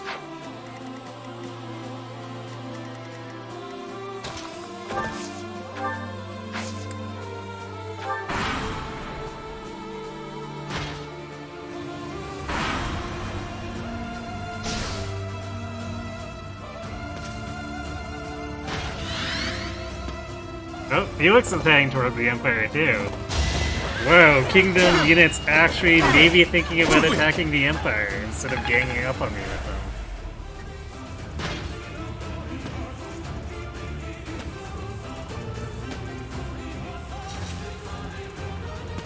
Well, we did get Hubert congregating on the hill, but we did get this random warlock from the Kingdom doing it.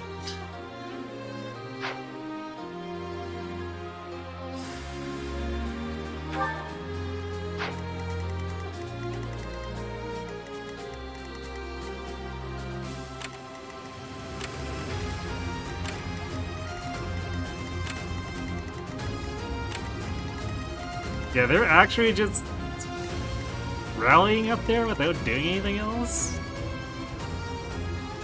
I'm not quite sure.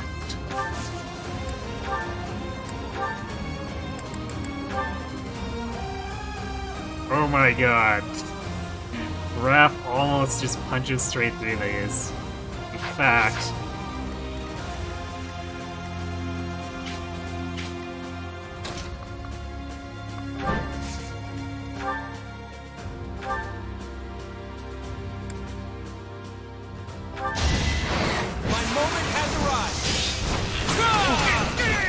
People are waiting on me.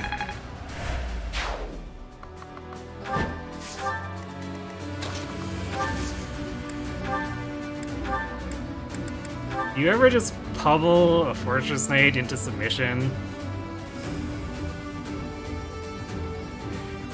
Yeah, the angered replacement is definitely still just standing on the hill.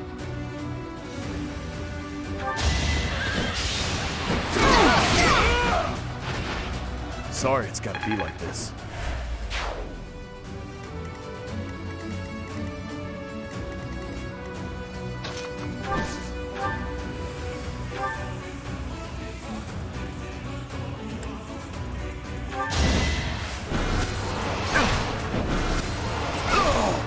You lost that one. Yeah, well, my Scythia here also just casually doubling a lot of the mid-grade enemies. At 34 speed.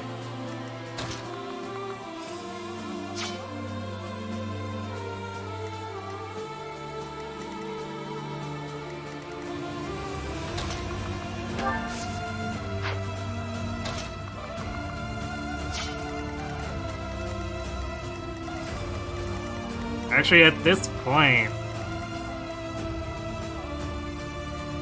there's not going to be much left for the Kingdom to fight as far as Empire soldiers go.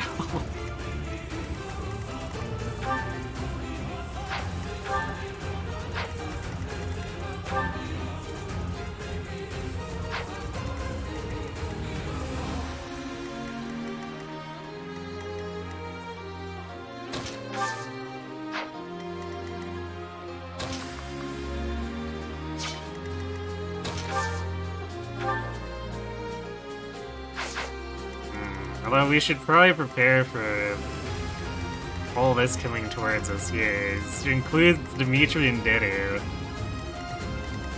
Not something to be slacking off fighting.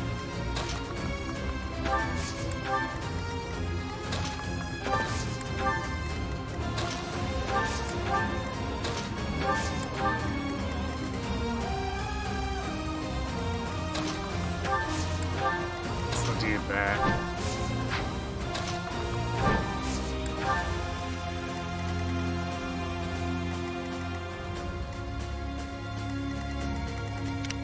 These sword masters are definitely too heavy to wander into our range, and probably I'm not gonna bait him with Balthus just because Swordbreaker or Axebreaker makes it so he's pretty much not gonna hit them.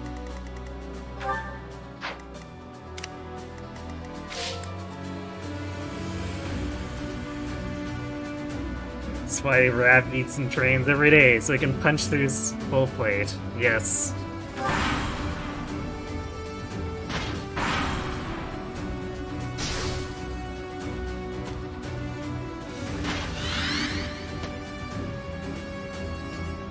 Oh, Felix is in range to provoke the Empire now. And everyone's abandoning him. Like, literally just Felix versus everything else.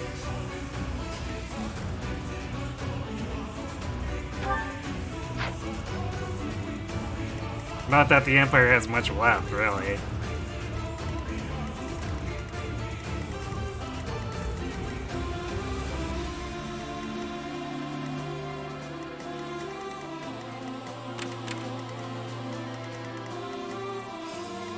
This is a very sad slaughterfest, though.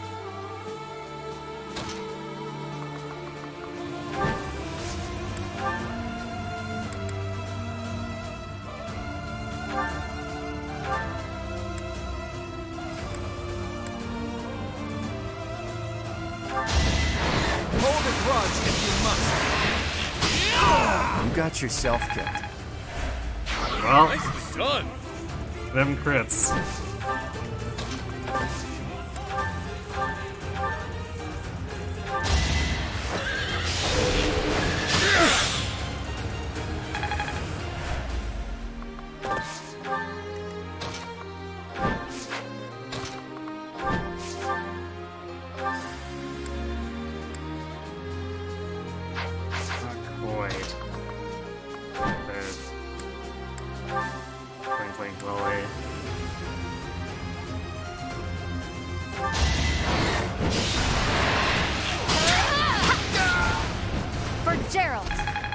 Gerald.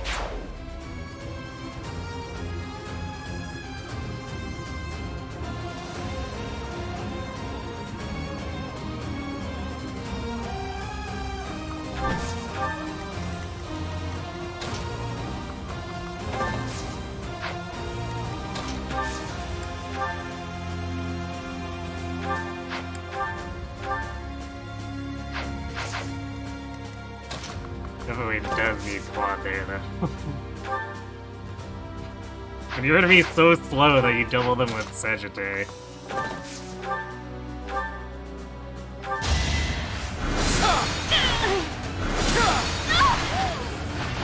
A nobleman does his duty.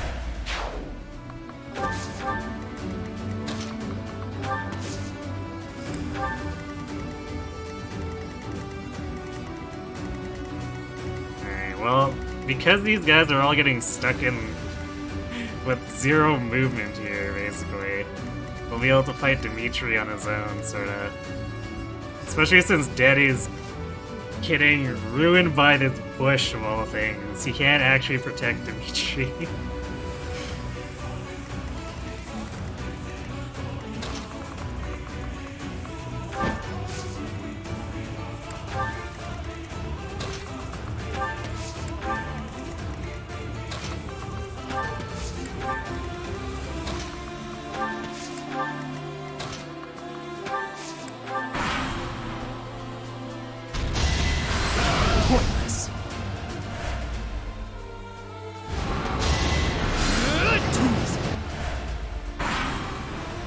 Well, I guess we get to watch AI Felix show off a bit.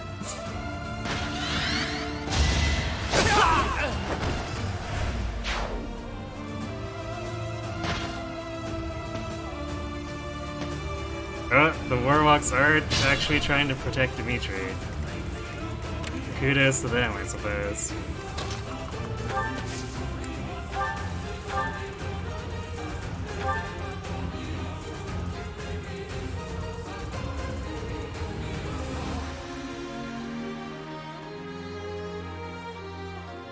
We're very close to just straight exploding Dimitri right now.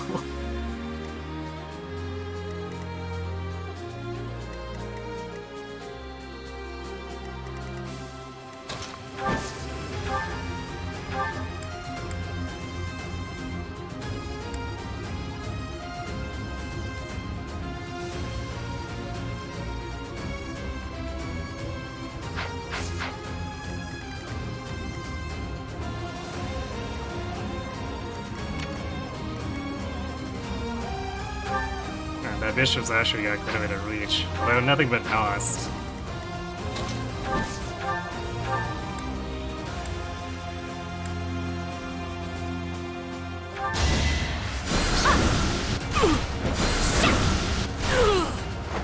I will not die yet.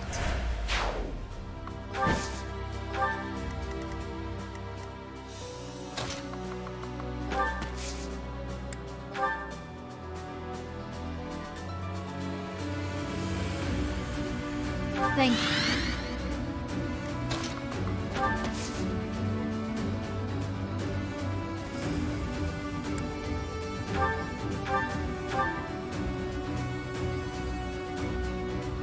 Are you trying to stop me too? I'll just have to kill you! It's over! Whoops. Sorry, Dimitri. I will not stop until I kill you!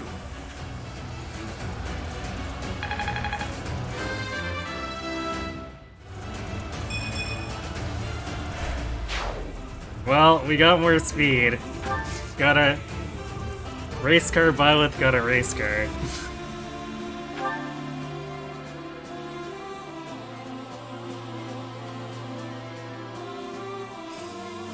I think Raph could have quadded for the kill. That's true, I guess you could have done that against the Fortnite. Okay, so the plan is we stand on the burning hill. What then? No, that's pretty much the extent of it. See, this is what they get for letting a crazy person lead them. Alright, well, since Violet doesn't need the dance anymore. That helps.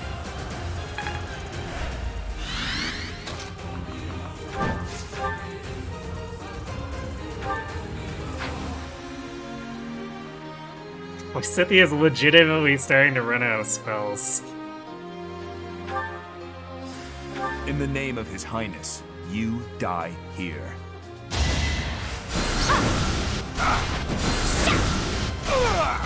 I can still fight, Your Highness.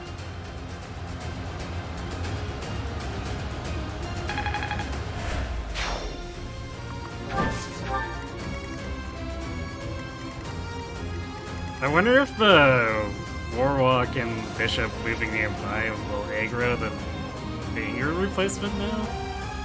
Although she probably should have moved this turn if she was. I'm kinda confused.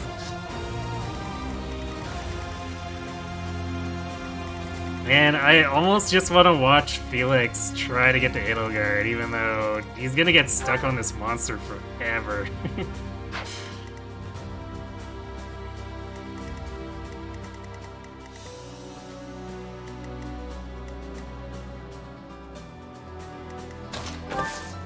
So we might have to intervene, depending.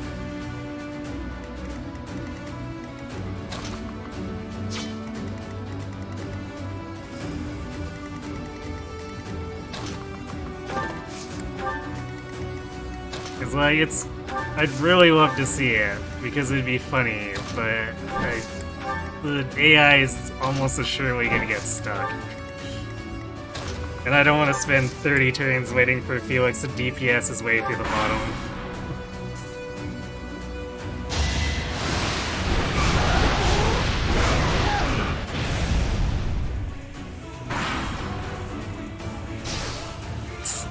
Wow, that actually still dealt fire damage even though I missed him.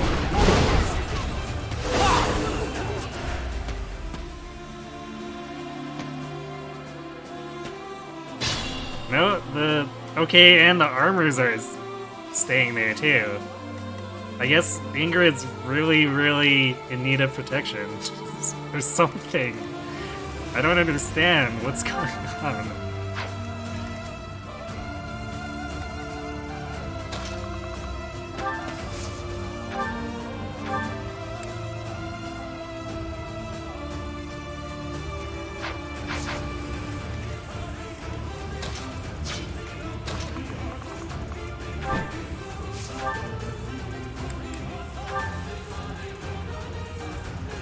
By the way, Ingrid replacement getting doubled by Leonie. Although, I guess to be fair, it's the darting blow is the difference between doubling and not.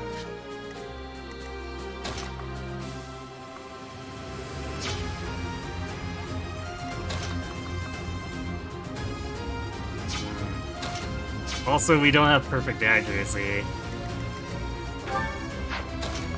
And we need the silver bow to kill unless we use point blank volley. Yeah, we need the actually, that's not entirely true.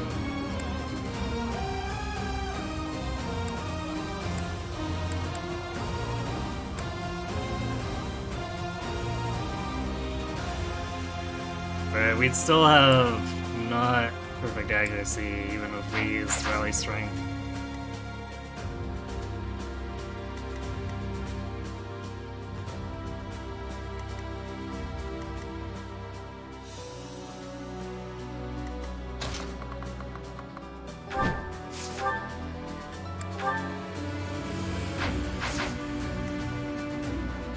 I don't think I'm quite in the right spot to be.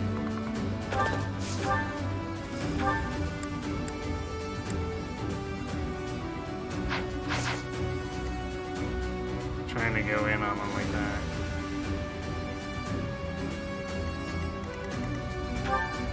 I could also just face pull the Pegasus with Balthus. It's not like she's actually gonna ever kill him. She can battalion or gambit him, but it's not gonna do much.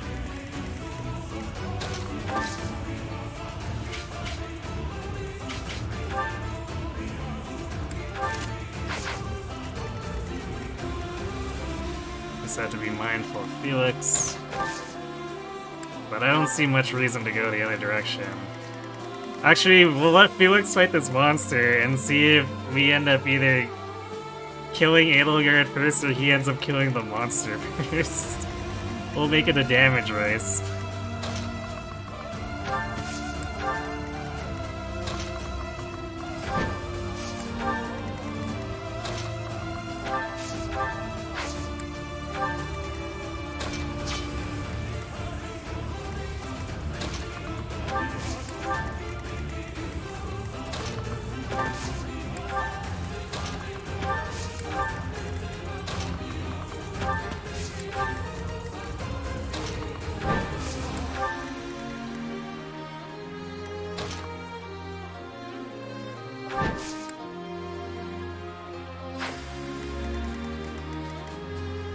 Yeah, it's assembling.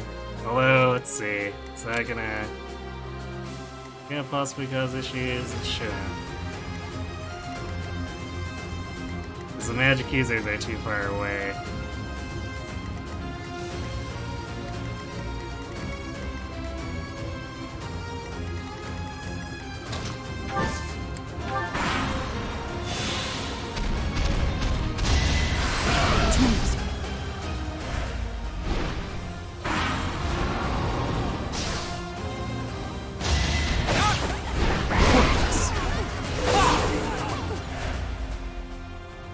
Well, he's almost through one health bar. Wait, what?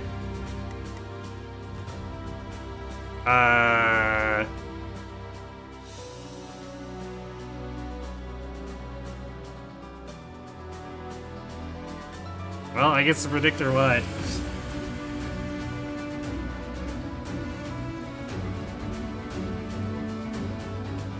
If they like the fire. It's warm and toasty. I guess they just missed the sauna. Actually, you know, I didn't look at Felix's sword, eh?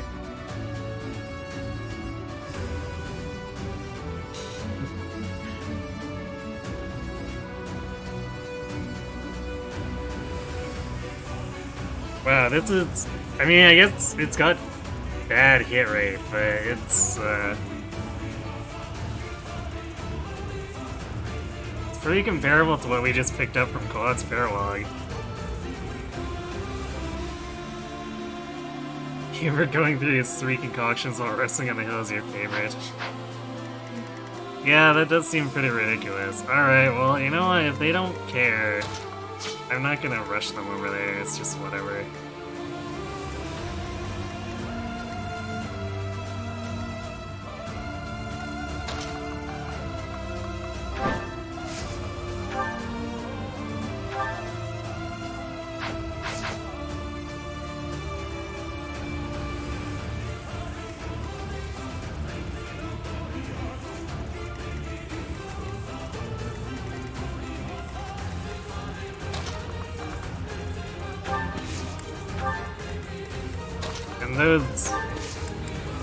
Those mages move so slow that we can just kind of pick them off at our leisure. Much needed. Like, there's no reason to go to them. We can just come out here and troll Edelgard's goons while we're waiting for them to show up.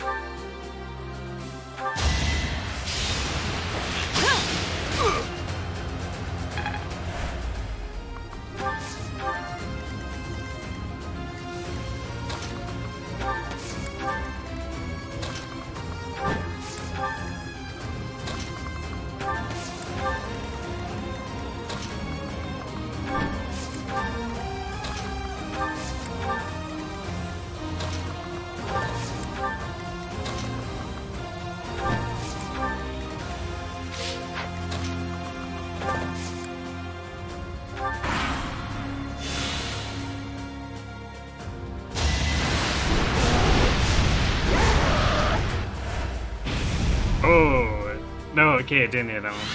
For a second there, I was like, oh, did that actually hit Felix?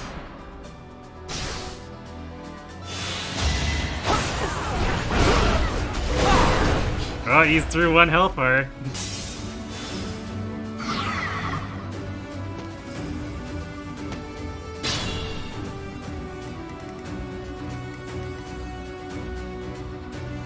Oh wow, and this Warlock is gonna attack into the monster. I kinda wanna just back off and let them fight it because it's so funny. Even though we're losing some experience for doing so. I kinda don't really care, it's that ridiculous.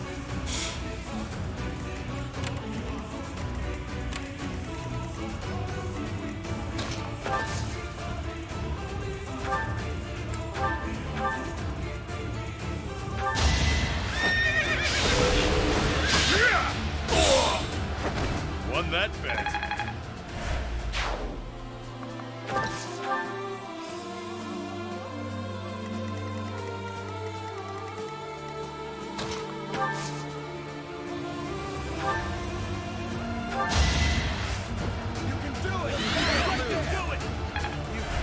Apologies.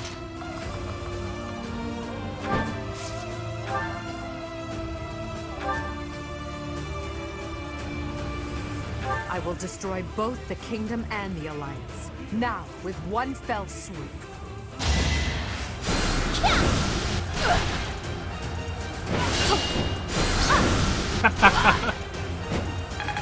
There's this pavissing that 1 damage down to 0 is so unnecessary, but so amusing.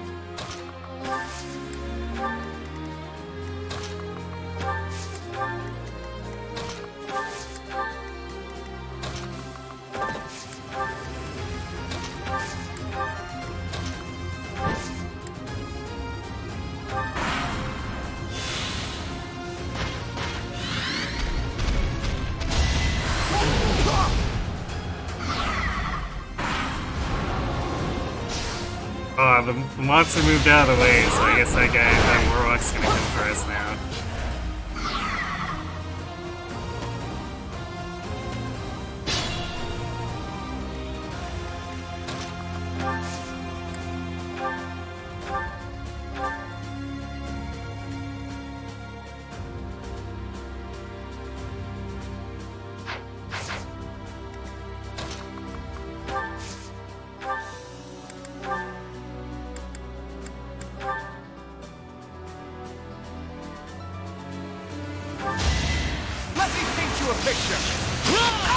No mercy. Well,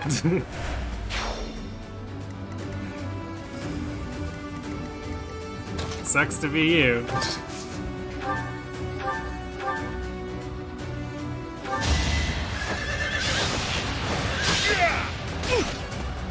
Won't get to see Felix fight Edelgard. Yeah, I guess not. Because she's coming for us instead. Would be kind of funny if she just went Hyper Raging Storm on him and just failed to do anything. That's the most likely outcome.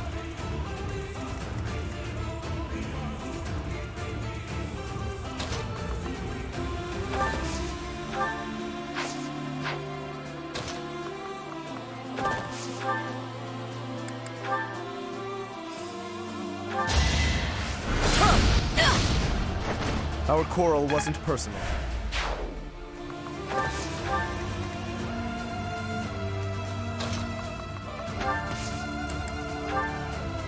Well done.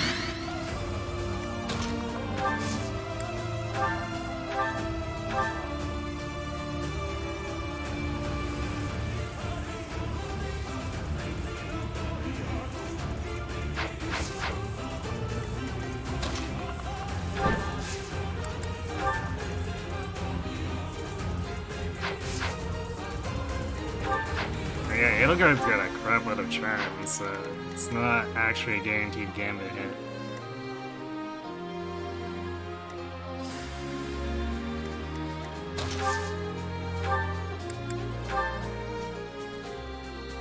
My city is really close to a one-shot there.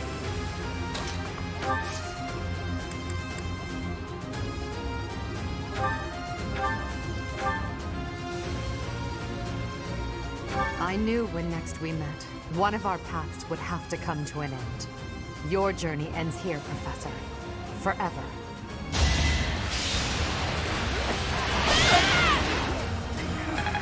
No crit.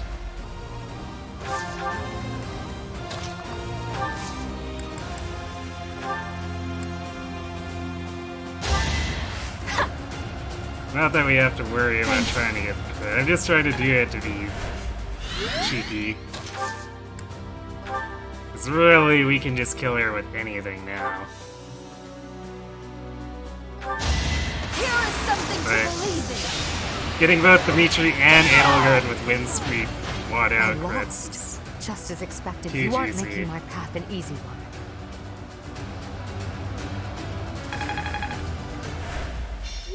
I must retreat for now. We'll meet again on the battlefield.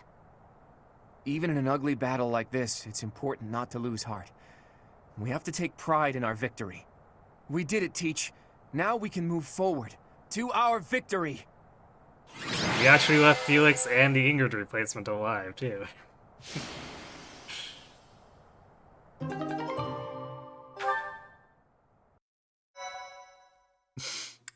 Well, that was a thing. It's gonna be quite a bit to repair that wad out, but it's worth it. Edelgard retreated. I suppose she lives to be defeated another day. That's fine. We can just wad out wind sweep critter again. I suppose a win is a win, regardless of the circumstance. Some of our allies are injured, but can still fight. We'll just have to accept this outcome and press onward. What a magical experience. I know, right? Still, the battlefield looks awful. And I wonder what became of the Kingdom Army. And Dimitri. I saw him. Guys, did you hear? Dimitri died off screen. Who? Dimitri? He was completely different from how I remember him. He looked like a crazed demon while he was fighting. He pursued Edelgard as she retreated, but he didn't get far before he collapsed. I saw him surrounded by Imperial troops and pierced by their spears. I'll never forget it. He deserved a better end. Yes, he did, Hilda. Like, maybe an actual cutscene. Dimitri. He went through so much to make it here, only for his efforts to be in vain. I can't even begin to understand what Dimitri must have been feeling, but... Just pure rage. There must have been some other way. Why did he have to go like that? And his vassal, Dedu, did he fall as well? I don't know. Your Highness. Your ambitions are my own now. I will bring you Edelgard's head. I swear it!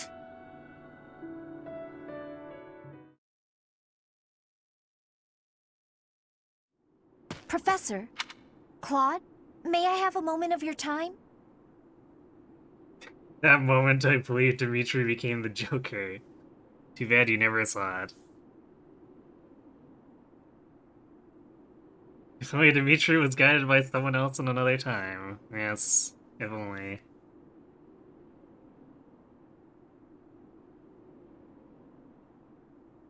Lysithea, what are you doing up this late? Trouble sleeping? We all have mates like that. Anyone would be shaken after such a brutal battle. If you're having trouble sleeping, you should drink some warm milk. That's a thing, right? Must you treat me like a child, simply because I'm awake a bit later than usual? Actually, I can hardly muster any indignation right now. I wanted to tell you that I noticed something odd during that battle. What was it? There were some strange mages among the ranks of the Imperial Army.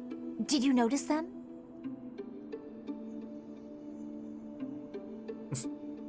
The one wearing masks or dressed in black?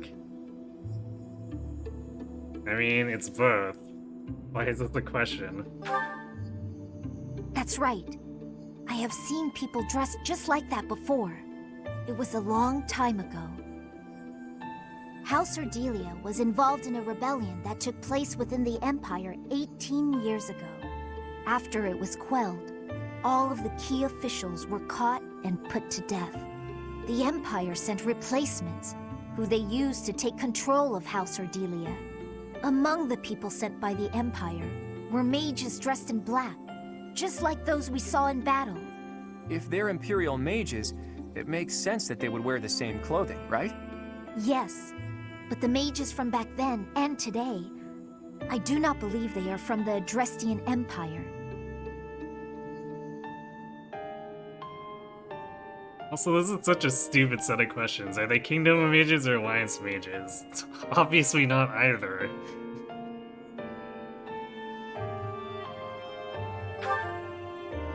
No. I got the impression that they were from somewhere else. Somewhere completely separate from Fodlan. There's more. Those mages imprisoned the children from my house and performed horrible rituals on them. Blood experiments.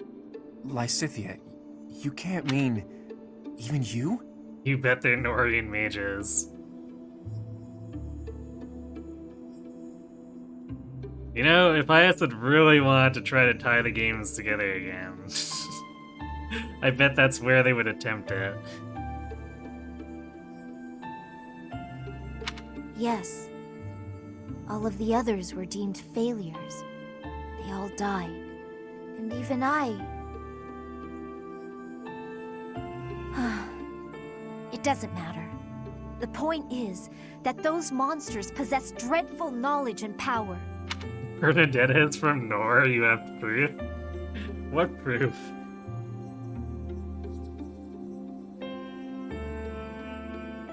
I just thought you should know the sort of people who have allied with the Empire.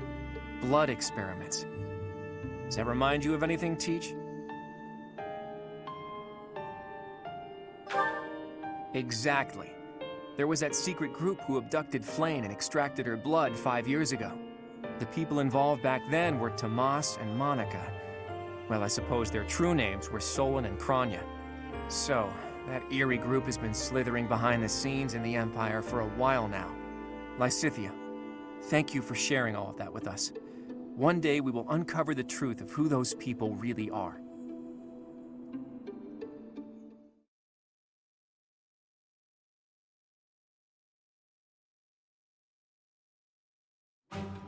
We've managed to invade Empire territory and emerge victorious in our first battle.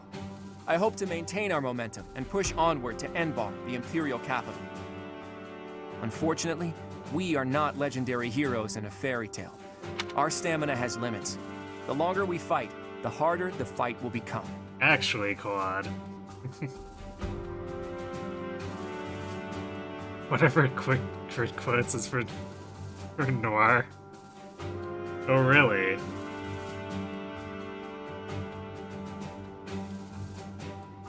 It will take immense effort to secure the supplies and soldiers we need to prevail. Boy, you better not be saying this is as far as we go. Of course not. However, the road ahead leads deep into enemy territory. It'll be a difficult journey, strewn with hardship. I can't guarantee that we'll make it out alive. If anyone wants to leave, now is the time to do it. I shall accompany you to the very end. After all, someone must step up to take leadership should you fall. I'm coming. The future of my village depends on this. Besides, I have to protect the professor. For Captain Gerald. Captain Gerald.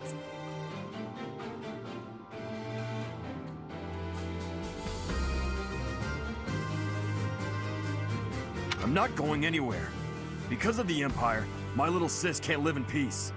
We can't leave the future of Fodlan to others. I'm sure that everyone here feels the same.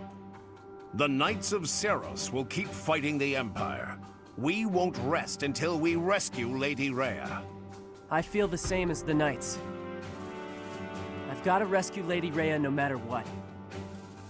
So, what? We're all supposed to take turns saying we'll do our best until the very end? And what about you, Marianne? What will you do? I'll fight too. Fine. Fine. I suppose I'll tag along too, until the bitter end. It's an honor to keep fighting alongside such stalwart allies. Right, Teach?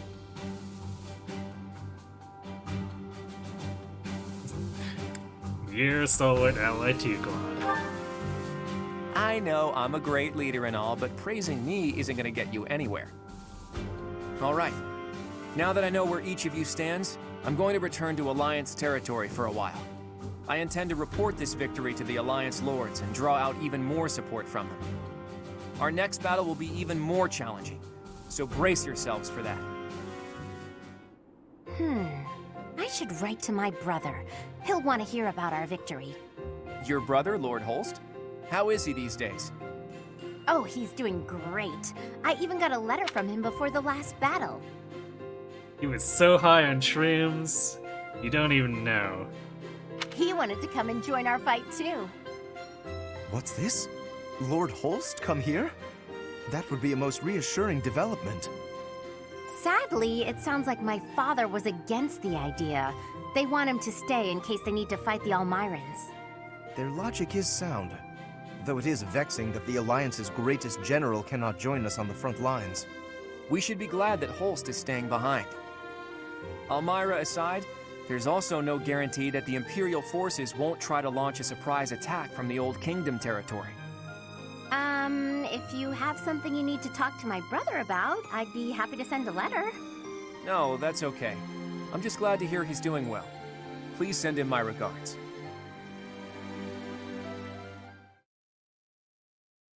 You want him to stay behind because he's on shrooms. Exactly. They're just hiding that he's immobilized by being too high. Part 2. Verdant Wind. Harpstring Moon. The Golden Scheme.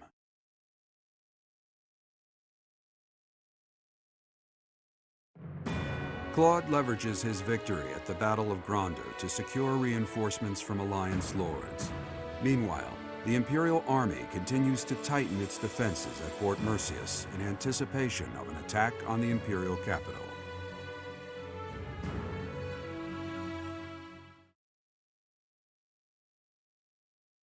Thank you again, Gerald, for that one-panel mural.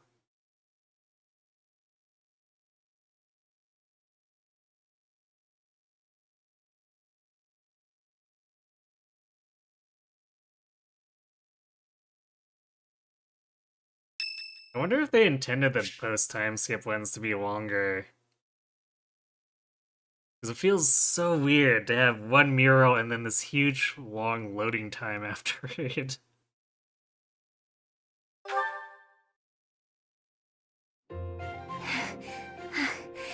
Thank you for helping me with my training again today, Professor. I'm gonna keep at it for a while longer, so you go on ahead. I can't. Not when I'm right on the cusp of using my power to greater potential. Surely you yourself are tired. Just don't worry about me, okay?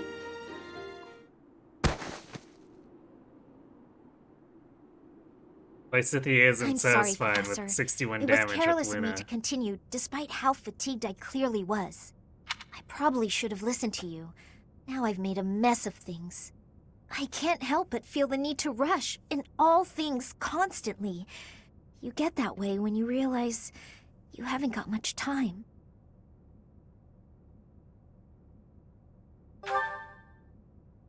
I believe I've mentioned that House Ordelia was, at one time, being controlled by people from the Empire.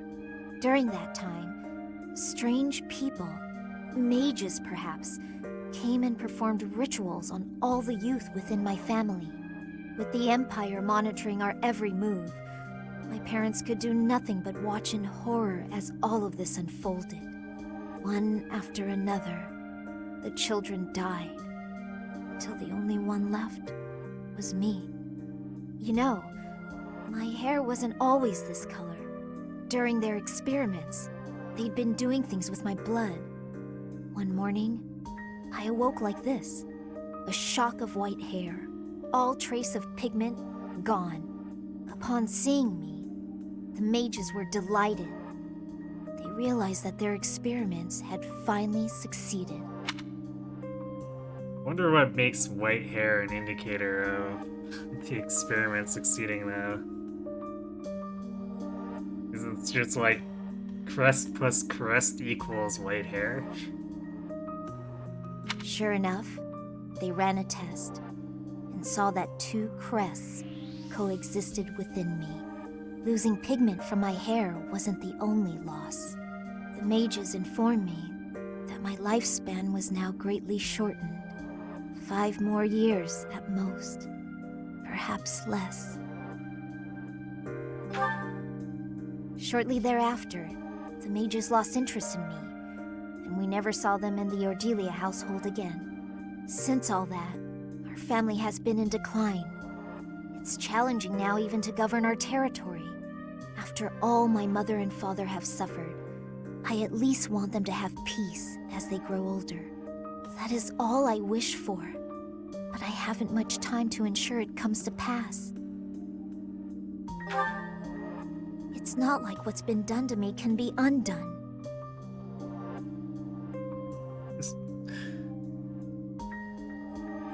You know, she speaks so conclusively about it. But I guess maybe that's part of her flaw.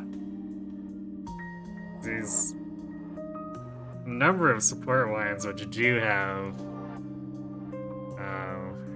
pursuing it and succeeding. Professor, the only way I can conceive of would be to remove my crest somehow. But I don't know if that's even remotely possible. Even if it were, I wouldn't be of much use to you and the others without my crest. You sound resolved. I'll allow your resolve to bolster my own. Thank you, Professor.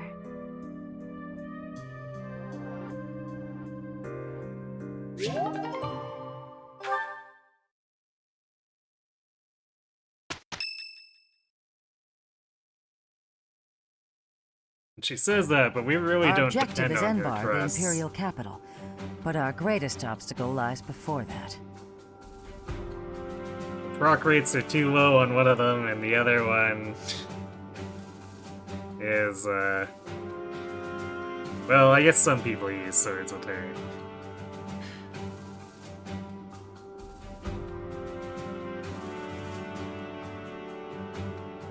And what's that? Fort Mercius. If we can't pass through, we won't be able to reach Enbar. Fort Mercius. The Impregnable Fortress, or so it's called. If I recall correctly, it's sometimes referred to as the Stubborn Old General. It is a massive fortress that was constructed to protect the Imperial capital. The Imperial army we defeated has withdrawn to Enbar. Fort Mercius should be short on soldiers for now. Careful now. It would be best to take it before enemy reinforcements arrive. Still, there's a reason it's been called impregnable. The only real question is what our fearless leader intends to do. Sorry for the delay, everyone. Those mewling lords kept me from leaving for quite some time. So, were you able to secure additional reinforcements? It's gonna have to wait until next month. It doesn't look like they can afford to keep supporting us at present. Then what should we do about Fort Mercius? Do you plan on waiting around? No. If we wait until next month, the enemy will have bolstered their defenses. That said, the prevailing theory is that you need triple your enemy's forces to take a fortress with a frontal assault. Right. That's what we were taught at the Academy. And this is Fort Mercius we're talking about. It's renowned for its strong defenses. Our current army isn't nearly strong enough. What to do? Whatever you do, just don't ask us to scale those huge walls. We'd end up dead when they hurl rocks down at us. Yeah, no thanks. If only someone would open up the gates for us from the inside. Unfortunately, we don't have any spies in there. Wait a minute. I've got it. We sneak in, stir up confusion, and open the gates ourselves to let our allies in. Right, that's what I was saying all along. Right, nice one, Hilda. But how do you propose we go about sneaking in? Disguises? If we dress up like Imperial soldiers, maybe they'll think we're allies and let us in. Do you really think they'd just open the gates for us? I'd be pretty dumbfounded if that worked. No, she's onto something. It's a good idea, Hilda. We just need to refine it a bit, and we'll be in there before we know it. Really? Go me! What is your definition of refining the idea? I know your go-to strategy is nausea-inducing poison, but... Oh, I maybe ate too much. My stomach hurts. Raphael, why are you eating meat during a war council? So, fearless leader, I'm guessing you're going to keep the crucial parts of your scheme under wraps until the time comes, aren't you? You know me so well, Judith. Whether we like it or not, this war puts a damper on all of our spirits. What's wrong with trying to have a little fun every now and again? Just leave the details to me.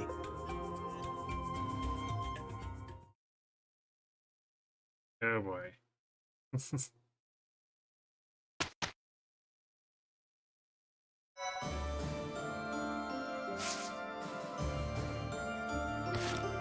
Alright, what do we have for supports? Oh, hey, we got the Quad Serial B. Sorry, Claude. You can't go past. This is the Holy Two, huh? Huh? Ah, Cyril, it's you. I've got something I need to check in the Holy Tomb. You didn't say anything when we came here with Teach. Lady Rhea said it was okay for you to go in there just that one time, but not anymore. I gotta do what Lady Rhea says. You wanna break them rules? Then you'll be her enemy. If you're trying to do that, I'll have to fight you.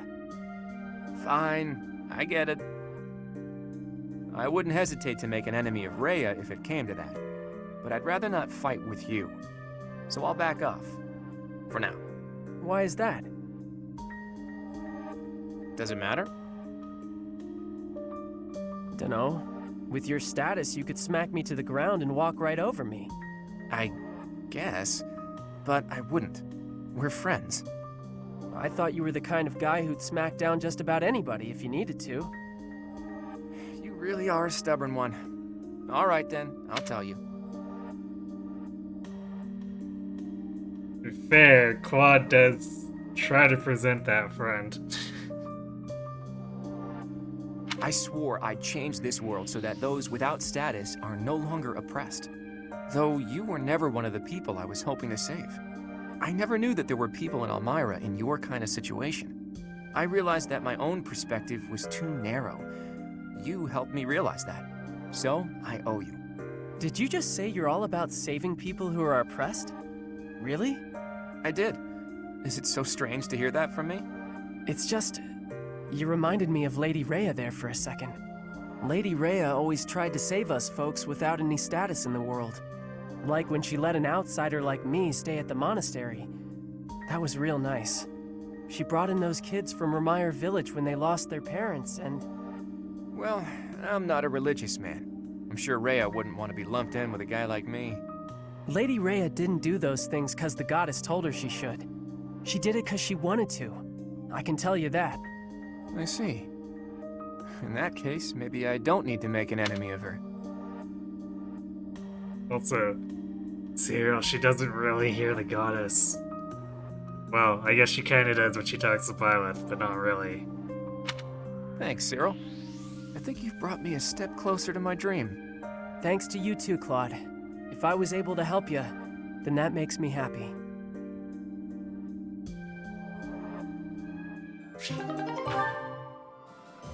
Interesting that it just ends at B there, though. I feel like that conversation makes it seem like there should be a follow-up. But I guess we don't get anything. Eating? In the dining hall. You? What do you mean? The dining hall's where I do most of my eating. If only the old version of you could hear you say that. It seems to me you've taken more care with your appearance of late, too. For once, you aren't covered in gravy and oil from head to toe. I'm impressed. Of course not, Ingrid. A proper knight has to be neat and tidy. All right, what have you done with Raphael? It's all thanks to you. You said I had to clean up if I wanted to be a knight, so I started being more careful. Do you think I have what it takes now? You've certainly become more knightly than before. But there's plenty yet to do to become a proper knight. It's not as simple as eating where you're meant to and not being covered in gravy. Maybe I'd have a better chance if I just married you. Lines you don't expect to come, people to come right in and say. What does that have to do with anything? You're real cultured, that's all. You already taught me to be neat and tidy. I figured you could teach me a lot more about being a proper knight if I always had you around. That would be quite the undertaking for me. Listen, Raphael, that's sweet of you. However, as I've said before, I've no intention to marry. Let's cast aside this talk of marriage, and instead embolden one another to be the best knights we can be. You're right. Probably a better idea to just embolden each other instead. As long as I still get your help with becoming a proper knight. While you're working to be more proper, I'll be working to strengthen myself, that I might become a greater knight than you. You weren't expecting that from Raph. Yeah, neither was I. Although I guess he kinda has only half of a filter, so... Huh. I don't know about that. I'm pretty tough. But, I guess if anyone could beat me, it'd probably be you, Ingrid. Guaranteed! Thank you, Raphael. That means a lot to me.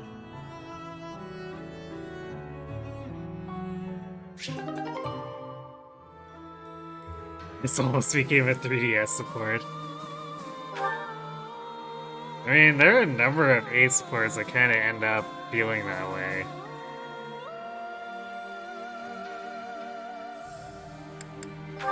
It's kind of weird, the amount of variance.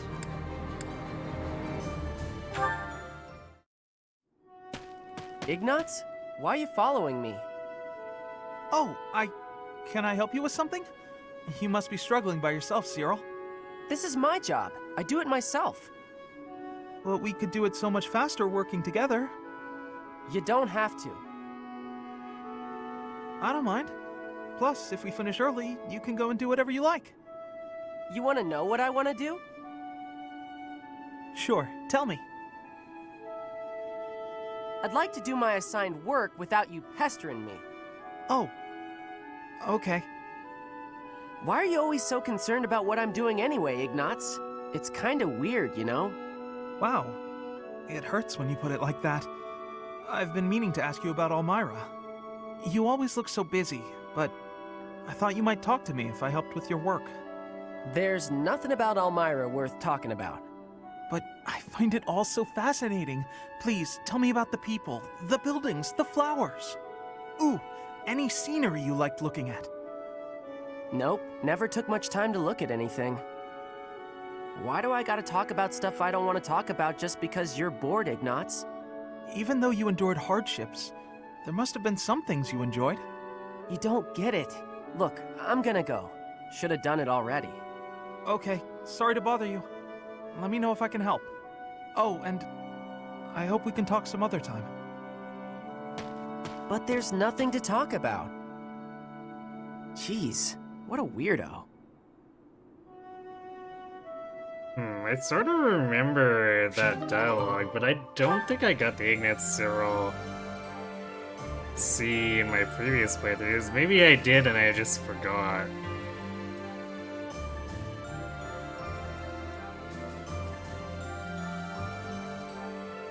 But I didn't think I had. It's weird.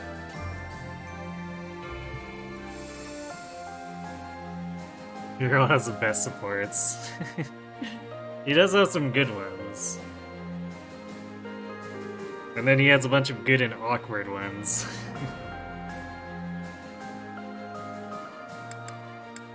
Although maybe that's why you consider some of them the best. Are you enjoying this lovely day, Dorte? Everyone seems to be in such good spirits. Imagine being Cyril and having to deal with all these whiny babies and also Manuela. Imagine being Cyril too. Well, that's easy, right? Lady Rhea, Lady Rhea, Lady Rhea, Lady Rhea, Lady Rhea. Lady Rhea. Marianne, do you have a moment? Oh, Ferdinand. What do you need? I have been thinking about what you said. I didn't mean to upset you. You should just ignore me and... You misunderstand. It is not that you upset me. Honestly, you mystify me. You are a noble, and yet you do not wish to be one. How long have you been standing there?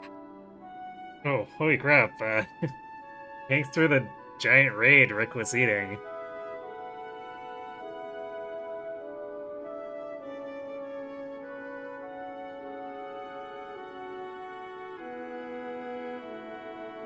What were you up to tonight? Were you also playing Three Houses?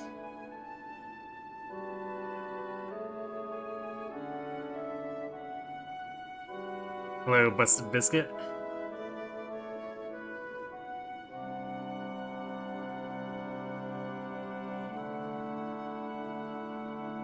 You were doing indie stuff, I see. What kind of indie stuff? Or are you doing just like a huge smorgasbord that would be difficult to list?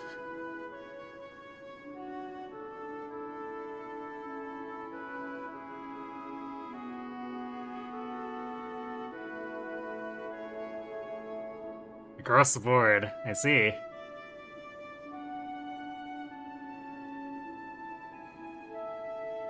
Well, of the stuff across the board then, what would you say was your favorite pick of the night?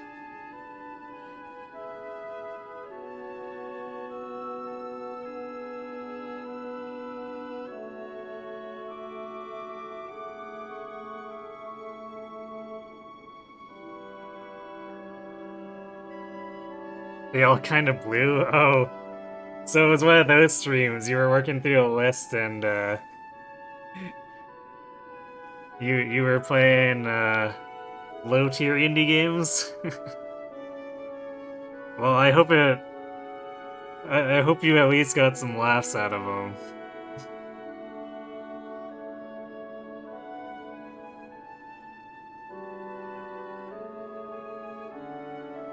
I don't really do those kind of streams myself, but usually I'll run into them from time to time, and, it always sucks when the game is a dud, but not a dud enough to be funny.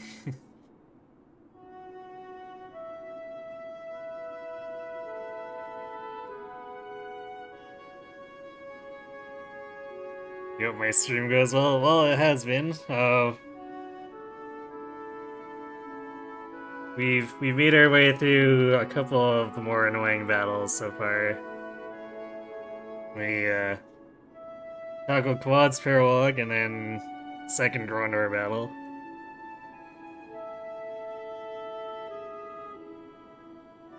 The AI really wanted to team up on us with both sides, but we didn't let it.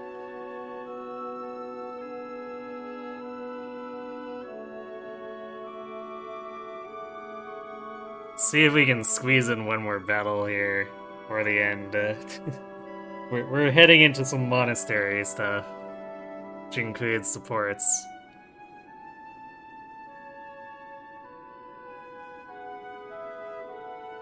I did not expect to hear that from the daughter of Margrave Edmund. But I'm not actually his daughter. He's a distant relative. We share very little of the same blood. But still, you come from a noble lineage, do you not? Oh, no. I'm just a minor noble from the countryside.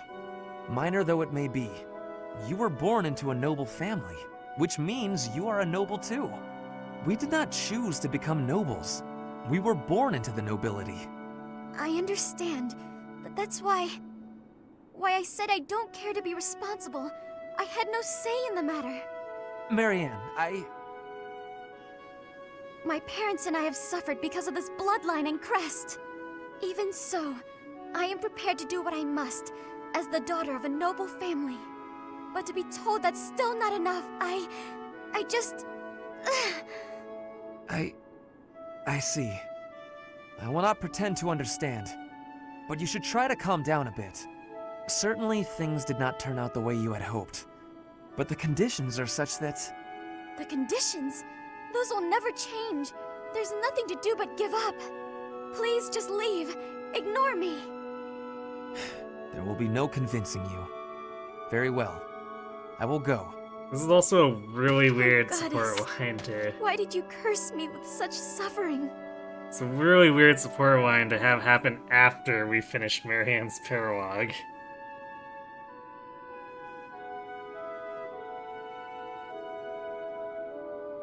It's like, it definitely makes it feel like she just instantly regressed.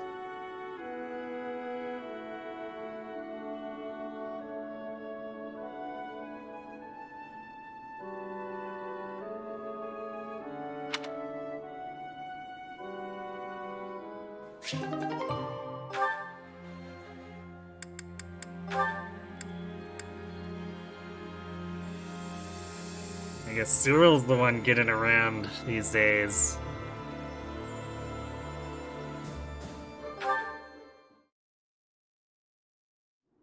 Ah, Cyril. Cleaning again, I see. Hilda, you're in the way. Move it. I'm supposed to refill the horses' water troughs, but I can't find the buckets. I was told that they'd be in the usual place. What's the usual place? Maybe you'd know where that is if you did your job sometime. You know, Cyril, I don't want to interrupt you while you're cleaning, but... Come on, the buckets are over near the wall, where they always are, because I put them there. Okay.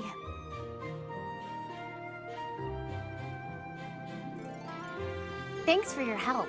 You're pretty strong. I bet you're tired, though.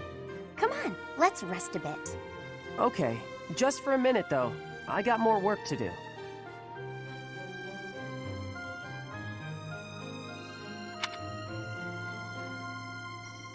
Hello, Ozzy Mancam.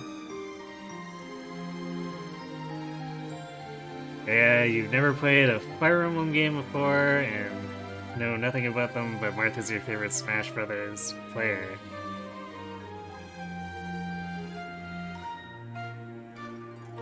Well, I guess the basics of it is that it's generally a strategy RPG, although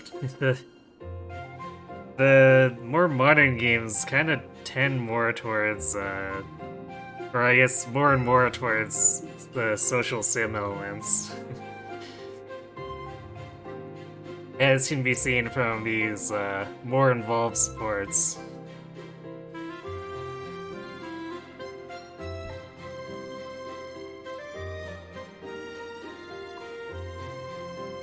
And I guess also it's a more involved plotline too. A lot of the earlier games are kind of trying to move the dialogue along quickly and find an excuse to move on to the next fight, but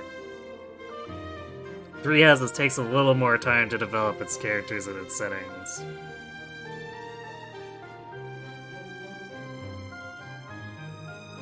You may be going to bed soon yourself.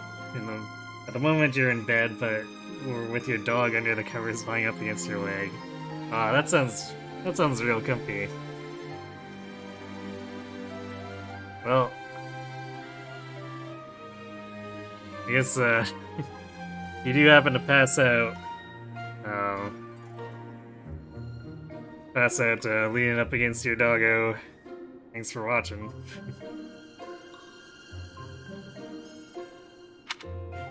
I'm not a fan of awkward silences. Anything interesting happened lately? Figured you were the one with something to say. Quiet don't bother me. I need an interesting topic for this letter I'm writing to my brother. I'm stumped. Your brother write to you a lot? Constantly, yeah. He must be bored. He's always going on about how worried he is for me. What's worse, if I take too long to reply, he gets more worried and writes more about it. Write about your life, maybe. You know, stuff like, I got real lazy again today. Yikes. Or maybe, can you believe I still don't know where they put the water buckets? You're mean. Do you really think that little of me? You're a lazy gal who gets people to do her work for her. I never knew anybody like that in Elmira. I see. Oh, really? So Lady Rhea isn't the only difference between Fodlan and Elmira after all? I don't like comparing Lady Rhea with you, but I figure you're right. But you know what's real weird? Nobody seems to mind picking up your slack. Even me. Sorry, what was that? Nothing worth repeating. Anyway, I gotta get back to work. He's such a diligent boy. I don't think I've ever seen someone from Fodlan work that hard. Hello, piece of a town. Do I watch any wrestling? Not anymore. I used to watch it a bit when I was younger, but,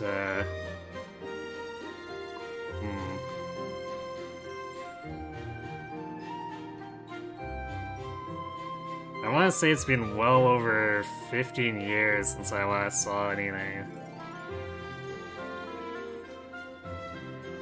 Used to watch the WWE stuff when it was still WWF. And I guess back when Dwayne Johnson was still The Rock and stuff like that. That probably dates me quite a bit.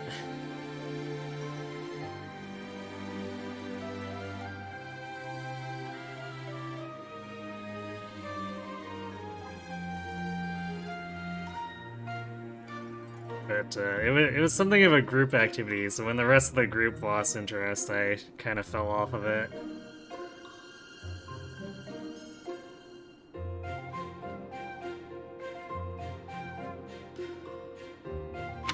Oh, hang on.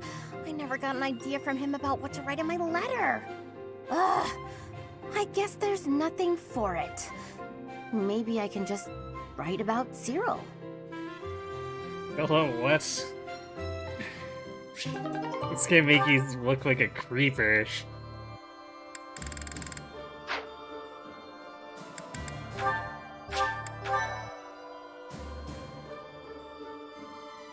Like, imagine being a host and you just get nothing but a bunch of letters from Hilda that's profiling all the people she knows.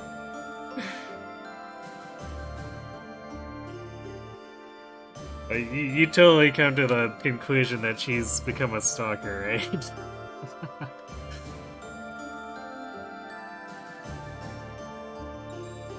Oh, hey, Curious, you're gonna host me. Cool, thanks.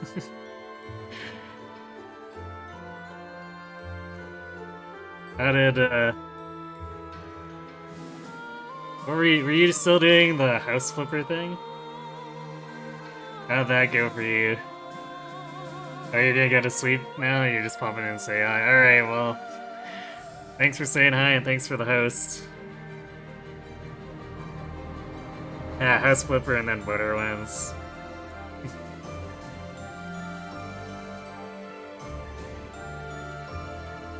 Well, hopefully you didn't have to clean up 80,000 beer bottles this time.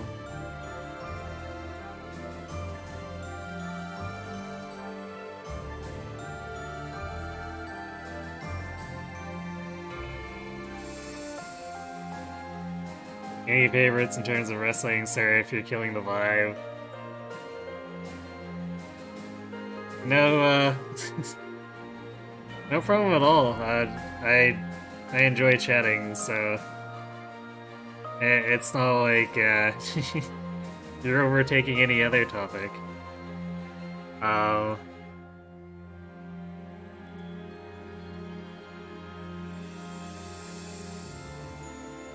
It's been a while, so I'm not entirely... I don't even remember a whole lot of it, but, I mean... I guess I was kind of one of those vanilla fans who was into... I was into The Rock.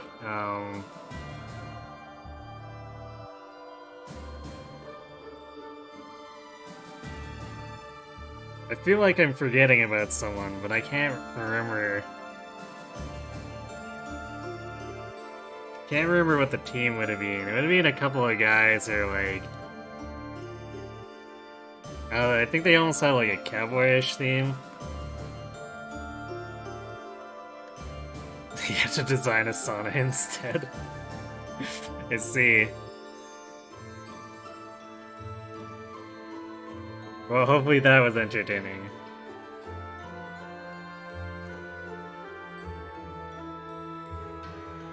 But yeah, have a good sleep and thanks for popping by.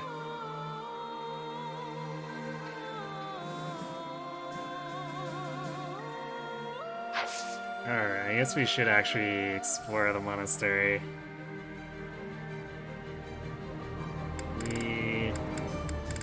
We're well past any point where I should be doing any certifications.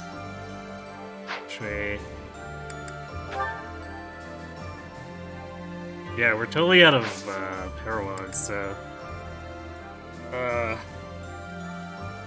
we can do those rare battles, but we probably won't have time to actually do Mercius. Even though, I mean, if I wanted to end it quickly, we could do it in like 3 turns, but... Where's the fun in that, right?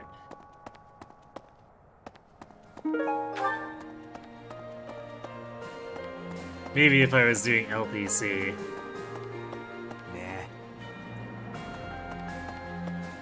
Right.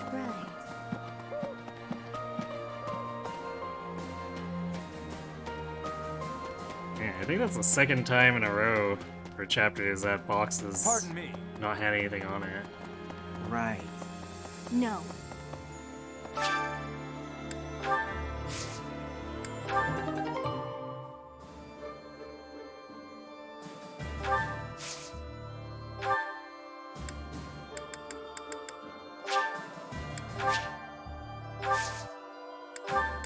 Guess the game's making up for me fishing out those crits by continuously not giving me Rocky Burdocks anymore. Which is probably fine. Leone is just a murder machine anyway. Maybe. I guess Ignatz might want some. Boo. I don't think Raph really needs them that badly. I could probably give him a few if I really wanted to. For the most part, we've got most of the killing power we need. Heya! Hey!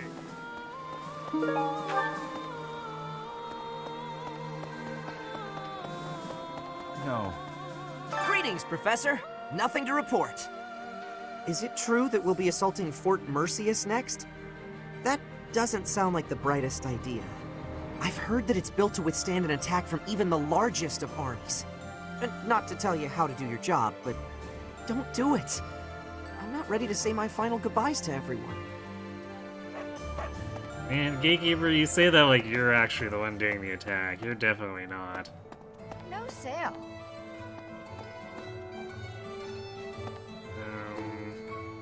I guess we'll probably actually need a few more purple seeds. You have a good eye. A pleasure doing bit. Come again. So we do expect to explore a little bit.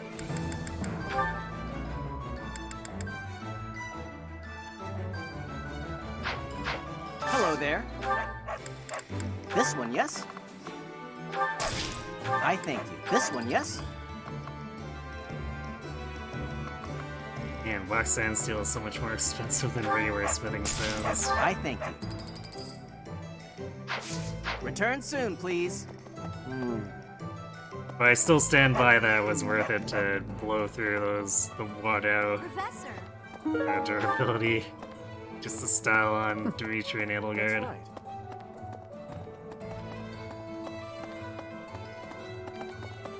No. Claude takes care of the strategy, you direct the troops, and the rest of us focus on the fighting. As long as the system keeps working, we can win any battle, no matter the odds. That's what everyone's saying, anyway. Hope you can keep up with our expectations, Professor. Well, fortunately, you all deal so much damage that the enemy just can't withstand it. After the battle at Gronder, some people claim they saw my father. They said he walked off the battlefield clutching His Highness's dead body. So long as Father's alive, I don't need anything else. I hope to see him again one day. Oof. I guess I should have expected something like that. Teacher. Still, oof. Dimitri, the late Prince of Fargus. He despised the Empire with all his heart. He should not have tried leading an army while his emotions were holding him captive. Leaders can't be emotional? No. If a leader's emotions overcome them, others must step in to prevent poor decision-making. Why did his followers not intervene? His attendants? I used to call Edelgard my leader, and now she is running amok. I am duty-bound to stop her.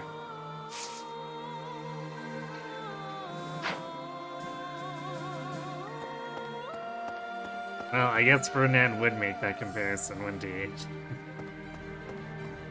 Not to say it's not apt, but very predictable.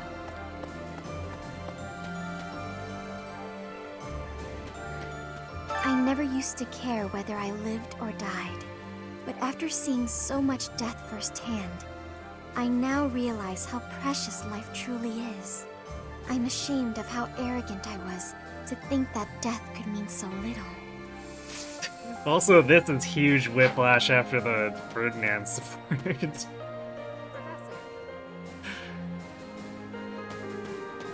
Just Marianne's personality going in circles. Among our prisoners of war, there were quite a few people who served His Highness. One of them stated that the Empire was involved with the tragedy of Duscur. If this is true, His Highness's motives seem clear. I can't help but feel that perhaps I should have been fighting by his side. Are you having regrets? No, not anymore. I am where I belong. Those of us still on this plane of existence will carry the torch. The inhumane actions of the Empire must not be repeated. So I was told we were missing out by not having Felix here, but I guess at least Ingrid gives us what I presume is kind of a taste of what we get from Felix, too. Oh, wait. Wow. I mean, I guess we talked to Catherine last... Actually, I can't remember if I recruited Catherine last time for Golden Deer. I hardly recognize everyone. Their faces have changed so much. More experience in the eyes, and more pain. I'm glad that they're stronger, but I hate to think they've all become hardened killers. Look after them, okay? Try to keep them on the straight and narrow. think I remember that conversation, so I must have. Either that or maybe it's the same as Silver Snow. So, you see. If you were fighting by his side, you would have just sat on the hill. A little too true. You know, Professor, laying siege to a keep is like asking a girl out on a date. First, you get past her defenses, then you make your move. God damn it, Sylvain. Trust me, I know what I'm talking about. I'm a seasoned veteran at this kind of thing. Girls, I mean. I've never actually, you know, captured any keeps. Anyway, you know more about tactics than me, so I don't know why I'm offering you advice.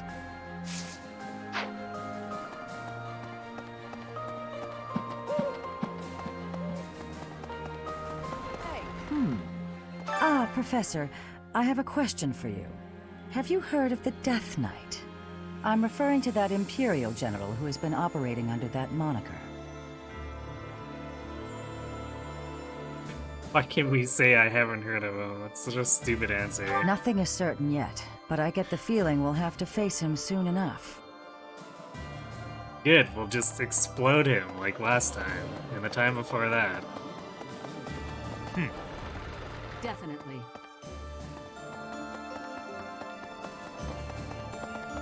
Professor. I don't think we have any real reason to talk to the generic knights again.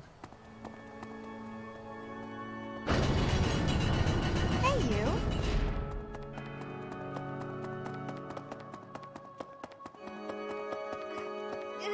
Oh, Goddess, hear my prayer.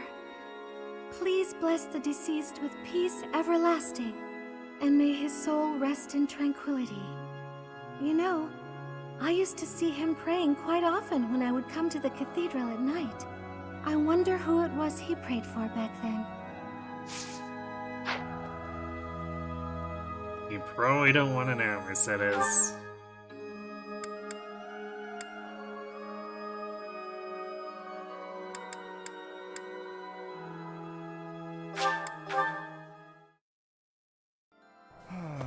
Fort Mercius is old and strong.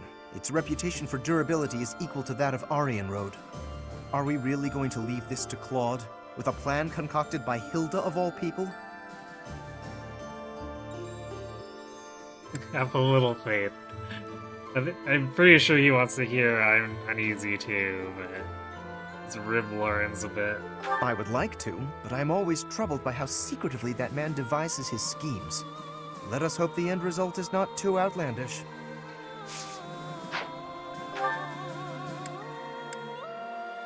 Now, Lawrence complains like that, but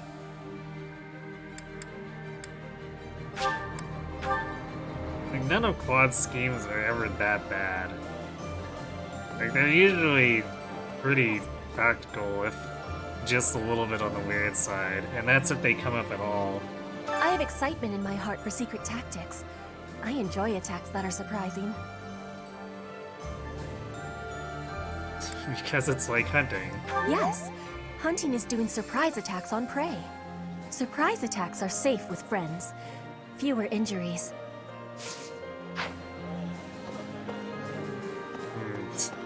Using hunting as an analogy for attacking a defensive position is also maybe, I don't know, maybe a little insensitive. Standing face to face with those whom I went to school with. On the field of battle. How inhuman war is. How horrifying. My heart feels shattered. It is my hope that this war marks the end of such foolish behavior.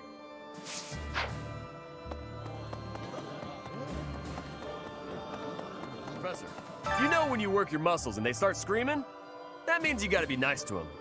If your muscles are hungry, you gotta feed them. And let them rest when they're tired.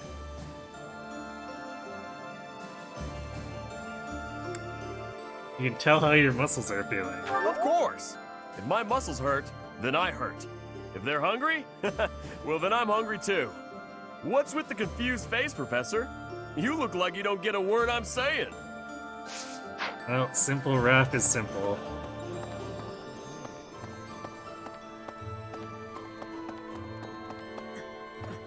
I've heard the dues passed on, just like His Highness.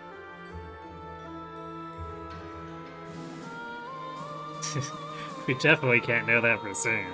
That's true. I did hear that his body was never found. If somehow he's still alive, I hope we'll meet again.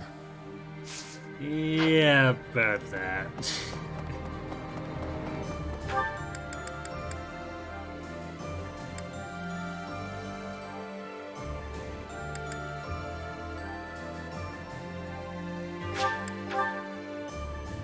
Let's have a quick chat with the rest of the DA and then go see Yuri's team.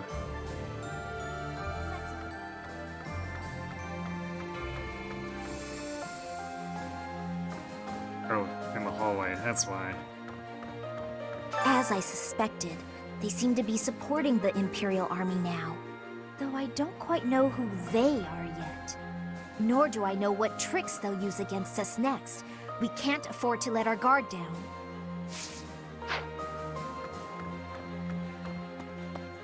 Professor, the battle at Gronder Field was gruesome, wasn't it? But perhaps it's irresponsible to look away. To close our eyes to the horrors of war. You don't have to force yourself. Thank you. But I think I do, actually. As survivors, we must ensure that all these lives were not lost in vain. We must see the tragic foundations upon which we'll build our future. May an age of peace rise from the ashes, so that all this sacrifice means something.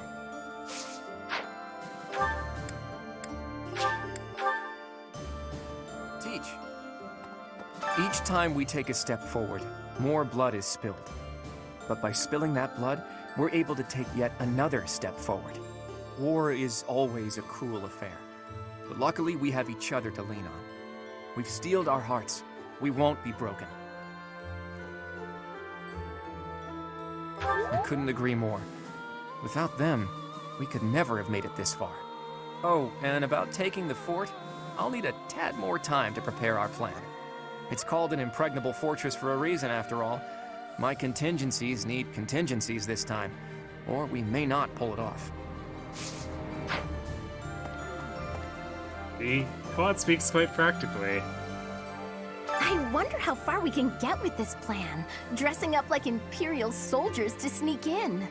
Claude said it could use some refinement. Any ideas?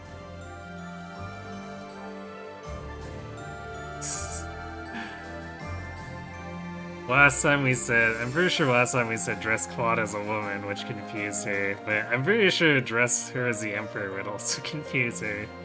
I'm curious what her response is for this first one, though, so let's do this time. Dress me as Edelgard? But we look nothing alike. On second thought, let's just stick to the plan as originally conceived. That seems safer. Well, that was, not really much of anything, really.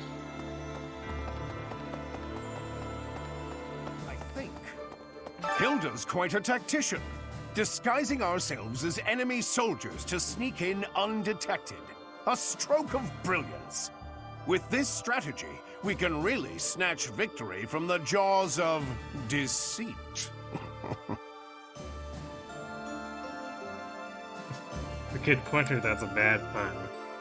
Sorry, Eloise, that's, not one of your best. Ah, rats! You've seen through my cunning punning. I'm pretty sure we didn't get Eloise the first time we came through on Deer, but those lines are really close to Silver Snow. Which, I mean, I guess that shouldn't surprise many people who are familiar with the routes, since Verdant Wind is kind of a copy-paste of Silver Snow, but, you know.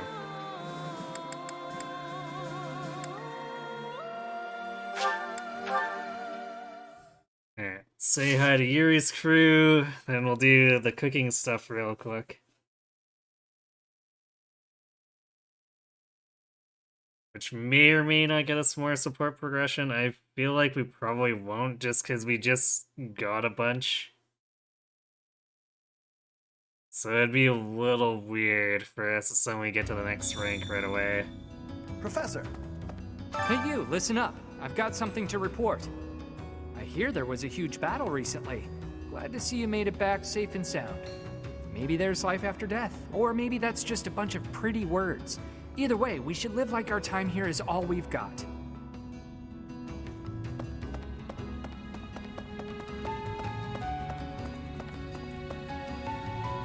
Pardon me. Got a wager for you. My friend says there's twice as many women in Abyss as men. You think he's right?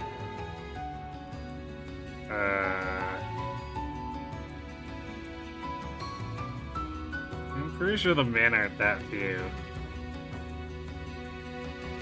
Good eye. You win. Here, have a little something.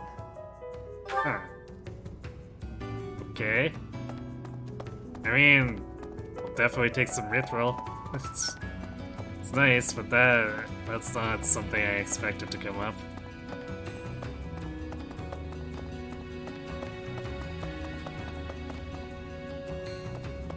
I don't remember running into that on the other routes, at least, anyway.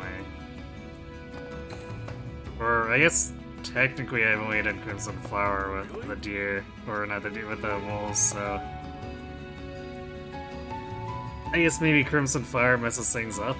It's not that I don't sympathize with Lady Edelgard's goals, mind you, but perhaps not to the point of shedding blood for her ideals. Perhaps not. I must keep her example in mind as I chart a new path. Peace in Fodlan and a restored House Nouvelle shall be my guiding star as I blaze my own trail. I hear Hilda proposed a genius plan, that right? We've got a little strategist on our hands. Not too long ago, she was just a tiny girl who couldn't do a thing on her own. Now look at her. She's the fiercest of the fierce. I wonder what Holst would say if he saw her now. I bet he'd be proud. Just like me. You're really not the most perceptive, are you, Balthus? Don't care about the pagan altar.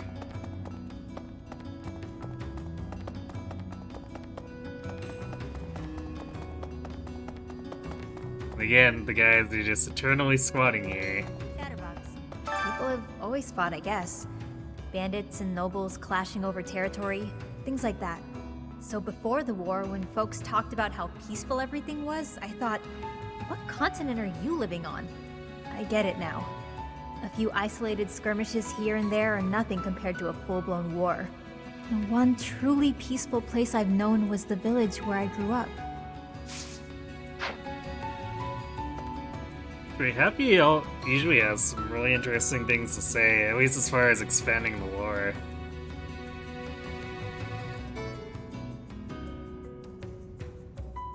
You like how disguising as the enemy is treated as a genius plan. Pretty sure that wouldn't work in real life. I mean, usually not with an army? I mean, that's how the spies usually get in. But like, how many soldiers we actually take into the story map, it's yeah, it's kind of dubious.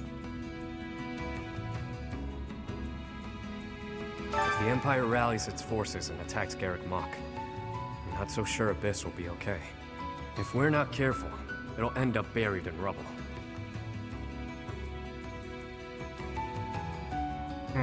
It's interesting for you to think that way, because last time it was attacked, it didn't collapse or anything.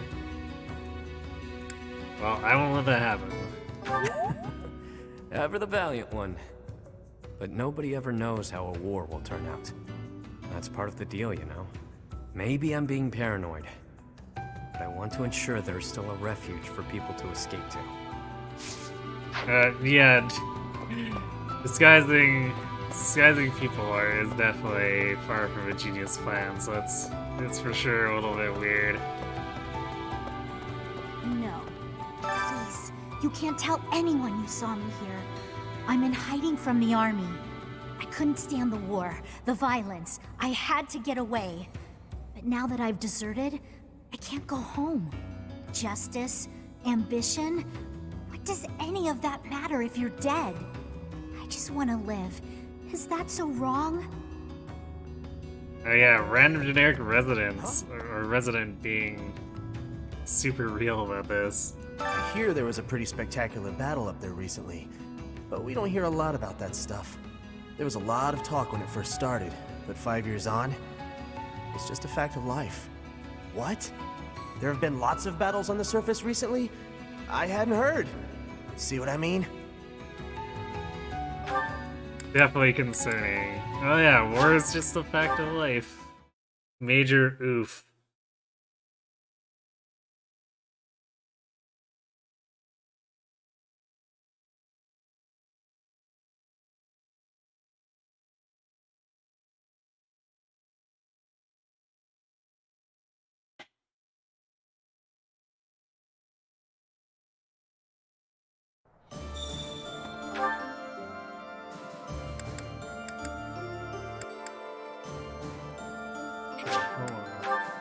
Been ignoring that Anna one, but I think that's... I think it's just a trade secrets one. But... No sale. Hello! Right, I almost forgot about the Dark Merchant. Not that we really need anything he sells. I think. Yeah, I guess if we were really obsessed about magic weaponry, the arcane crystals would be A nice. class reunion on the battlefield? That's bleak. That must have been so hard on everyone. You gotta keep looking after them all. I mean, they still look to you for guidance, you know?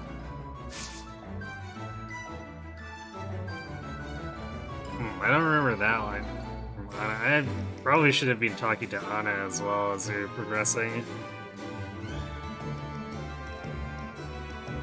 Hey, how about a favor?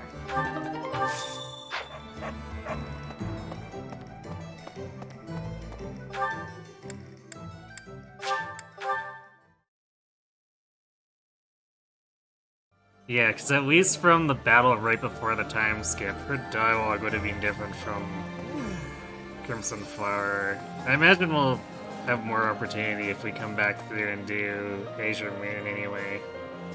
Because I can't imagine them having Anna's dialogue be too different. Or I guess maybe if we ever do Silver Snow again.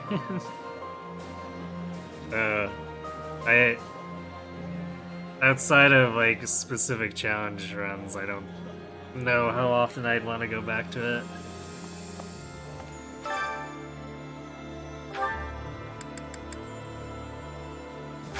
Alright. Cook for speed. Yeah, I guess I didn't do Caspar. Where? I'll have to look at the map. Where is Caspar? Because he wasn't in the training grounds. Did I just walk past him? No, he was in... Aren't we at the fishing pond? Oh, he's on the docks, that's why. Professor? Fort Mercius is next, huh? Ah, the memories. It's a huge stronghold in my father's domain. The town's completely surrounded by high walls. I used to run around there when I was a kid. Way back when a fortress was just a playground for me. Yeah, those were the days. I think that's identical to Silver Snow, but... definitely worth checking just to make sure. Okay, so we want to quad a net for sure.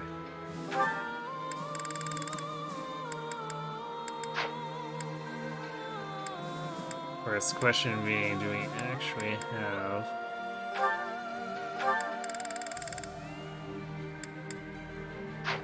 anything? I don't think we do. We'll probably end up having to do the cabbage and herring. Yeah. And I'm not sure if this is adversely affecting how many supports points they're gaining. That smell. Eating alone is nice. Is Annette's always neutral to the dish when we do that.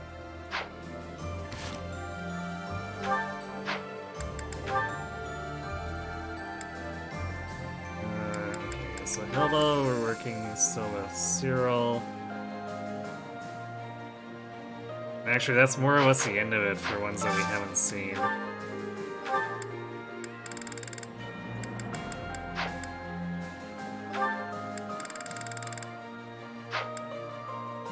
We might have to do a neutral for Cyril as well. No, never mind.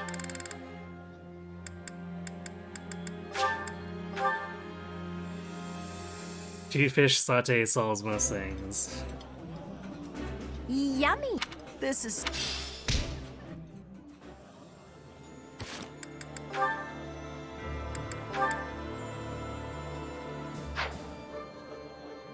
Alright, Ignis, Shamir, Marianne, Ferdinand.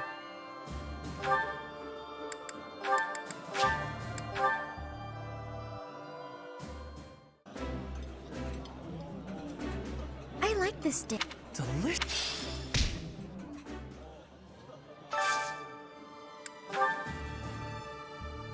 Wait, were we? Oh, I think we want Raphael Shamir first. I think this is another one of those ones where Shamir ends up neutral.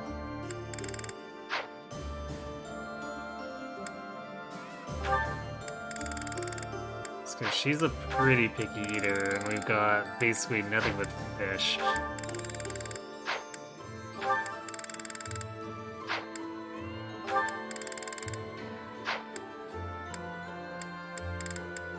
Yeah, alright, whatever.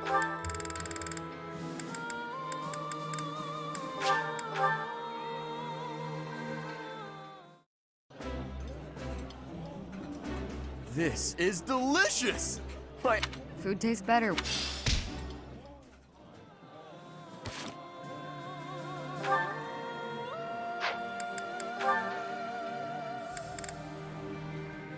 Let's see, I think, yeah, Lauren's Catherine?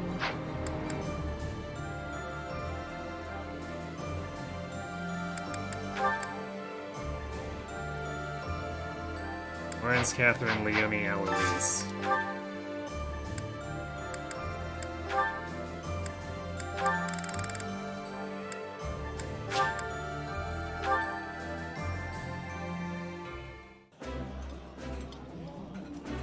I did not Eating food.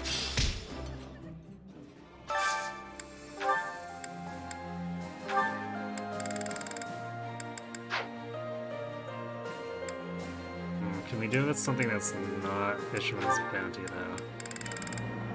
Just to try to distribute the usage here, since we've got so many people that want to build supports. Oh, That looks...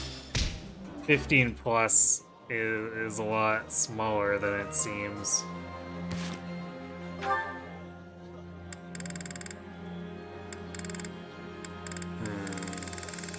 We kind of want to motivate Ignatz.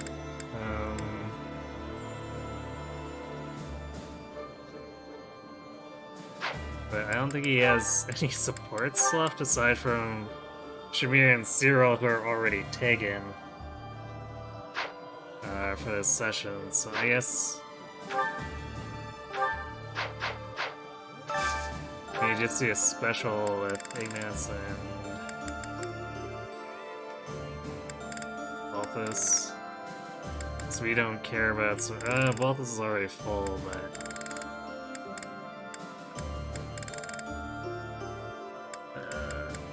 We don't really have anyone else we're doing anyway, so whatever.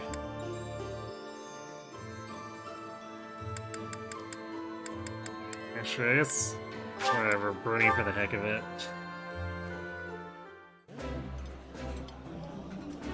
I'll fondly... I'd rather eat alone in my room, but since that's apparently not allowed... Okay. So I shouldn't have mashed through Ignatz's, because it's a neutral conversation, it's a little different. Alright, so we got Leonie. Oh, the Leonie Eloise B. This is a fun pairing, so... Hey, Alois. Tell me another story about Captain Gerald, will you? Captain Gerald. And not just because we can keep increasing the counter.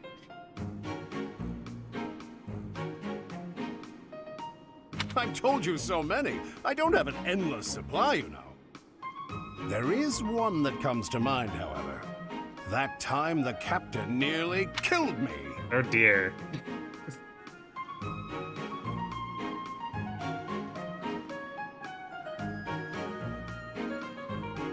I guess, considering we're talking about the guy who would drunkenly point a bow at random passersby, this probably shouldn't be surprising. What? What did you do? Now, it wasn't that I had done anything wrong. That wouldn't be much of a story, would it? No. We were at an inn making merry. Suddenly, the other guests began to gather around the captain. They wanted him to put on a show to entertain them with his skills. Oh, I get it. They figured his aim would be great even while drunk. That's right. He had a hatchet, and they asked him to hit targets with it. A hatchet, huh? I guess a dagger would be too easy. Indeed, indeed. Then the captain tells me, put this apple on your head and stand over there. Ah, so he could knock it right off, huh? That was the idea, but the hatchet fell short of my head, nearly striking me square in the chest. If I hadn't gotten out of the way, that inn would have been my grave. I knew it. That's our captain. So clumsy sometimes. She's Leonie.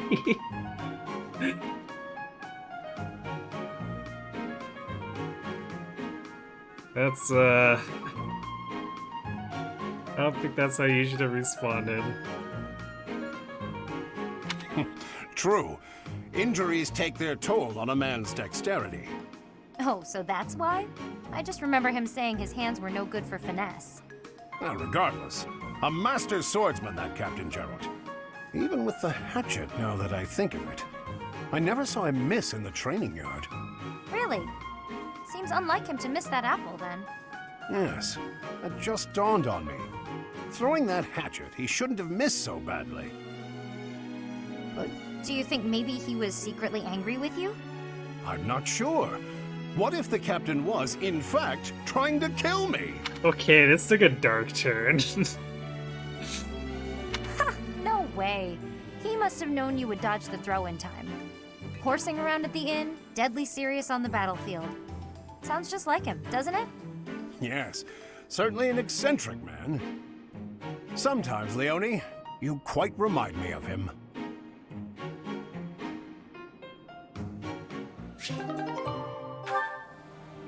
Oh dear.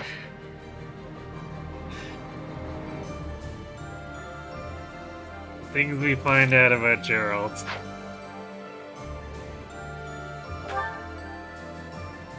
Alright, these last points, I guess we just gotta do sword training. We might actually get to S. I feel like it is definitely dubious of us getting to S+, so... Like, we're using the sword more, but it's a pretty big bar. And we're not even at S, so, you know... Fort Mercius is a keep that was constructed to defend the imperial capital, Enbar. We cannot enter the capital without first capturing that fort. But once we have it, the city should be almost entirely at our mercy. Whatever strategy you have in mind, I have faith that it will lead to victory.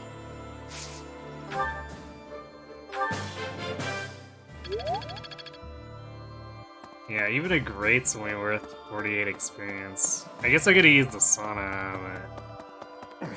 We're not doing a ton of training here, so... Losing out on that one activity point's probably not worth it. Each step closer to Enbar, I'm reminded of another part of my past. Riches and poverty, glory and failure. That city has it all. And if I'm honest, sometimes I miss it. That's how the past works, though, isn't it? It's always a different story than what you really lived. Getting a little too real. Okay, well.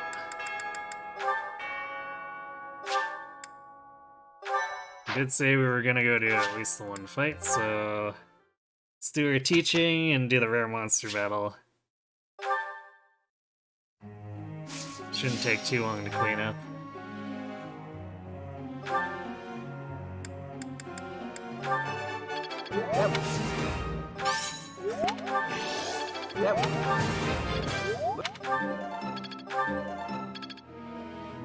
Still 200 more points.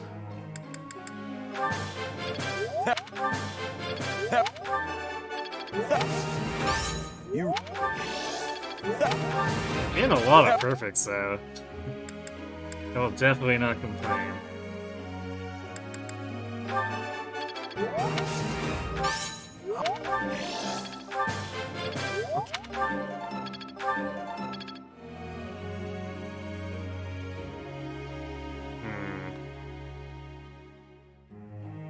Could probably reasonably have S plus with Bo's Rignance before the end of the month.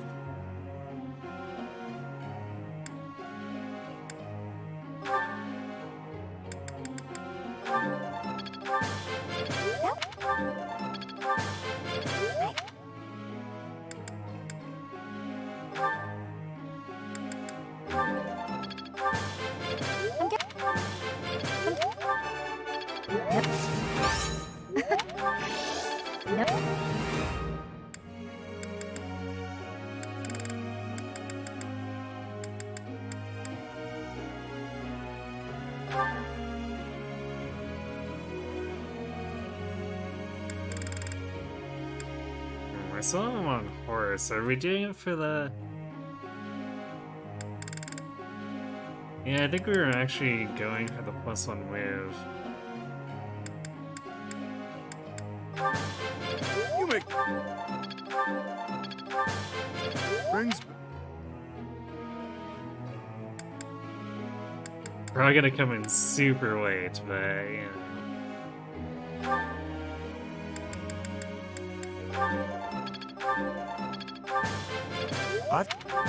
Dude, Orens, you weren't working too hard on that one, were you?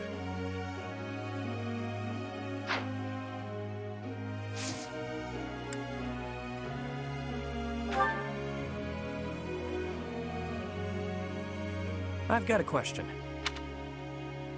Feels odd to be asking you questions as though I were your student, but I'm wondering, what do you think is the most important thing for a tactician to be able to do?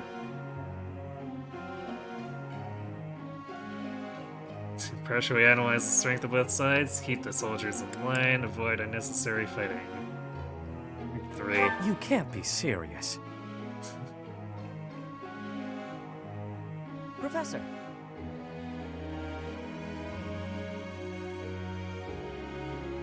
I mean, why did you think that's wrong? You engage enemies unnecessarily, it's a problem.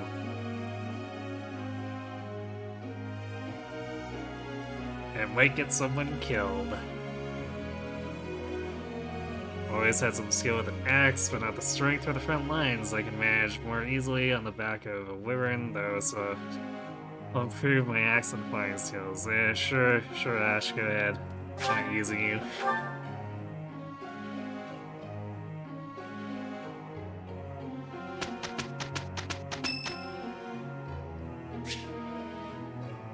That's birthday. Alright, fine. Tea party too.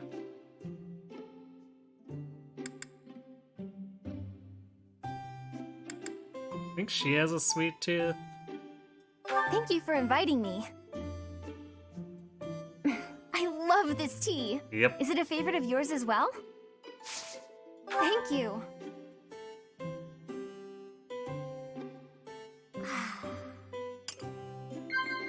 Okay.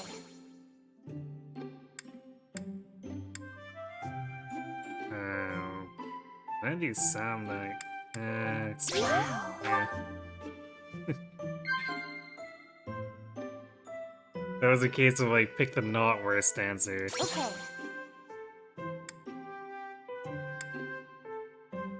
Classes or a collection? Classes? No? Wow.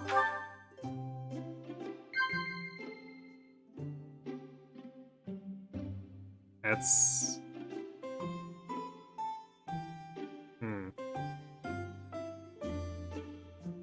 I didn't quite think she'd be the book preference type of person. Hot.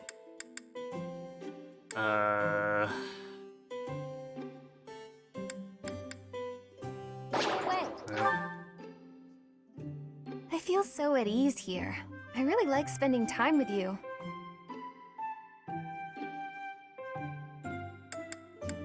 Laugh, blush, sigh. Wow, definitely not sigh. Blush? Well, we recovered. Still perfect tea time. Thanks for the treat. It was so yummy.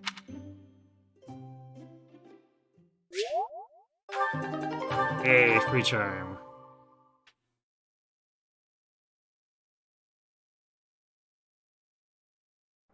The professor has the right idea, requesting us. Yes, provided we meet expectations.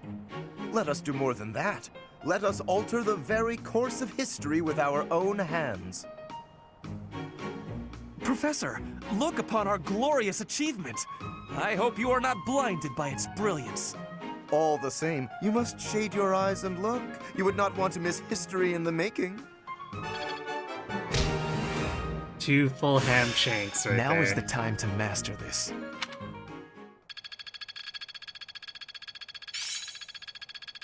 Practice is paying off.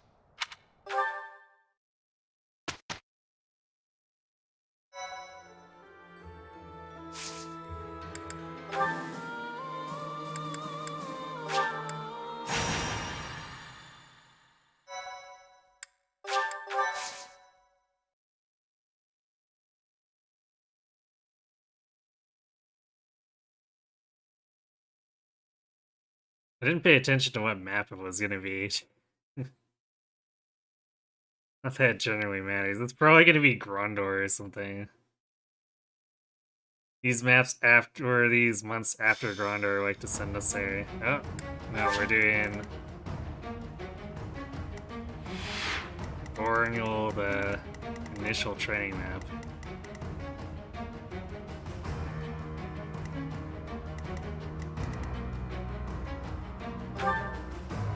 This enemy Pegasus thing is actually kind of in the way.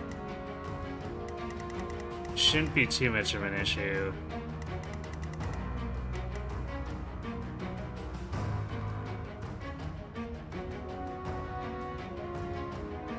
Might have to dismount Bulbous.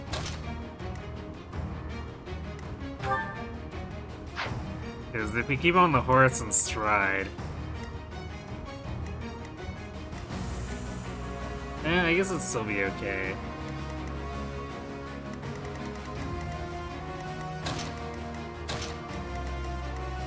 It just take up 7 movement to get into and through the bushes. Which is not great, but it is what it is, right?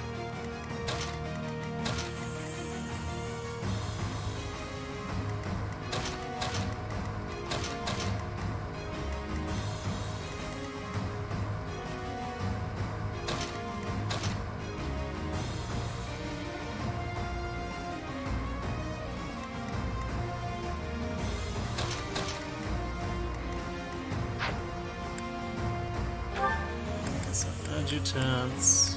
What? Ferdinand with Marianne.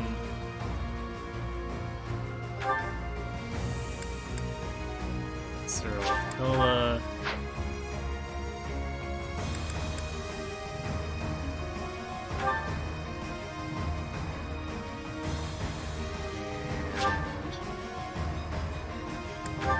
Steal Ingrid because we also want to unequip her so that we give Raph Shamir. Yeah, I think we're done in Tarot with Ingrid supports.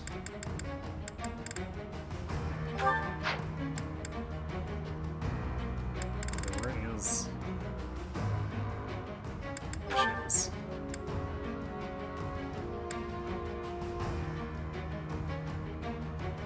Oh, I guess she has one with Yuri, but... Well, we'll try to maybe build that if we we run out of other candidates, but it's probably more something to do on Blue Lions if we do a support run for that. As far as the actual deer go, Ingrid's done.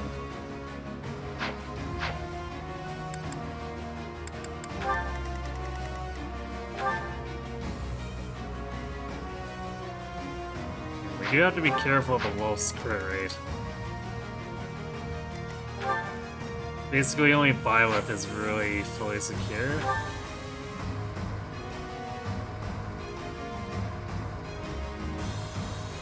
Yeah, Quaddle will be in danger, so let's not get too cocky here.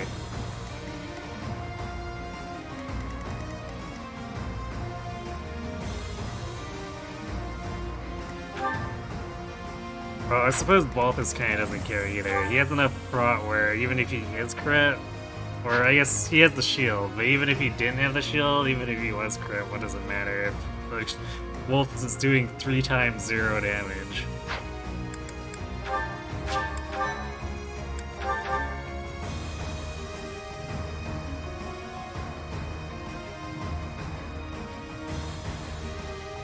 Probably don't actually need these brave weapons.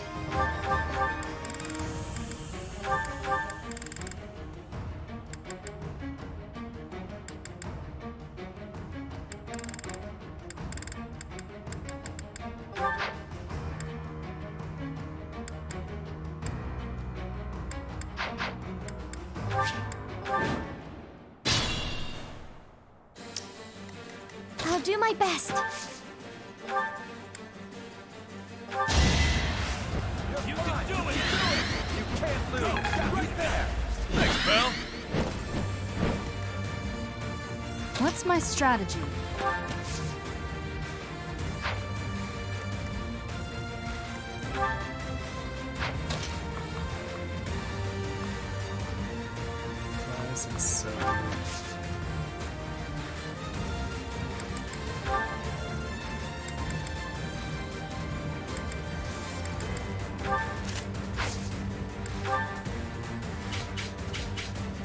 Now's our chance.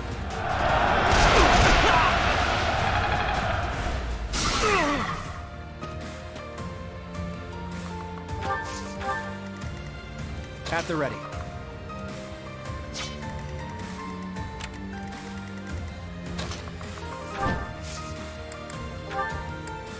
Pull out all the stops.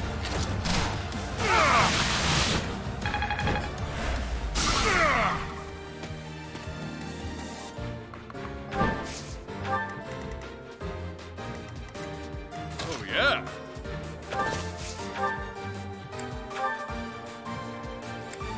Wow, we can actually just get a straight kill with him here.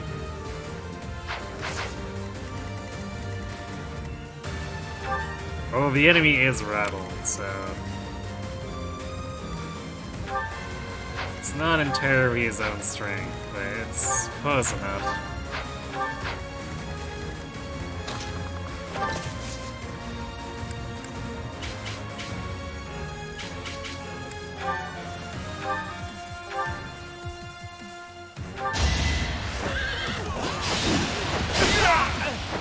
That's gotta hurt!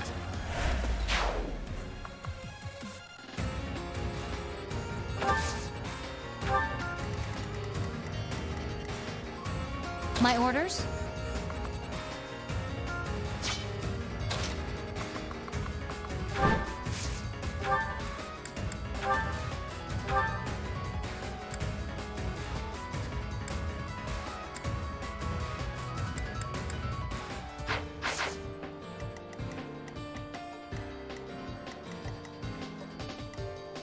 We could technically point blank volley if we wanted to.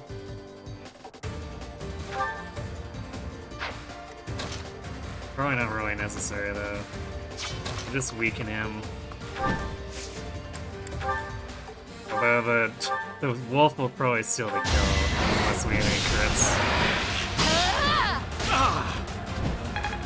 Not a huge deal.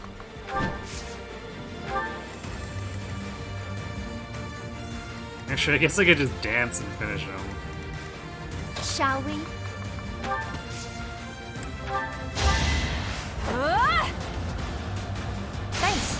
As if we needed to feed Leone more.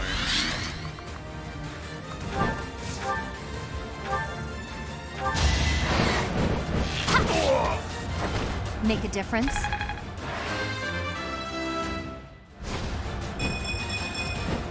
There's more work to be done. She's actually got pretty decent bulk. So if we did need to actually tank anything...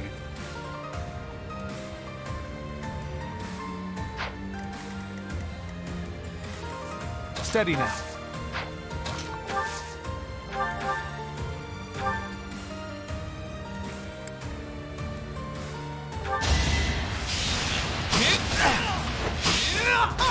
For the future of Fodlan. Shall we?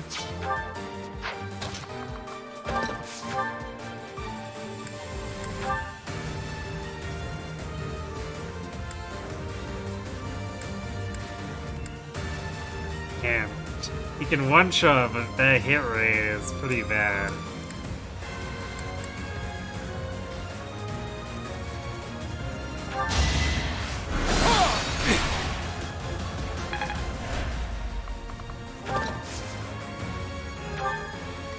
Let's make this quick.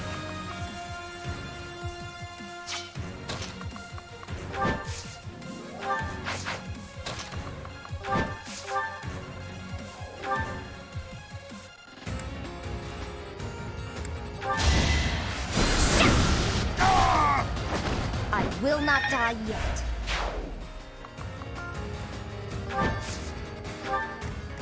Leave it to me. Group everyone up here. Because then we can use the second stride. Too weak. Alright, well this guy's probably gonna get sniped by the wolf now. Actually, I guess that's only if the wolf doesn't decide to go for the Pegasus now. Too weak.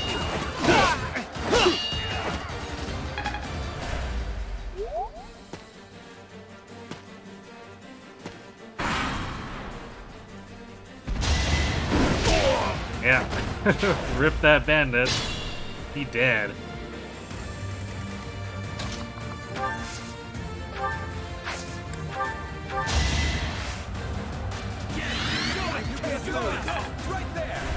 Apologies. I just realized that my team has no bonites unlike most of my previous playthroughs. Yeah, because, I mean, normally Leone would have been the candidate for it. Otherwise, like, the only other person who's kind of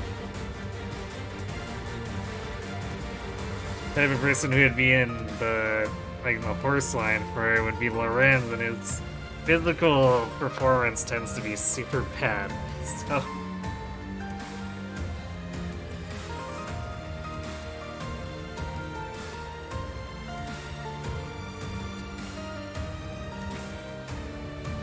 Yeah, outside of Leone, I don't know if there's anyone I would have run as, or would consider running as Bone, because Ignatz is a little too weak too. So he really needs a Hunter's Volley.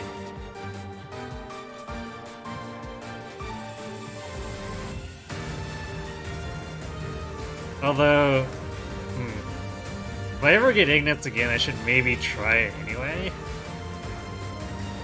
Because the double hit plus 20 might make it so that he can actually take advantage of the absolute full range of the Bonite range plus 2.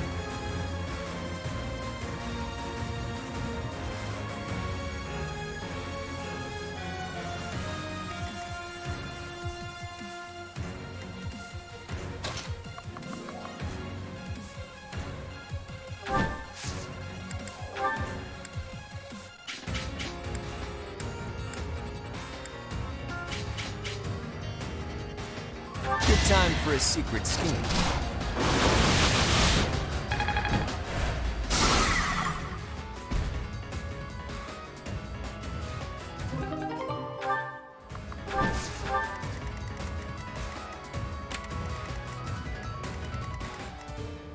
Alright, does Lorenz need help up here? Probably does.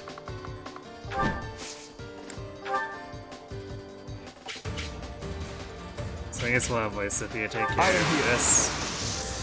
Lawrence and This situation, Ignatz can pick up a couple of kills each. I've got no time for mercy. Or I guess one kill each off of these guys because they'll be weakened.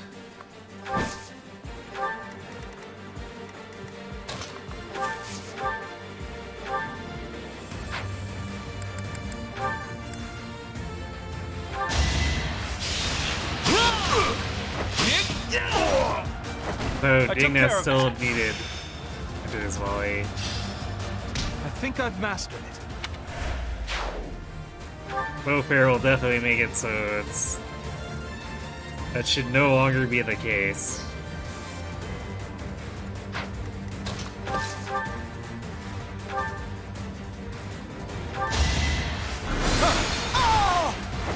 Thought you could best me?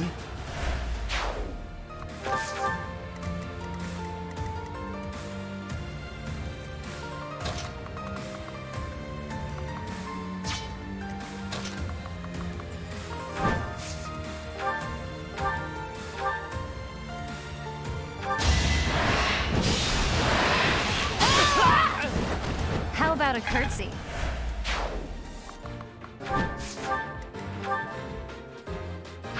This wolf is definitely too fast for Raph to be doubling. Fierce Iron Fist beside Claude for an additional 9 damage.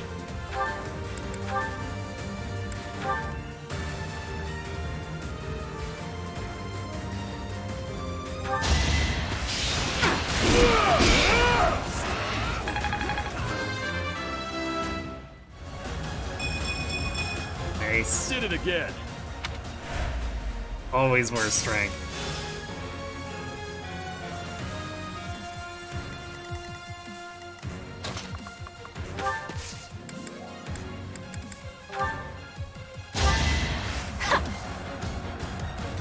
Sorry.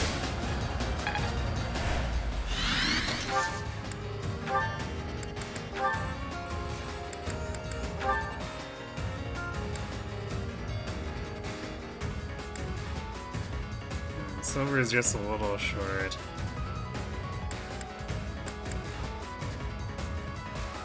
Try the killer for kicks. There we go. Good job, Raph. More effective.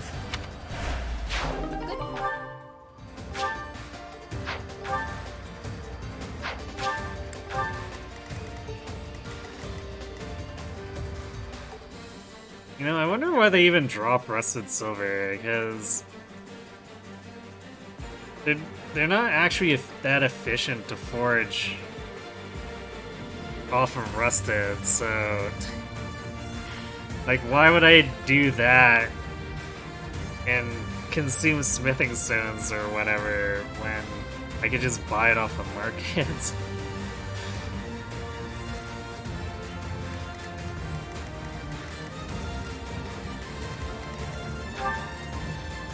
I feel like they missed a little bit there doing that like that.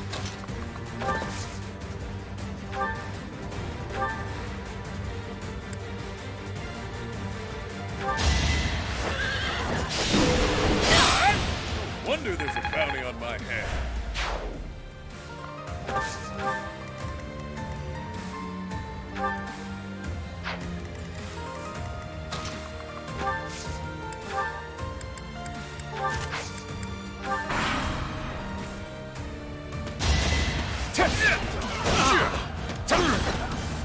Wow, I can't believe Balthus hit that. That was a 25. No, I'm indestructible. I almost want to equip the Defiant Thief.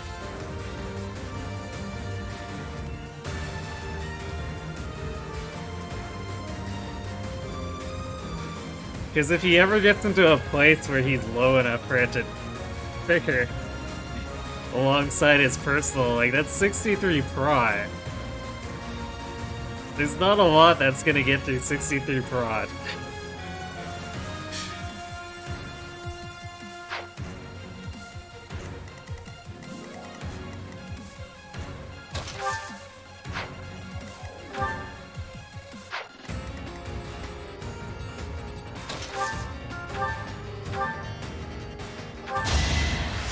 this is we want to make sure that Marion builds her support points over there with Ferd.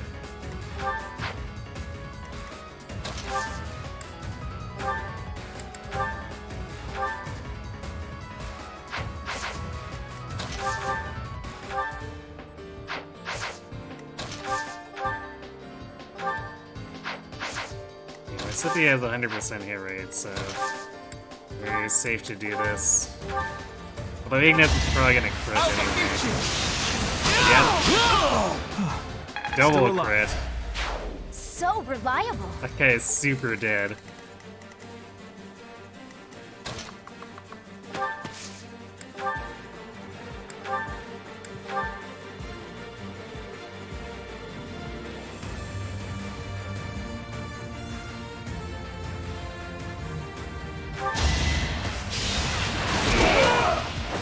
Should have seen that coming.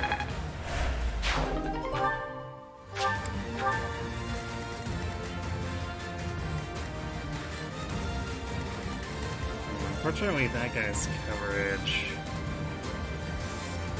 makes this a little difficult to approach.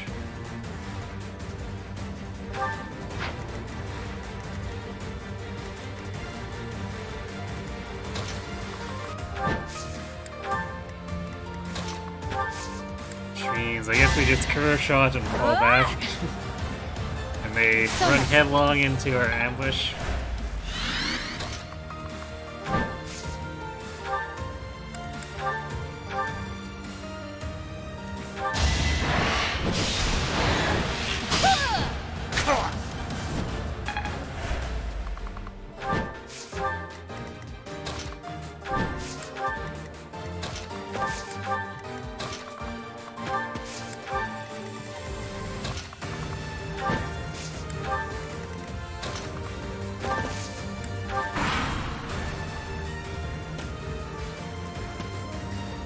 The one guy wants to go for Ignatz, so he's coming through the bushes.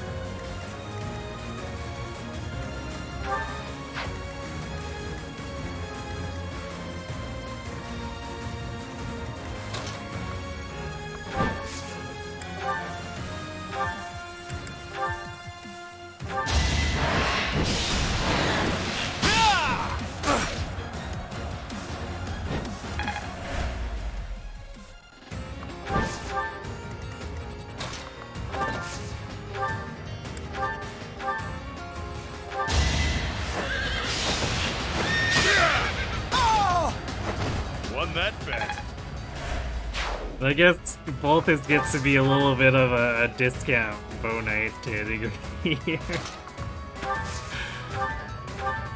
Since I'm still using bows on him a surprising amount.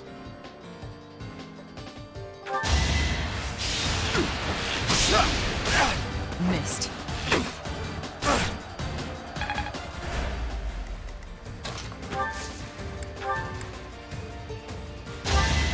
I just realized that attack adjutant triggered off of a combat iron. I don't know if I've ever seen that before.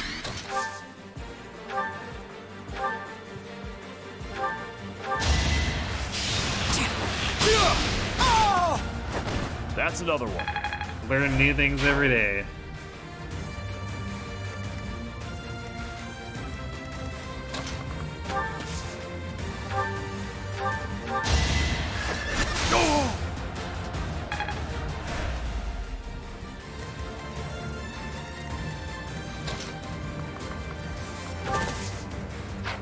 Can't quite reach.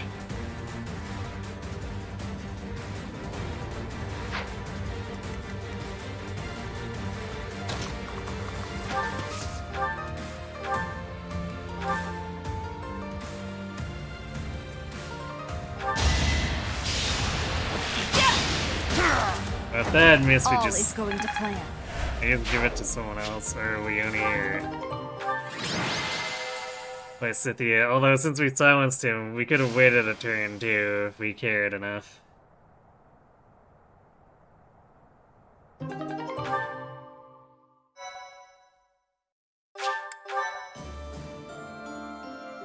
we're just not gonna bother with the non-red auxiliary battles. They're not super interesting, and we're already kind of borderline overpowered, so...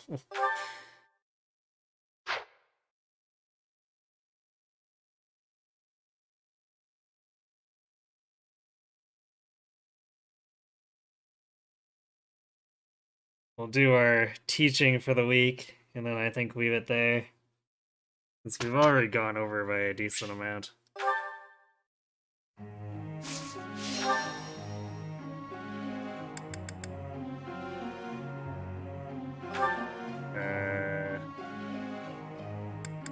I guess we are training her in faith. I think that was just for Abraxas. What would we even train her for in faith for at this point? I mean, it probably doesn't matter at all.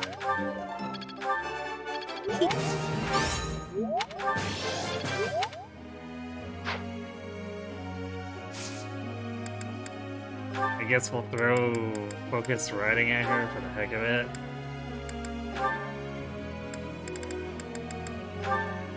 Even though she probably won't have skill slots available for me to make use of it.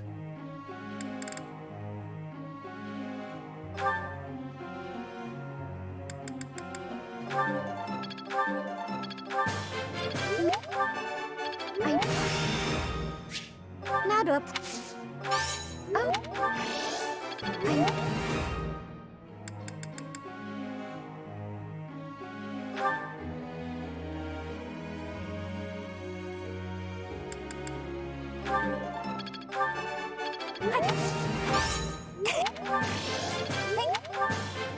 Oh. Also, I'm sort of expecting Warrens to get that increased range, so we want to equip that. Plus, I want to remember to equip Ignaz's Bowfair. We worked so hard for it, we don't want to forget about that.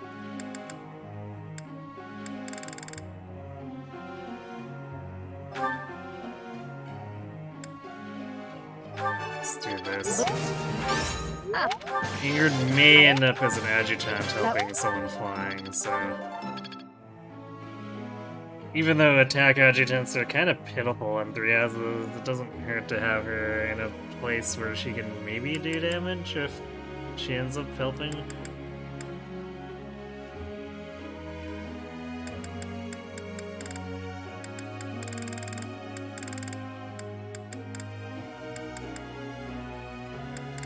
It almost doesn't matter.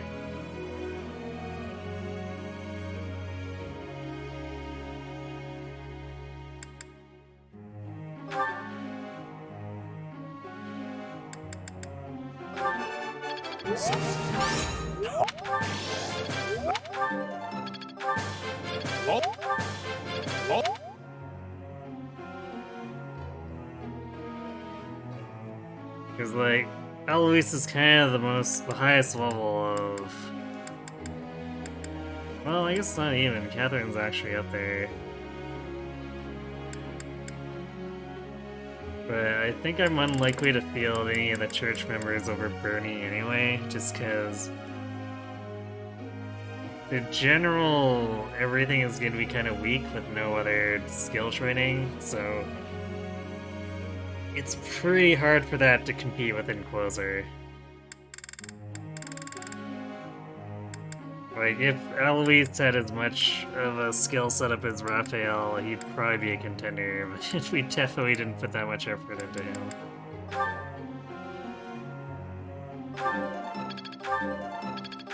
There's practically no reason to, really.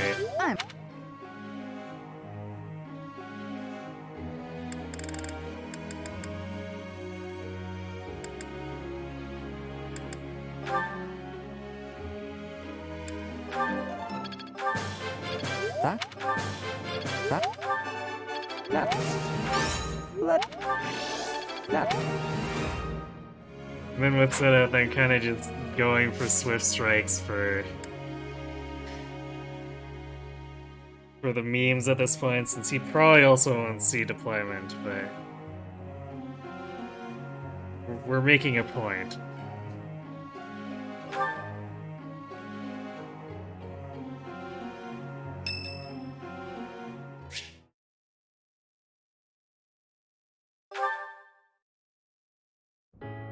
just skip this, we've seen it before. I think several times. Professor, look upon all the... Did you do it, Lawrence? Ah, 5. Damn it, Lawrence. I'm really getting it, I think. I mean, Age is he'll but a probably number. get, or he should get it because we can use food up his motivation and then we teach one more I time suppose it's before we go to the working. next battle. That's really annoying.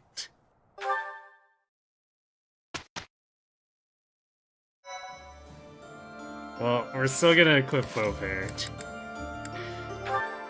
We at least have one prize to dole out to someone. Yeah, I guess it's time to give Rally Speed a rest for now. If I feel like I need it, I'll probably drop Bokrit for it for the maps that I do.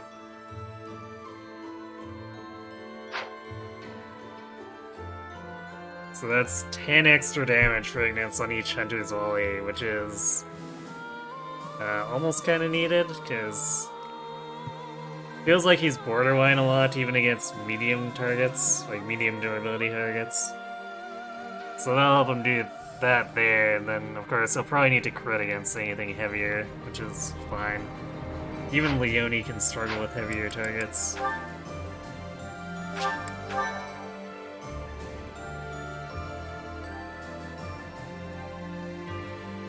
Alright, well, I think we're gonna call it here.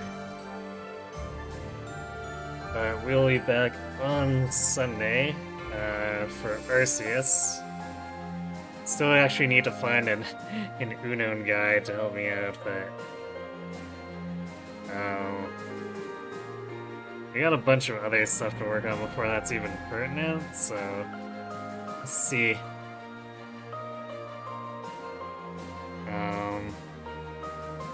And then I think even with a guide, combining what we've still got to do, I don't know if we'll see the final story sequence stuff by the end of Sunday, so probably Wednesday we'll come back for one last session. Or I guess hopefully one last session. I hope there's not like anything that goes horribly wrong. And Friday we're coming back for this. We're gonna do one last monster battle.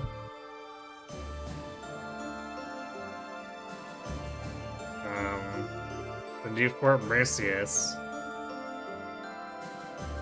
I feel like we should be making somewhat... Did I say it? I'll say it again anyway. I think we should make fairly rapid progress from here on out, because there's no paralogs left. And rare monster battles barely take any time, and there's only 2 of them at most a month. So we'll probably be getting into those climactic Enbar battles sooner rather than later.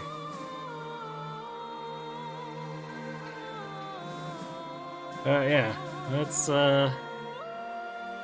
what's hitting a raid target here.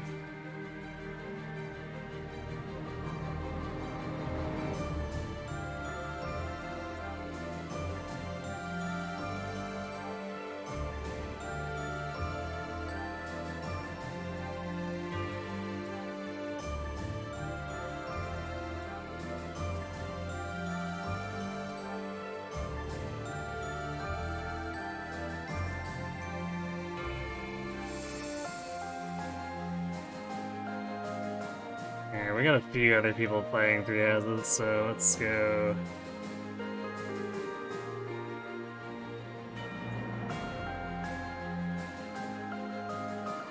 Let's go hit the other person playing Maddening. I'm reasonably sure the person who's doing speedruns is still blocked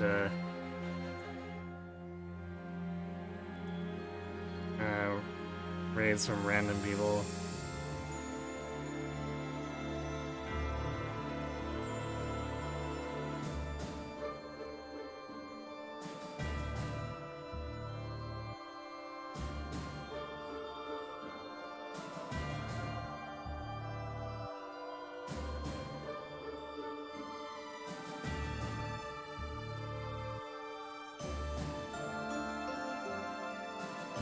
Alright, so yeah, thanks for watching everyone. Hope to see you Sunday, and have yourselves a good night.